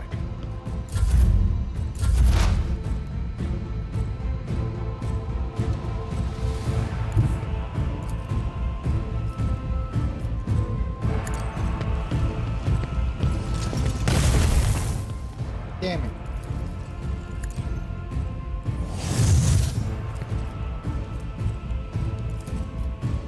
My vow is to serve.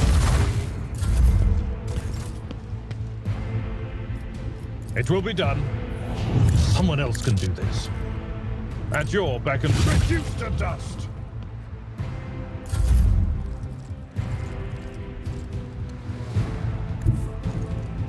I'm here, maggot!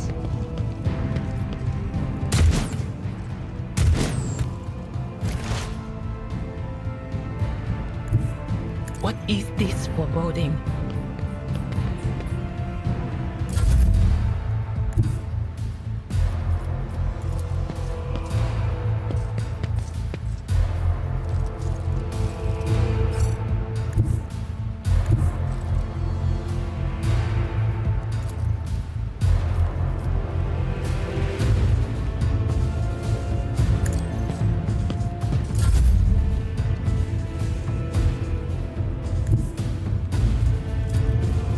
Be careful not to cross my gaze.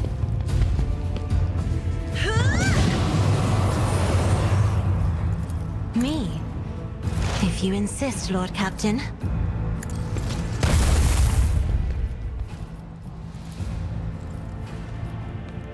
Running binaric override.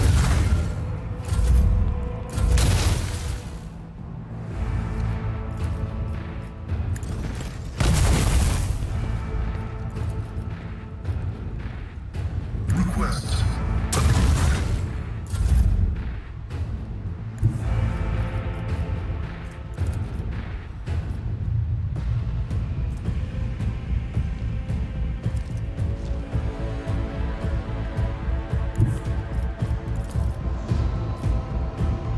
It will be done.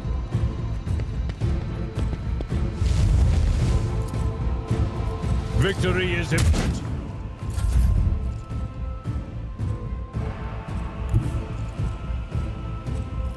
As the Emperor commands, I act. I will bathe this battlefield in righteous fury.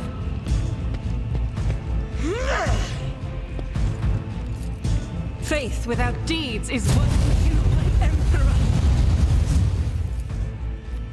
Doubt is for the weak. None can escape the Emperor's judgment.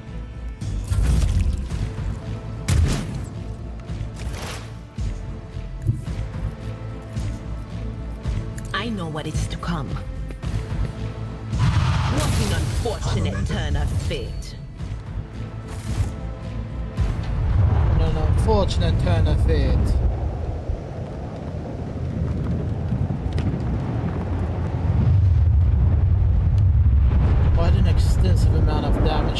Hive City here.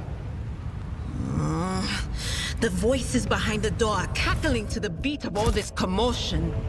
Down? Yes. There's something down below.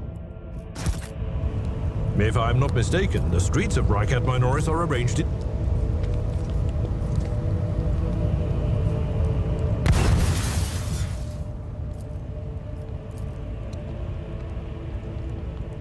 My success is an irrefutable certainty.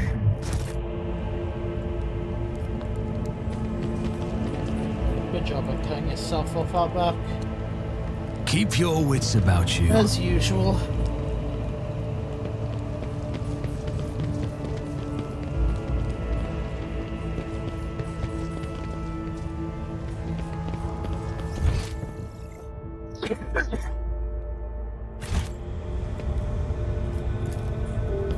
Over.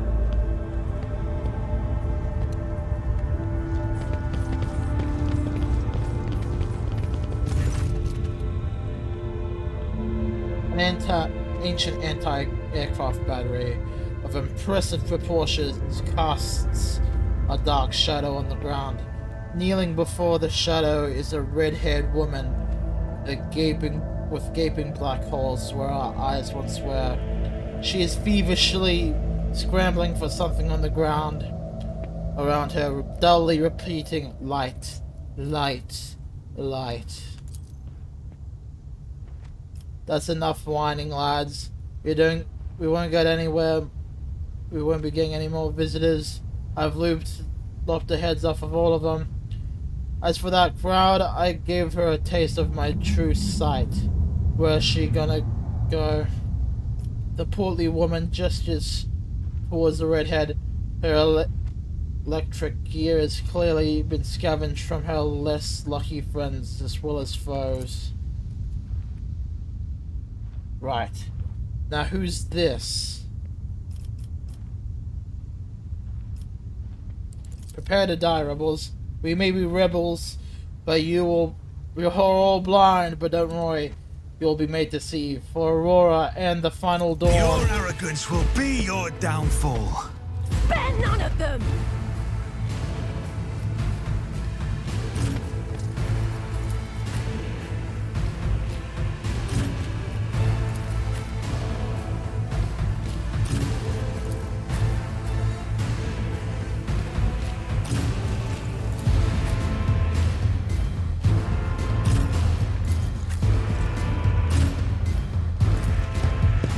Scared yet?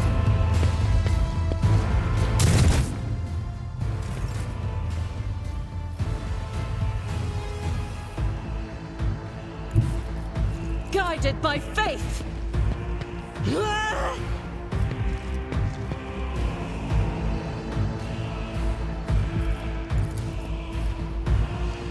As the Emperor commands.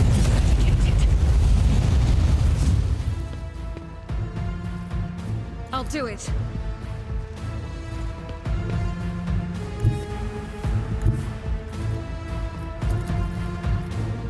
God Emperor, move through me! Be the fire in my heart!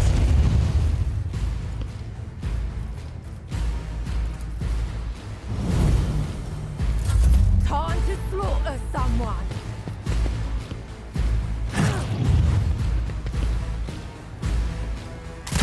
Let's get to it!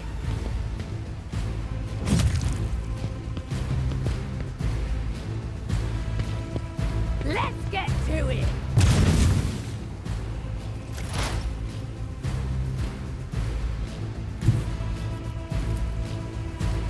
There is movement in the Empyrean. Farewell. Out of my way!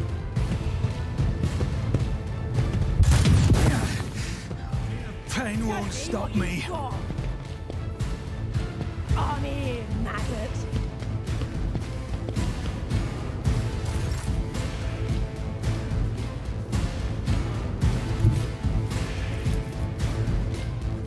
I have read tomes of military tactics. Face the navigator's might.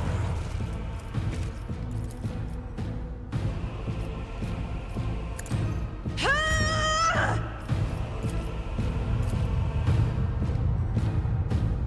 As the Emperor commands.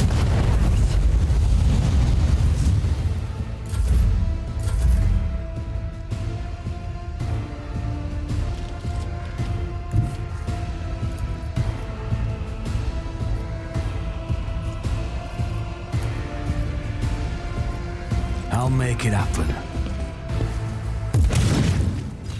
I won't compromise my principles. I'll see to it personally.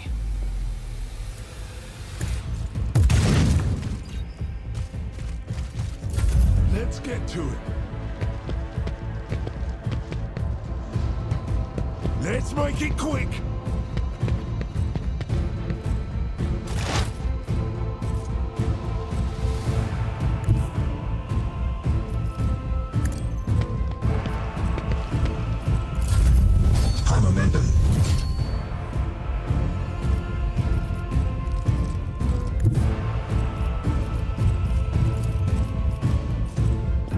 Indeed. No matter the cost!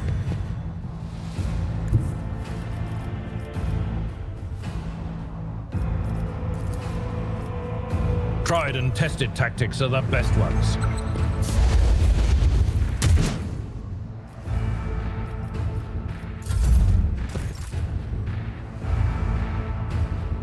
The enemies of the Emperor will be undone. Time to slaughter someone. Pain cleanses the body.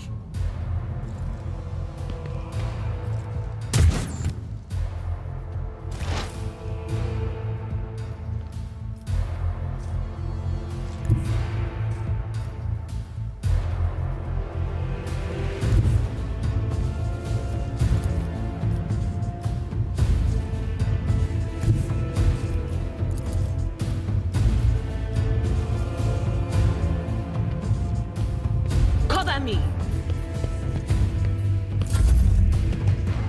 I should have foretold that. Let's get to it.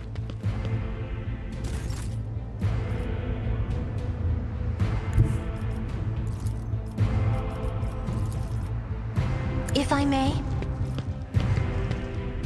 As duty demands.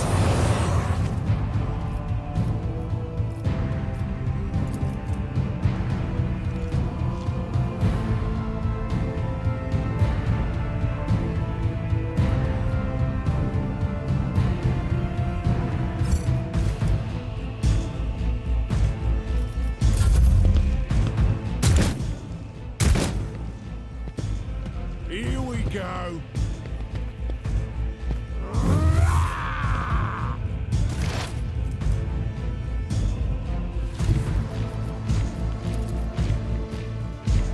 Running binary override But not by much! successfully terminated. Request denied.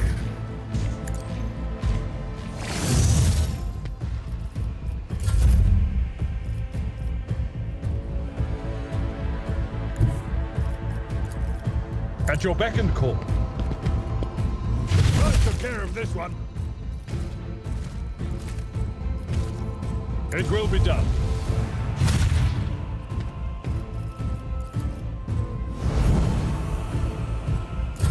Let's get to it.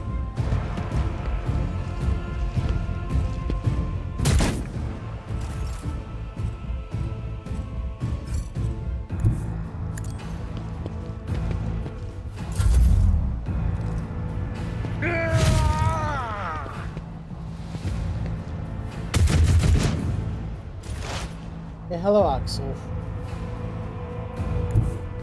What is this foreboding?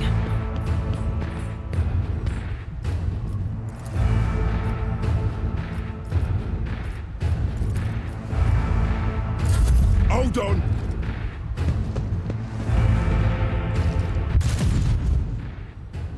Out of my way.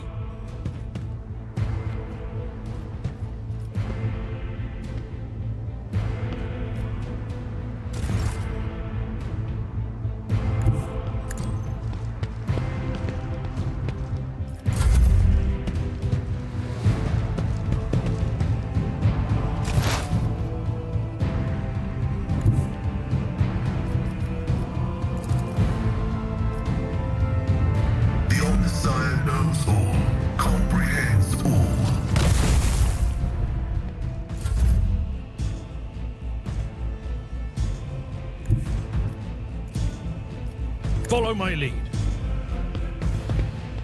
One fewer target.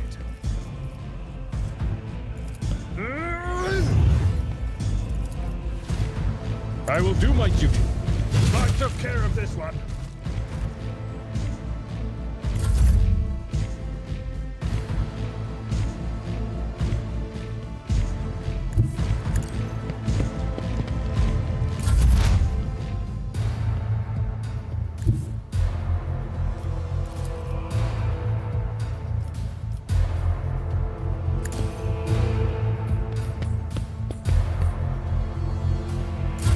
Let's get to it. Let's make it quick. High momentum.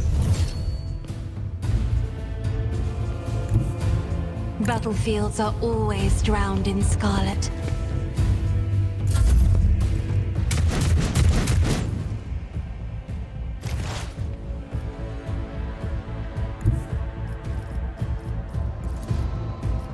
Heavy is the tread of his faithful.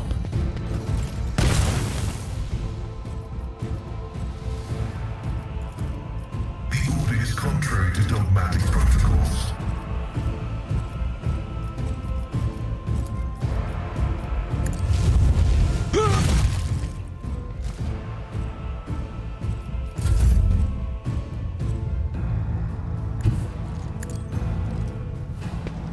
Cast your eye there.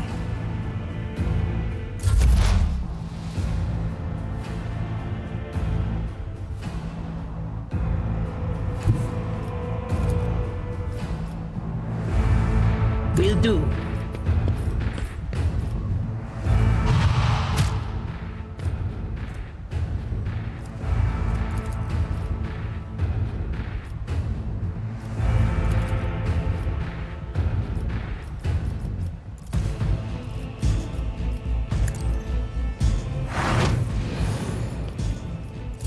Here we go. Damage is negligible.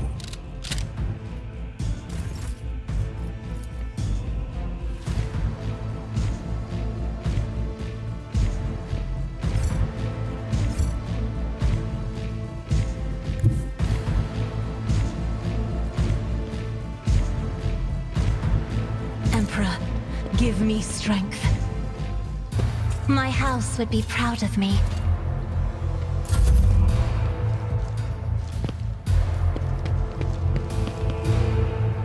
Why did I not foresee this? As the tactical imperative dictates.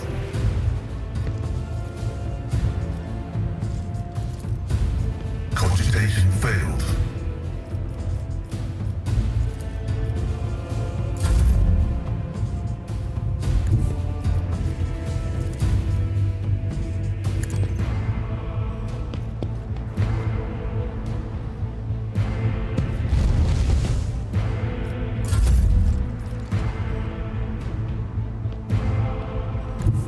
I will bathe this battlefield in righteous fury.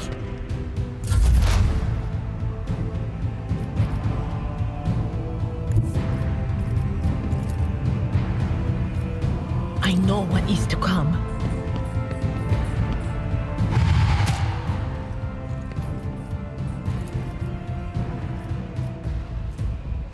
If only you knew what awaits you. Let's get to it.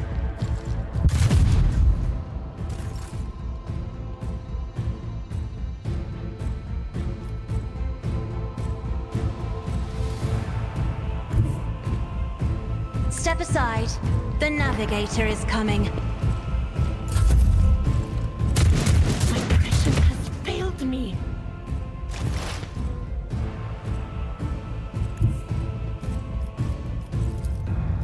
Activate calculated fury algorithm. Significant value.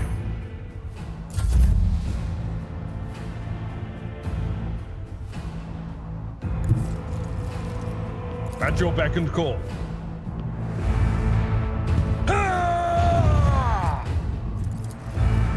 Victory is imminent. An exemplary strike. At your beck and call. Target well struck.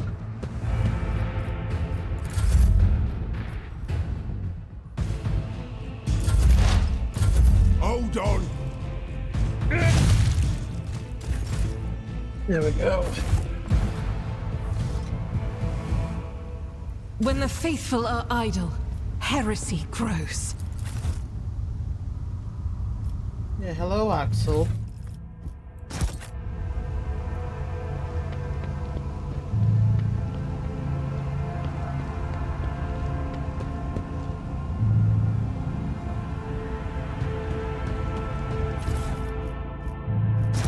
Couldn't see why Argenta saw the need of climbing up here herself, but here we are.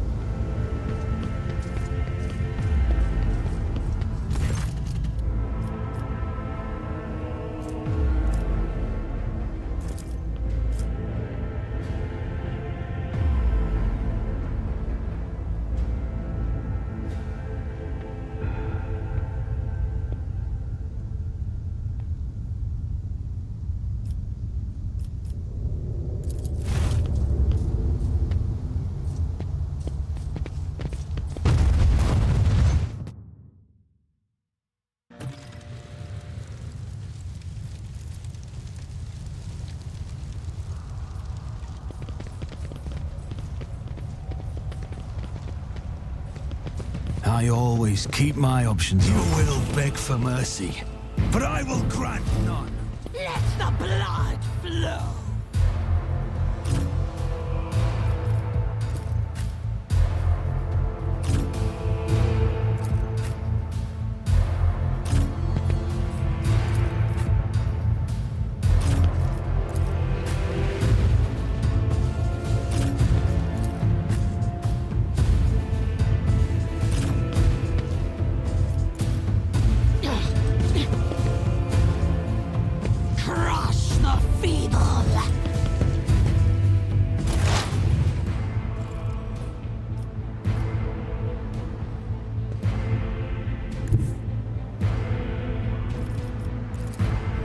Anything else? Would you look at that?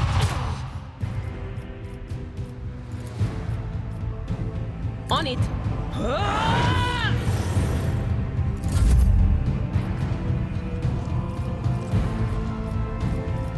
Doubt is for the weak. Faith without deed is worthless. I'll do it. As the Emperor commands, I act.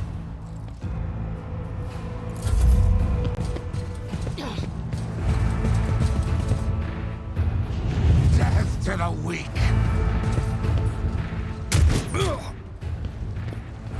After this fight, we'll start winding down and... Such is the will of chaos. I serve the ruinous powers! Dare you?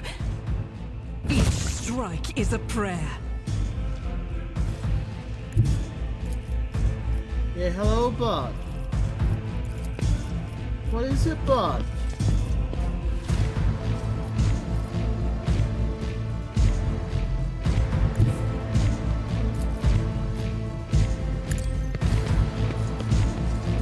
You never stood a chance.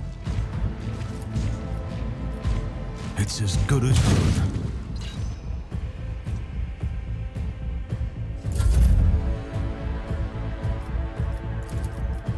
Isn't this a job for the serfs? I'll see to it personally.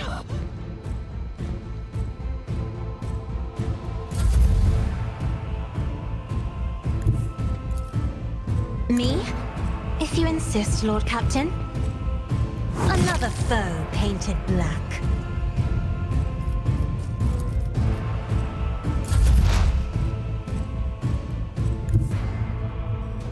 My competencies are not that universal. Explorators know one route. Battle, but in execution.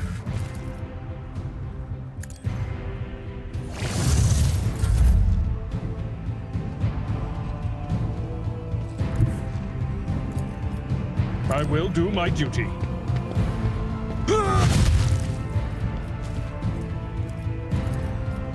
Indeed. One fewer target.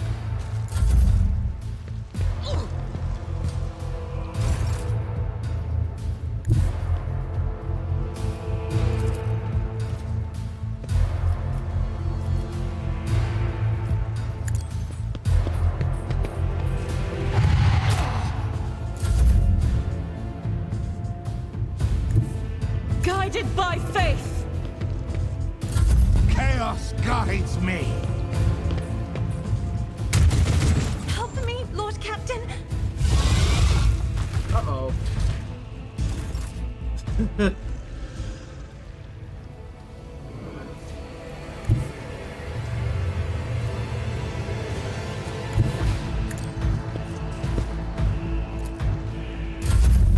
High momentum.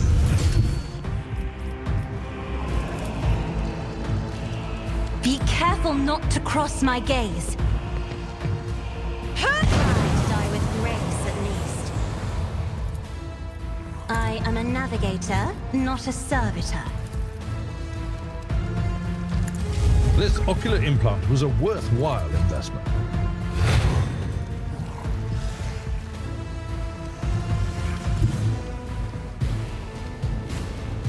I've seen worse battles than this in my time. At your beck and call.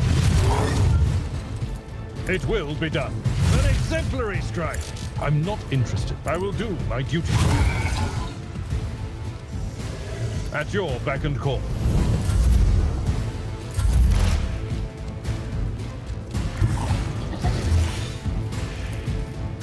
Advancing.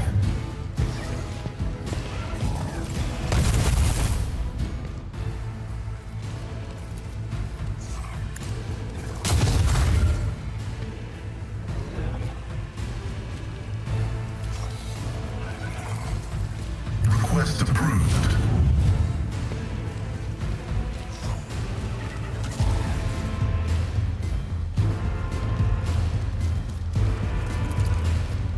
My vow is to serve.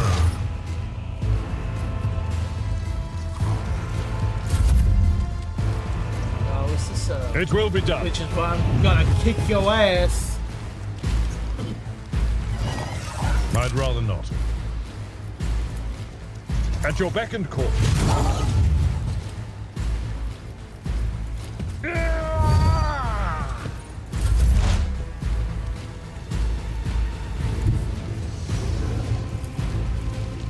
There is movement in the Empyrean.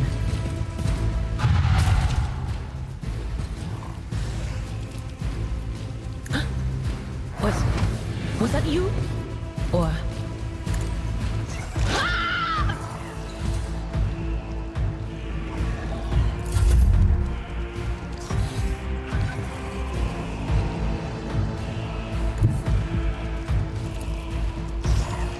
God Emperor, move through me! Be the fire in my heart!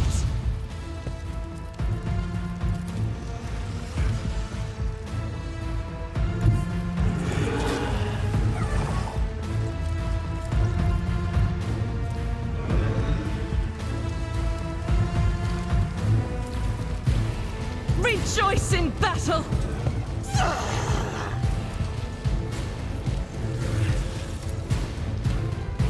Doubt is for the weak. For you, my Emperor! Out of my way! escaped the Emperor's judgment.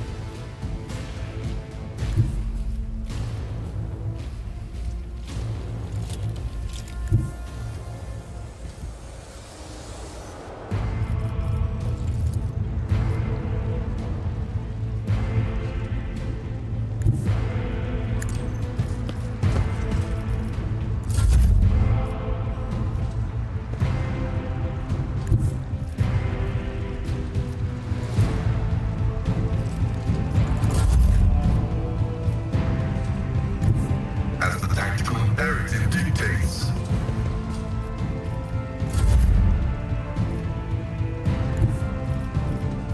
A tactically sound approach.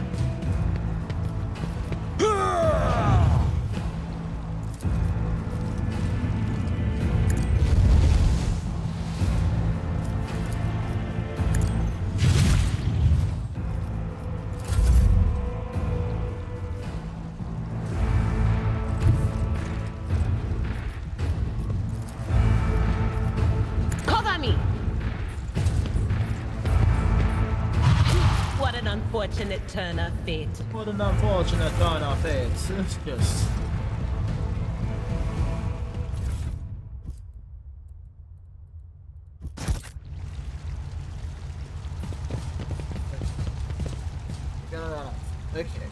Okay.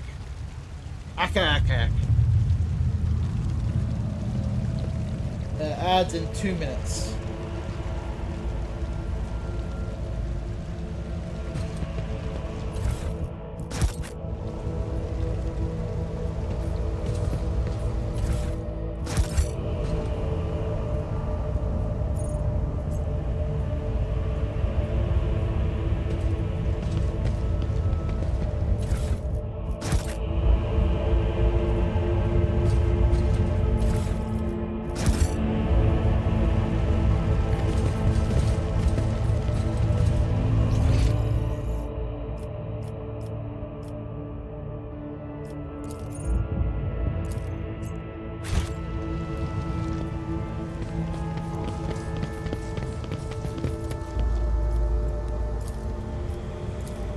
The machine god grants me insight.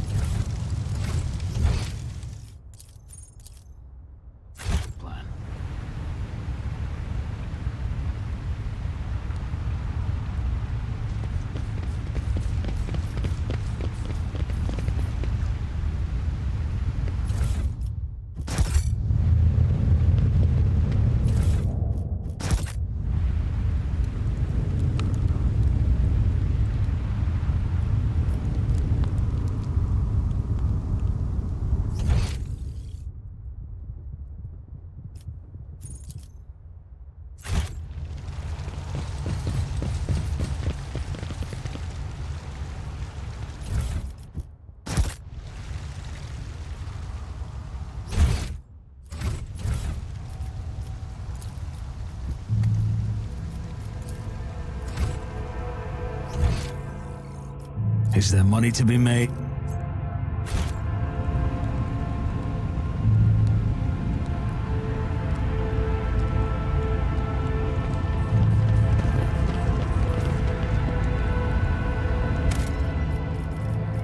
Game. Save. Saving. Game saved. Okay.